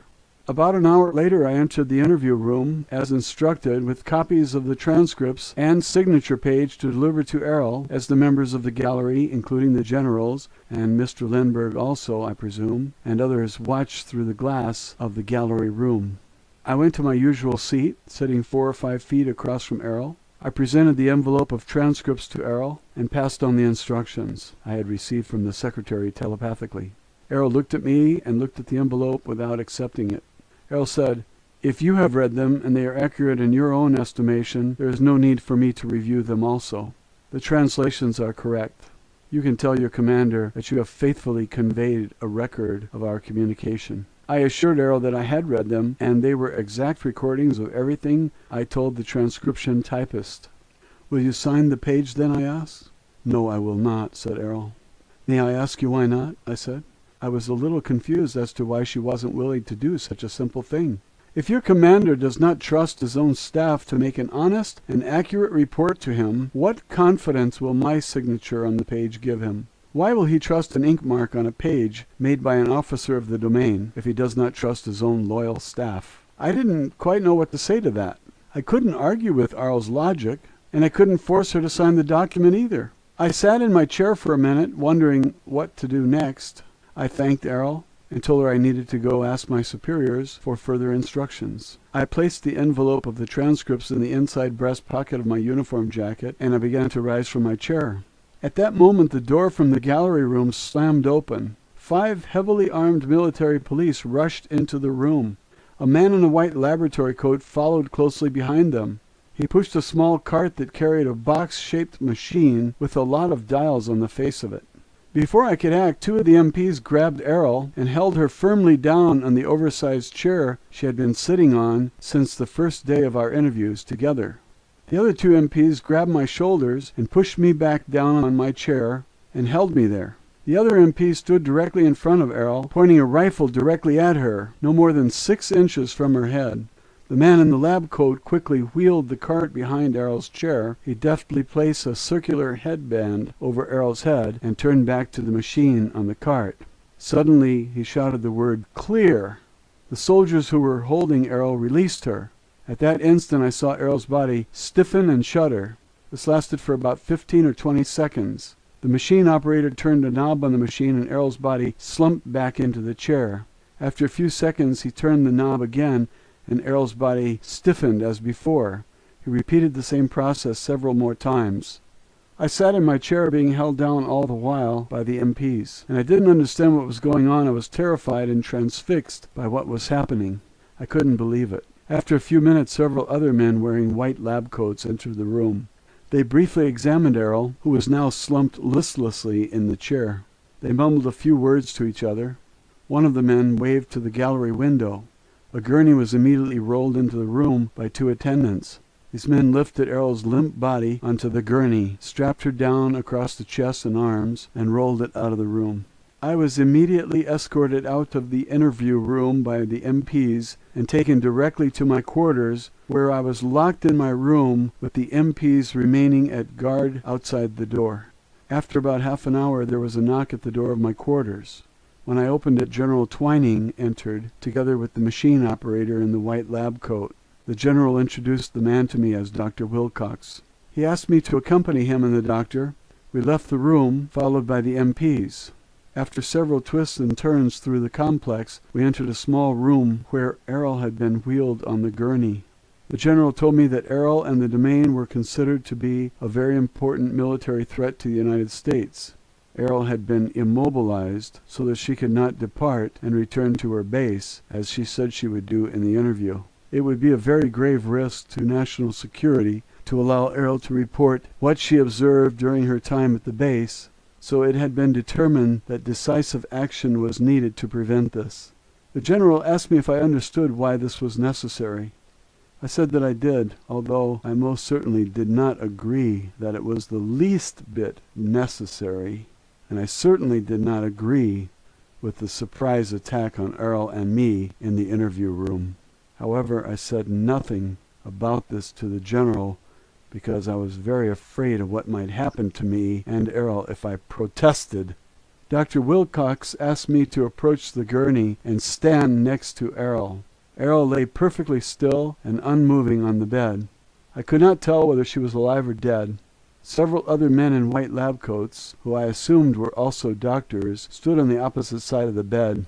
They had connected 2 pieces of monitoring equipment to AIRL's head, arms, and chest.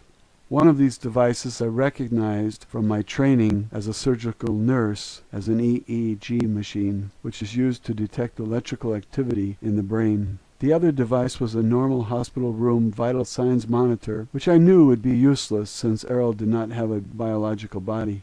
Dr. Wilcox explained to me that he had administered a series of mild electroshocks to AIRL in an attempt to subdue her long enough to allow military authorities time to evaluate the situation and determine what to do with AIRL.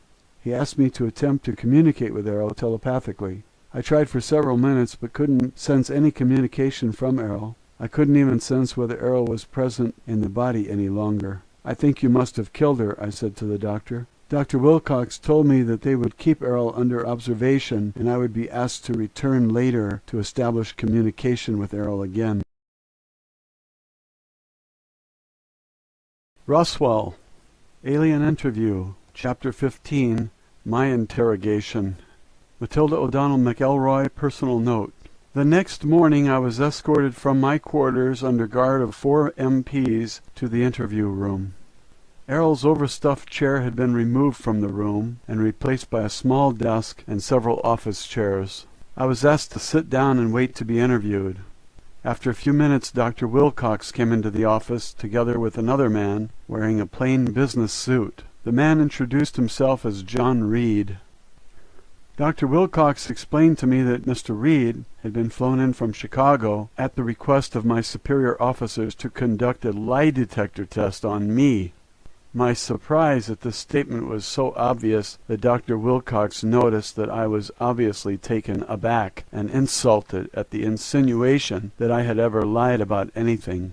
Nonetheless, Mr. Reed began to set up his polygraph device on the desk next to my chair, while Dr. Wilcox continued to explain in a calm voice that the test was being administered for my own protection.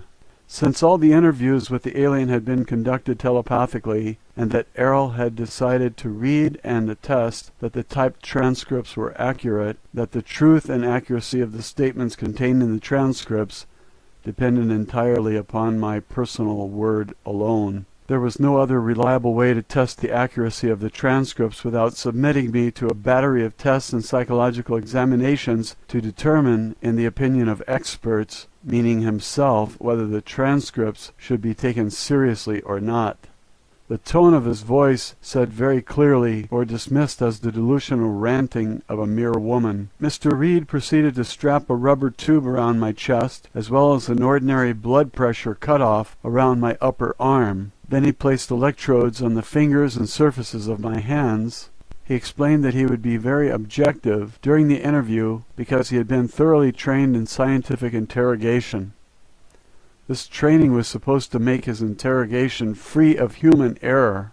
Mr. Reed explained to me that in response to the questions he and Dr. Wilcox were going to ask me, that actual physiological changes would be transmitted through a small panel unit. The readings would then be tracked on moving graph paper, which he placed beside the machine on the desk. The parallel graphs on the paper would then be correlated and interpreted by Mr. Reed with the expert assistance of Dr. Wilcox to determine whether or not I was lying. Both Mr. Reed and Dr. Wilcox asked me a series of innocuous questions to begin, which advanced into a more pointed interrogation about my interviews with AIRL. Here's what I remember about the questions. "What is your name?" "Matilda O'Donnell," I replied. "What is your date of birth?" "June 12, 1924, I said. "What is your age?" 23. "Where were you born?"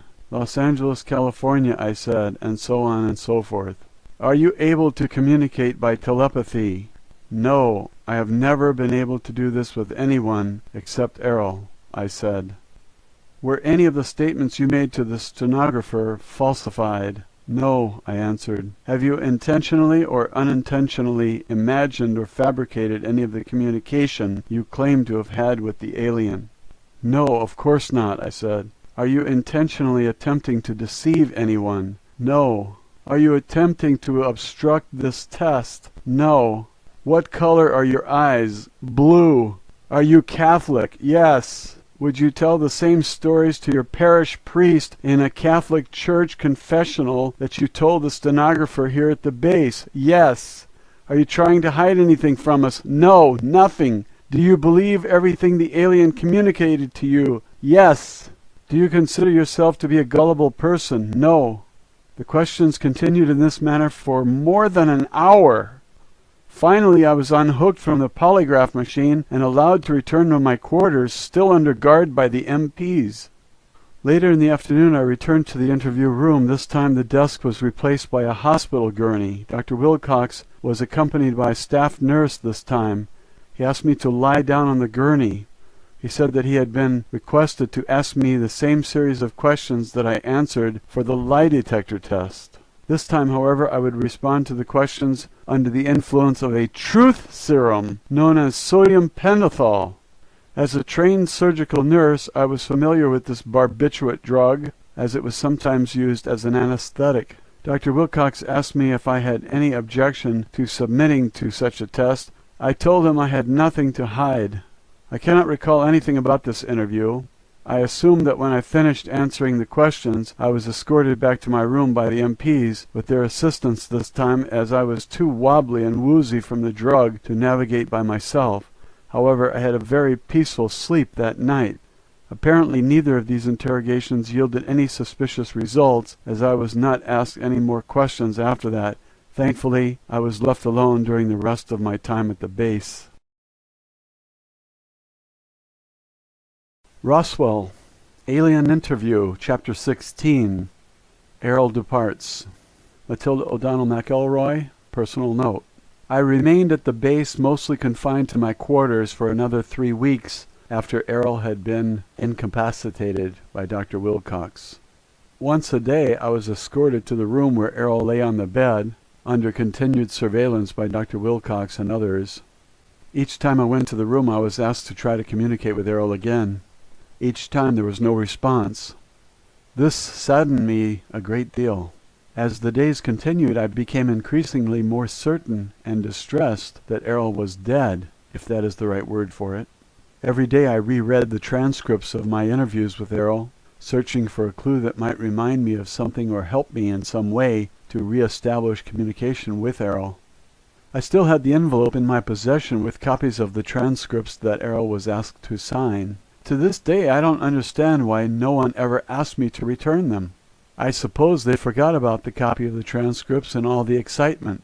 I did not offer to return them. I kept them concealed under the mattress of my bed all the time I remained at the base, and have kept them with me ever since then. You will be the first person to see these transcripts. Since AIRL's body was not biological, the doctors could not detect whether the body was alive or dead unless it moved. Of course, I knew that if Errol was not consciously animating the body as an ISB, the body would not move. I explained this to Dr. Wilcox. I explained this to him several times. Each time he just gave me a patronizing sort of smile, patted my arm, and thanked me for trying again. At the end of the third week, I was told by Dr. Wilcox that my services would no longer be needed because it had been decided by the military to move AIRL to a larger, more secure military medical facility that was better equipped to deal with the situation. He didn't say anything about where the facility was located. That was the last time I saw Errol's doll body. The following day I received written orders signed by General Twining. The orders said that I had completed my service to the U.S. military and was officially discharged from further duty, and that I would receive an honorable discharge and a generous military pension. I would be also relocated by the military and given a new identity with the appropriate documents. Along with the orders, I received a document that I was instructed to read and sign. It was an oath of secrecy. The language of the document was full of legalese, but the point was very clearly made that I was to never, ever discuss anything whatsoever with anyone about anything whatsoever that I had seen, heard, or experienced during my service in the military under pain of death as an act of treason against the United States of America.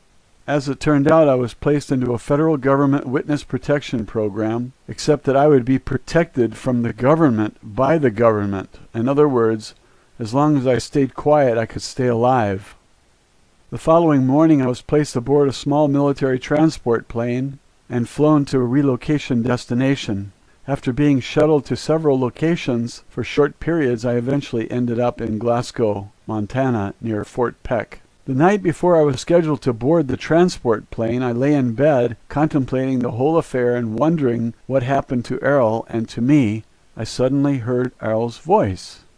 I sat bolt upright in my bed and turned on the light on the nightstand. I looked around the room frantically for a few seconds. Then I realized that it was AIRL, the ISB. Her body was not in the room with me, of course, and it didn't need to be. She said hello. The tone of her thought was plain and friendly. It was unmistakably AIRL. I did not have the least doubt about that. I thought, AIRL, are you still here? She answered that she was here, but not in a body on Earth. She had returned to her post at the domain base when the doctor and the MPs attacked us in the interview room. She was pleased to perceive that I was well and that I was going to be released unharmed. I wondered how she escaped from them. I was worried that they might have injured AIRL by the shock machine. AIRL said that she was able to leave the body before the shock was administered and avoid the electric current running through the body. She wanted to let me know that she was safe and not to worry about her. I was very relieved, to say the least. I asked AIRL if I would ever see her again. AIRL reassured me that we are both ISBs. We are not physical bodies. Now that she had located me in space and time, we would always stay in communication. AIRL wished me well, and my communication with her ended for the moment.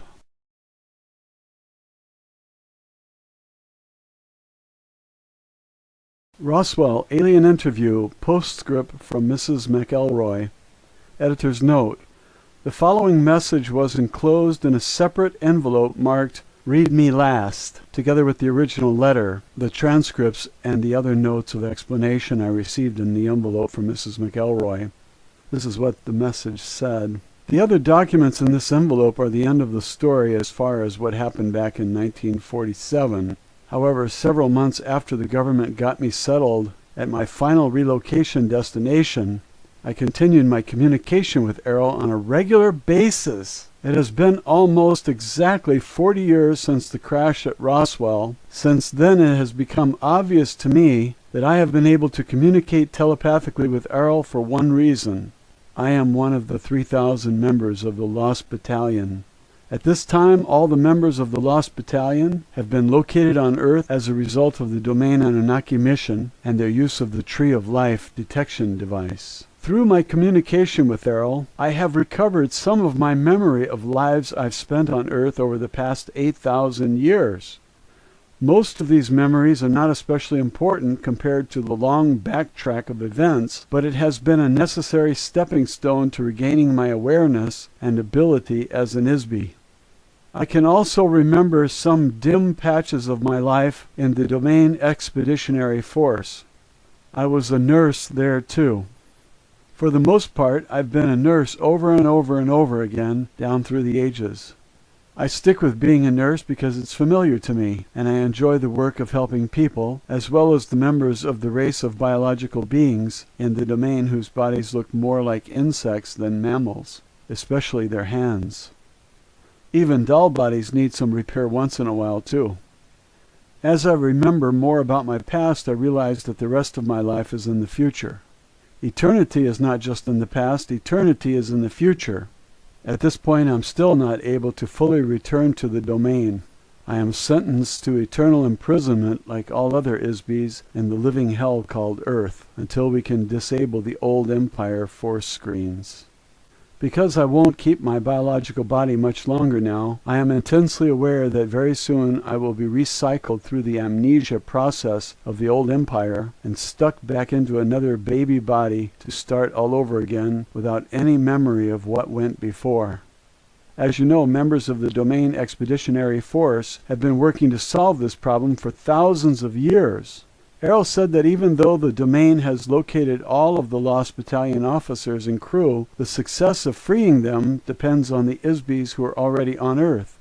The Domain Central Command cannot authorize any personnel or resources at this time to conduct a rescue mission, as this is not the primary mission of the Domain Expeditionary Force in this galaxy.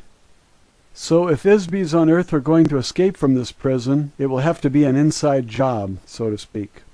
The inmates will have to figure out how to get themselves out.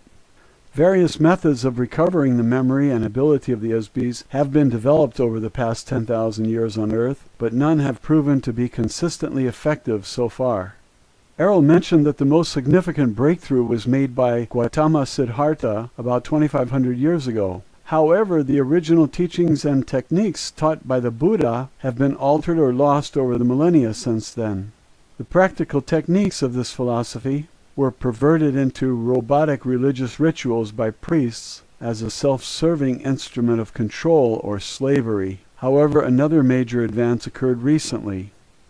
An acquaintance of the commanding officer of the Domain Expeditionary Force space station is an Isby who had once been an important engineer and officer in the old Empire space fleet. He became an untouchable himself about 10,000 years ago and was sentenced to Earth for leading a mutiny against the oppressive regime of the old Empire. The engineer was trained in advanced scientific improvisation theory thousands of years ago. This man has applied his expertise to helping the Domain solve the apparently unsolvable problem of rescuing the members of the Lost Battalion, as well as the Isbys on Earth. Careful observation and experimental analysis of the mechanics of memory in Isbys by he and his wife, who assisted him, led to the realization that Isbys can recover from amnesia and also regain lost abilities. Together they discovered and developed effective methods that they used to rehabilitate their own memories. They eventually codified their methods so that others can safely be trained to apply them to themselves and others, without detection by the old Empire thought control operators. Their research also revealed that Isbys can occupy and operate more than one body at the same time, a fact that previously was thought to be uniquely limited to officers of the Domain. One example of this fact is that the engineer in a previous lifetime on Earth was Suleiman the Magnificent. His assistant was a harem girl who rose up from slavery to become his wife and rule the Ottoman Empire with him. Simultaneously, she inhabited another body and ruled her own empire as Queen Elizabeth. As the Queen of England, she never married because she was already married to the Sultan of the Ottoman Empire. In a later life, he was incarnated as Cecil Rhodes. During his life as Rhodes, she was again a princess, this time from Poland. As such, she pursued Rhodes unsuccessfully toward the end of his life. However, in their next incarnation, they met again, were married, had a family, and again worked together successfully all of their lives. Several other notable examples of this phenomena were observed. For example, the process of refining steel was invented by the same Isby who inhabited two bodies simultaneously. One was named Kelly, who lived in Kentucky, and the other was a man named Bessemer, who lived in England. They both conceived the same process at the same time. Another example is Alexander Graham Bell, the inventor of the telephone, which was invented by several others at the same time, including Elijah Gray. The telephone was conceived concurrently in several locations around the world all at once. This was a single ISBE of such tremendous energy and ability that he was able to operate several bodies in several different locations while conducting complex research work. Thanks to these revelations, the domain has been able to return some of ISBEs of the Lost Battalion to active duty on a limited part-time basis. For example, 2 young girls who occupy biological bodies on Earth now are at the same time working as active members of the Domain Expeditionary Force on the Asteroid Space Station as operators of a communication switchboard. These operators relay messages between the Domain Expeditionary Force and the Domain Command Headquarters. Recently, I myself have been able to resume some of my own duties for the Domain Expeditionary Force while continuing to live on Earth. This is not an easy task, however, and can only be done while my biological body is sleeping. It makes me very, very happy to know that we may not have to stay on Earth forever. There is hope of escape not just for the Lost Battalion, but for many other ISBEs on Earth. However, all ISBEs could be helped to become more aware of the actual situation on Earth through the information in this envelope. This is why I sent these letters and transcripts to you. I want you to get these documents published. I want ISBEs on Earth to have a chance to find out what is really happening on Earth. Most ISBEs will not believe any of it, I'm sure. It seems too incredible. No reasonable person would ever believe a word of it. However, it only seems incredible to an ISBE whose memory has been erased and replaced with false information inside the electronically controlled illusion of a prison planet. We must not allow the apparent incredibility of our situation to prevent us from confronting the reality of it. Frankly, reasons have nothing to do with reality. There are no reasons. Things are what they are. If we don't face the facts of our situation, we're going to stay under the thumb of the old empire forever. The biggest weapon the old empire has left now is our ignorance of what they were doing to all the ISBEs on Earth. Disbelief and secrecy are the most effective weapons they have. The government agencies that classify the enclosed transcripts as top secret are run by ISBEs who are nothing more than mindless automations covertly ordered through the hypnotic commands given by the old empire prison operators.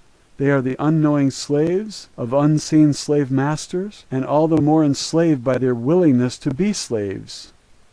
Most of the ISBEs on Earth are good, honest, able beings, artists, managers, geniuses, freethinkers, and revolutionaries who have harmed no one, really. They are no threat to anyone except the criminals who have imprisoned them.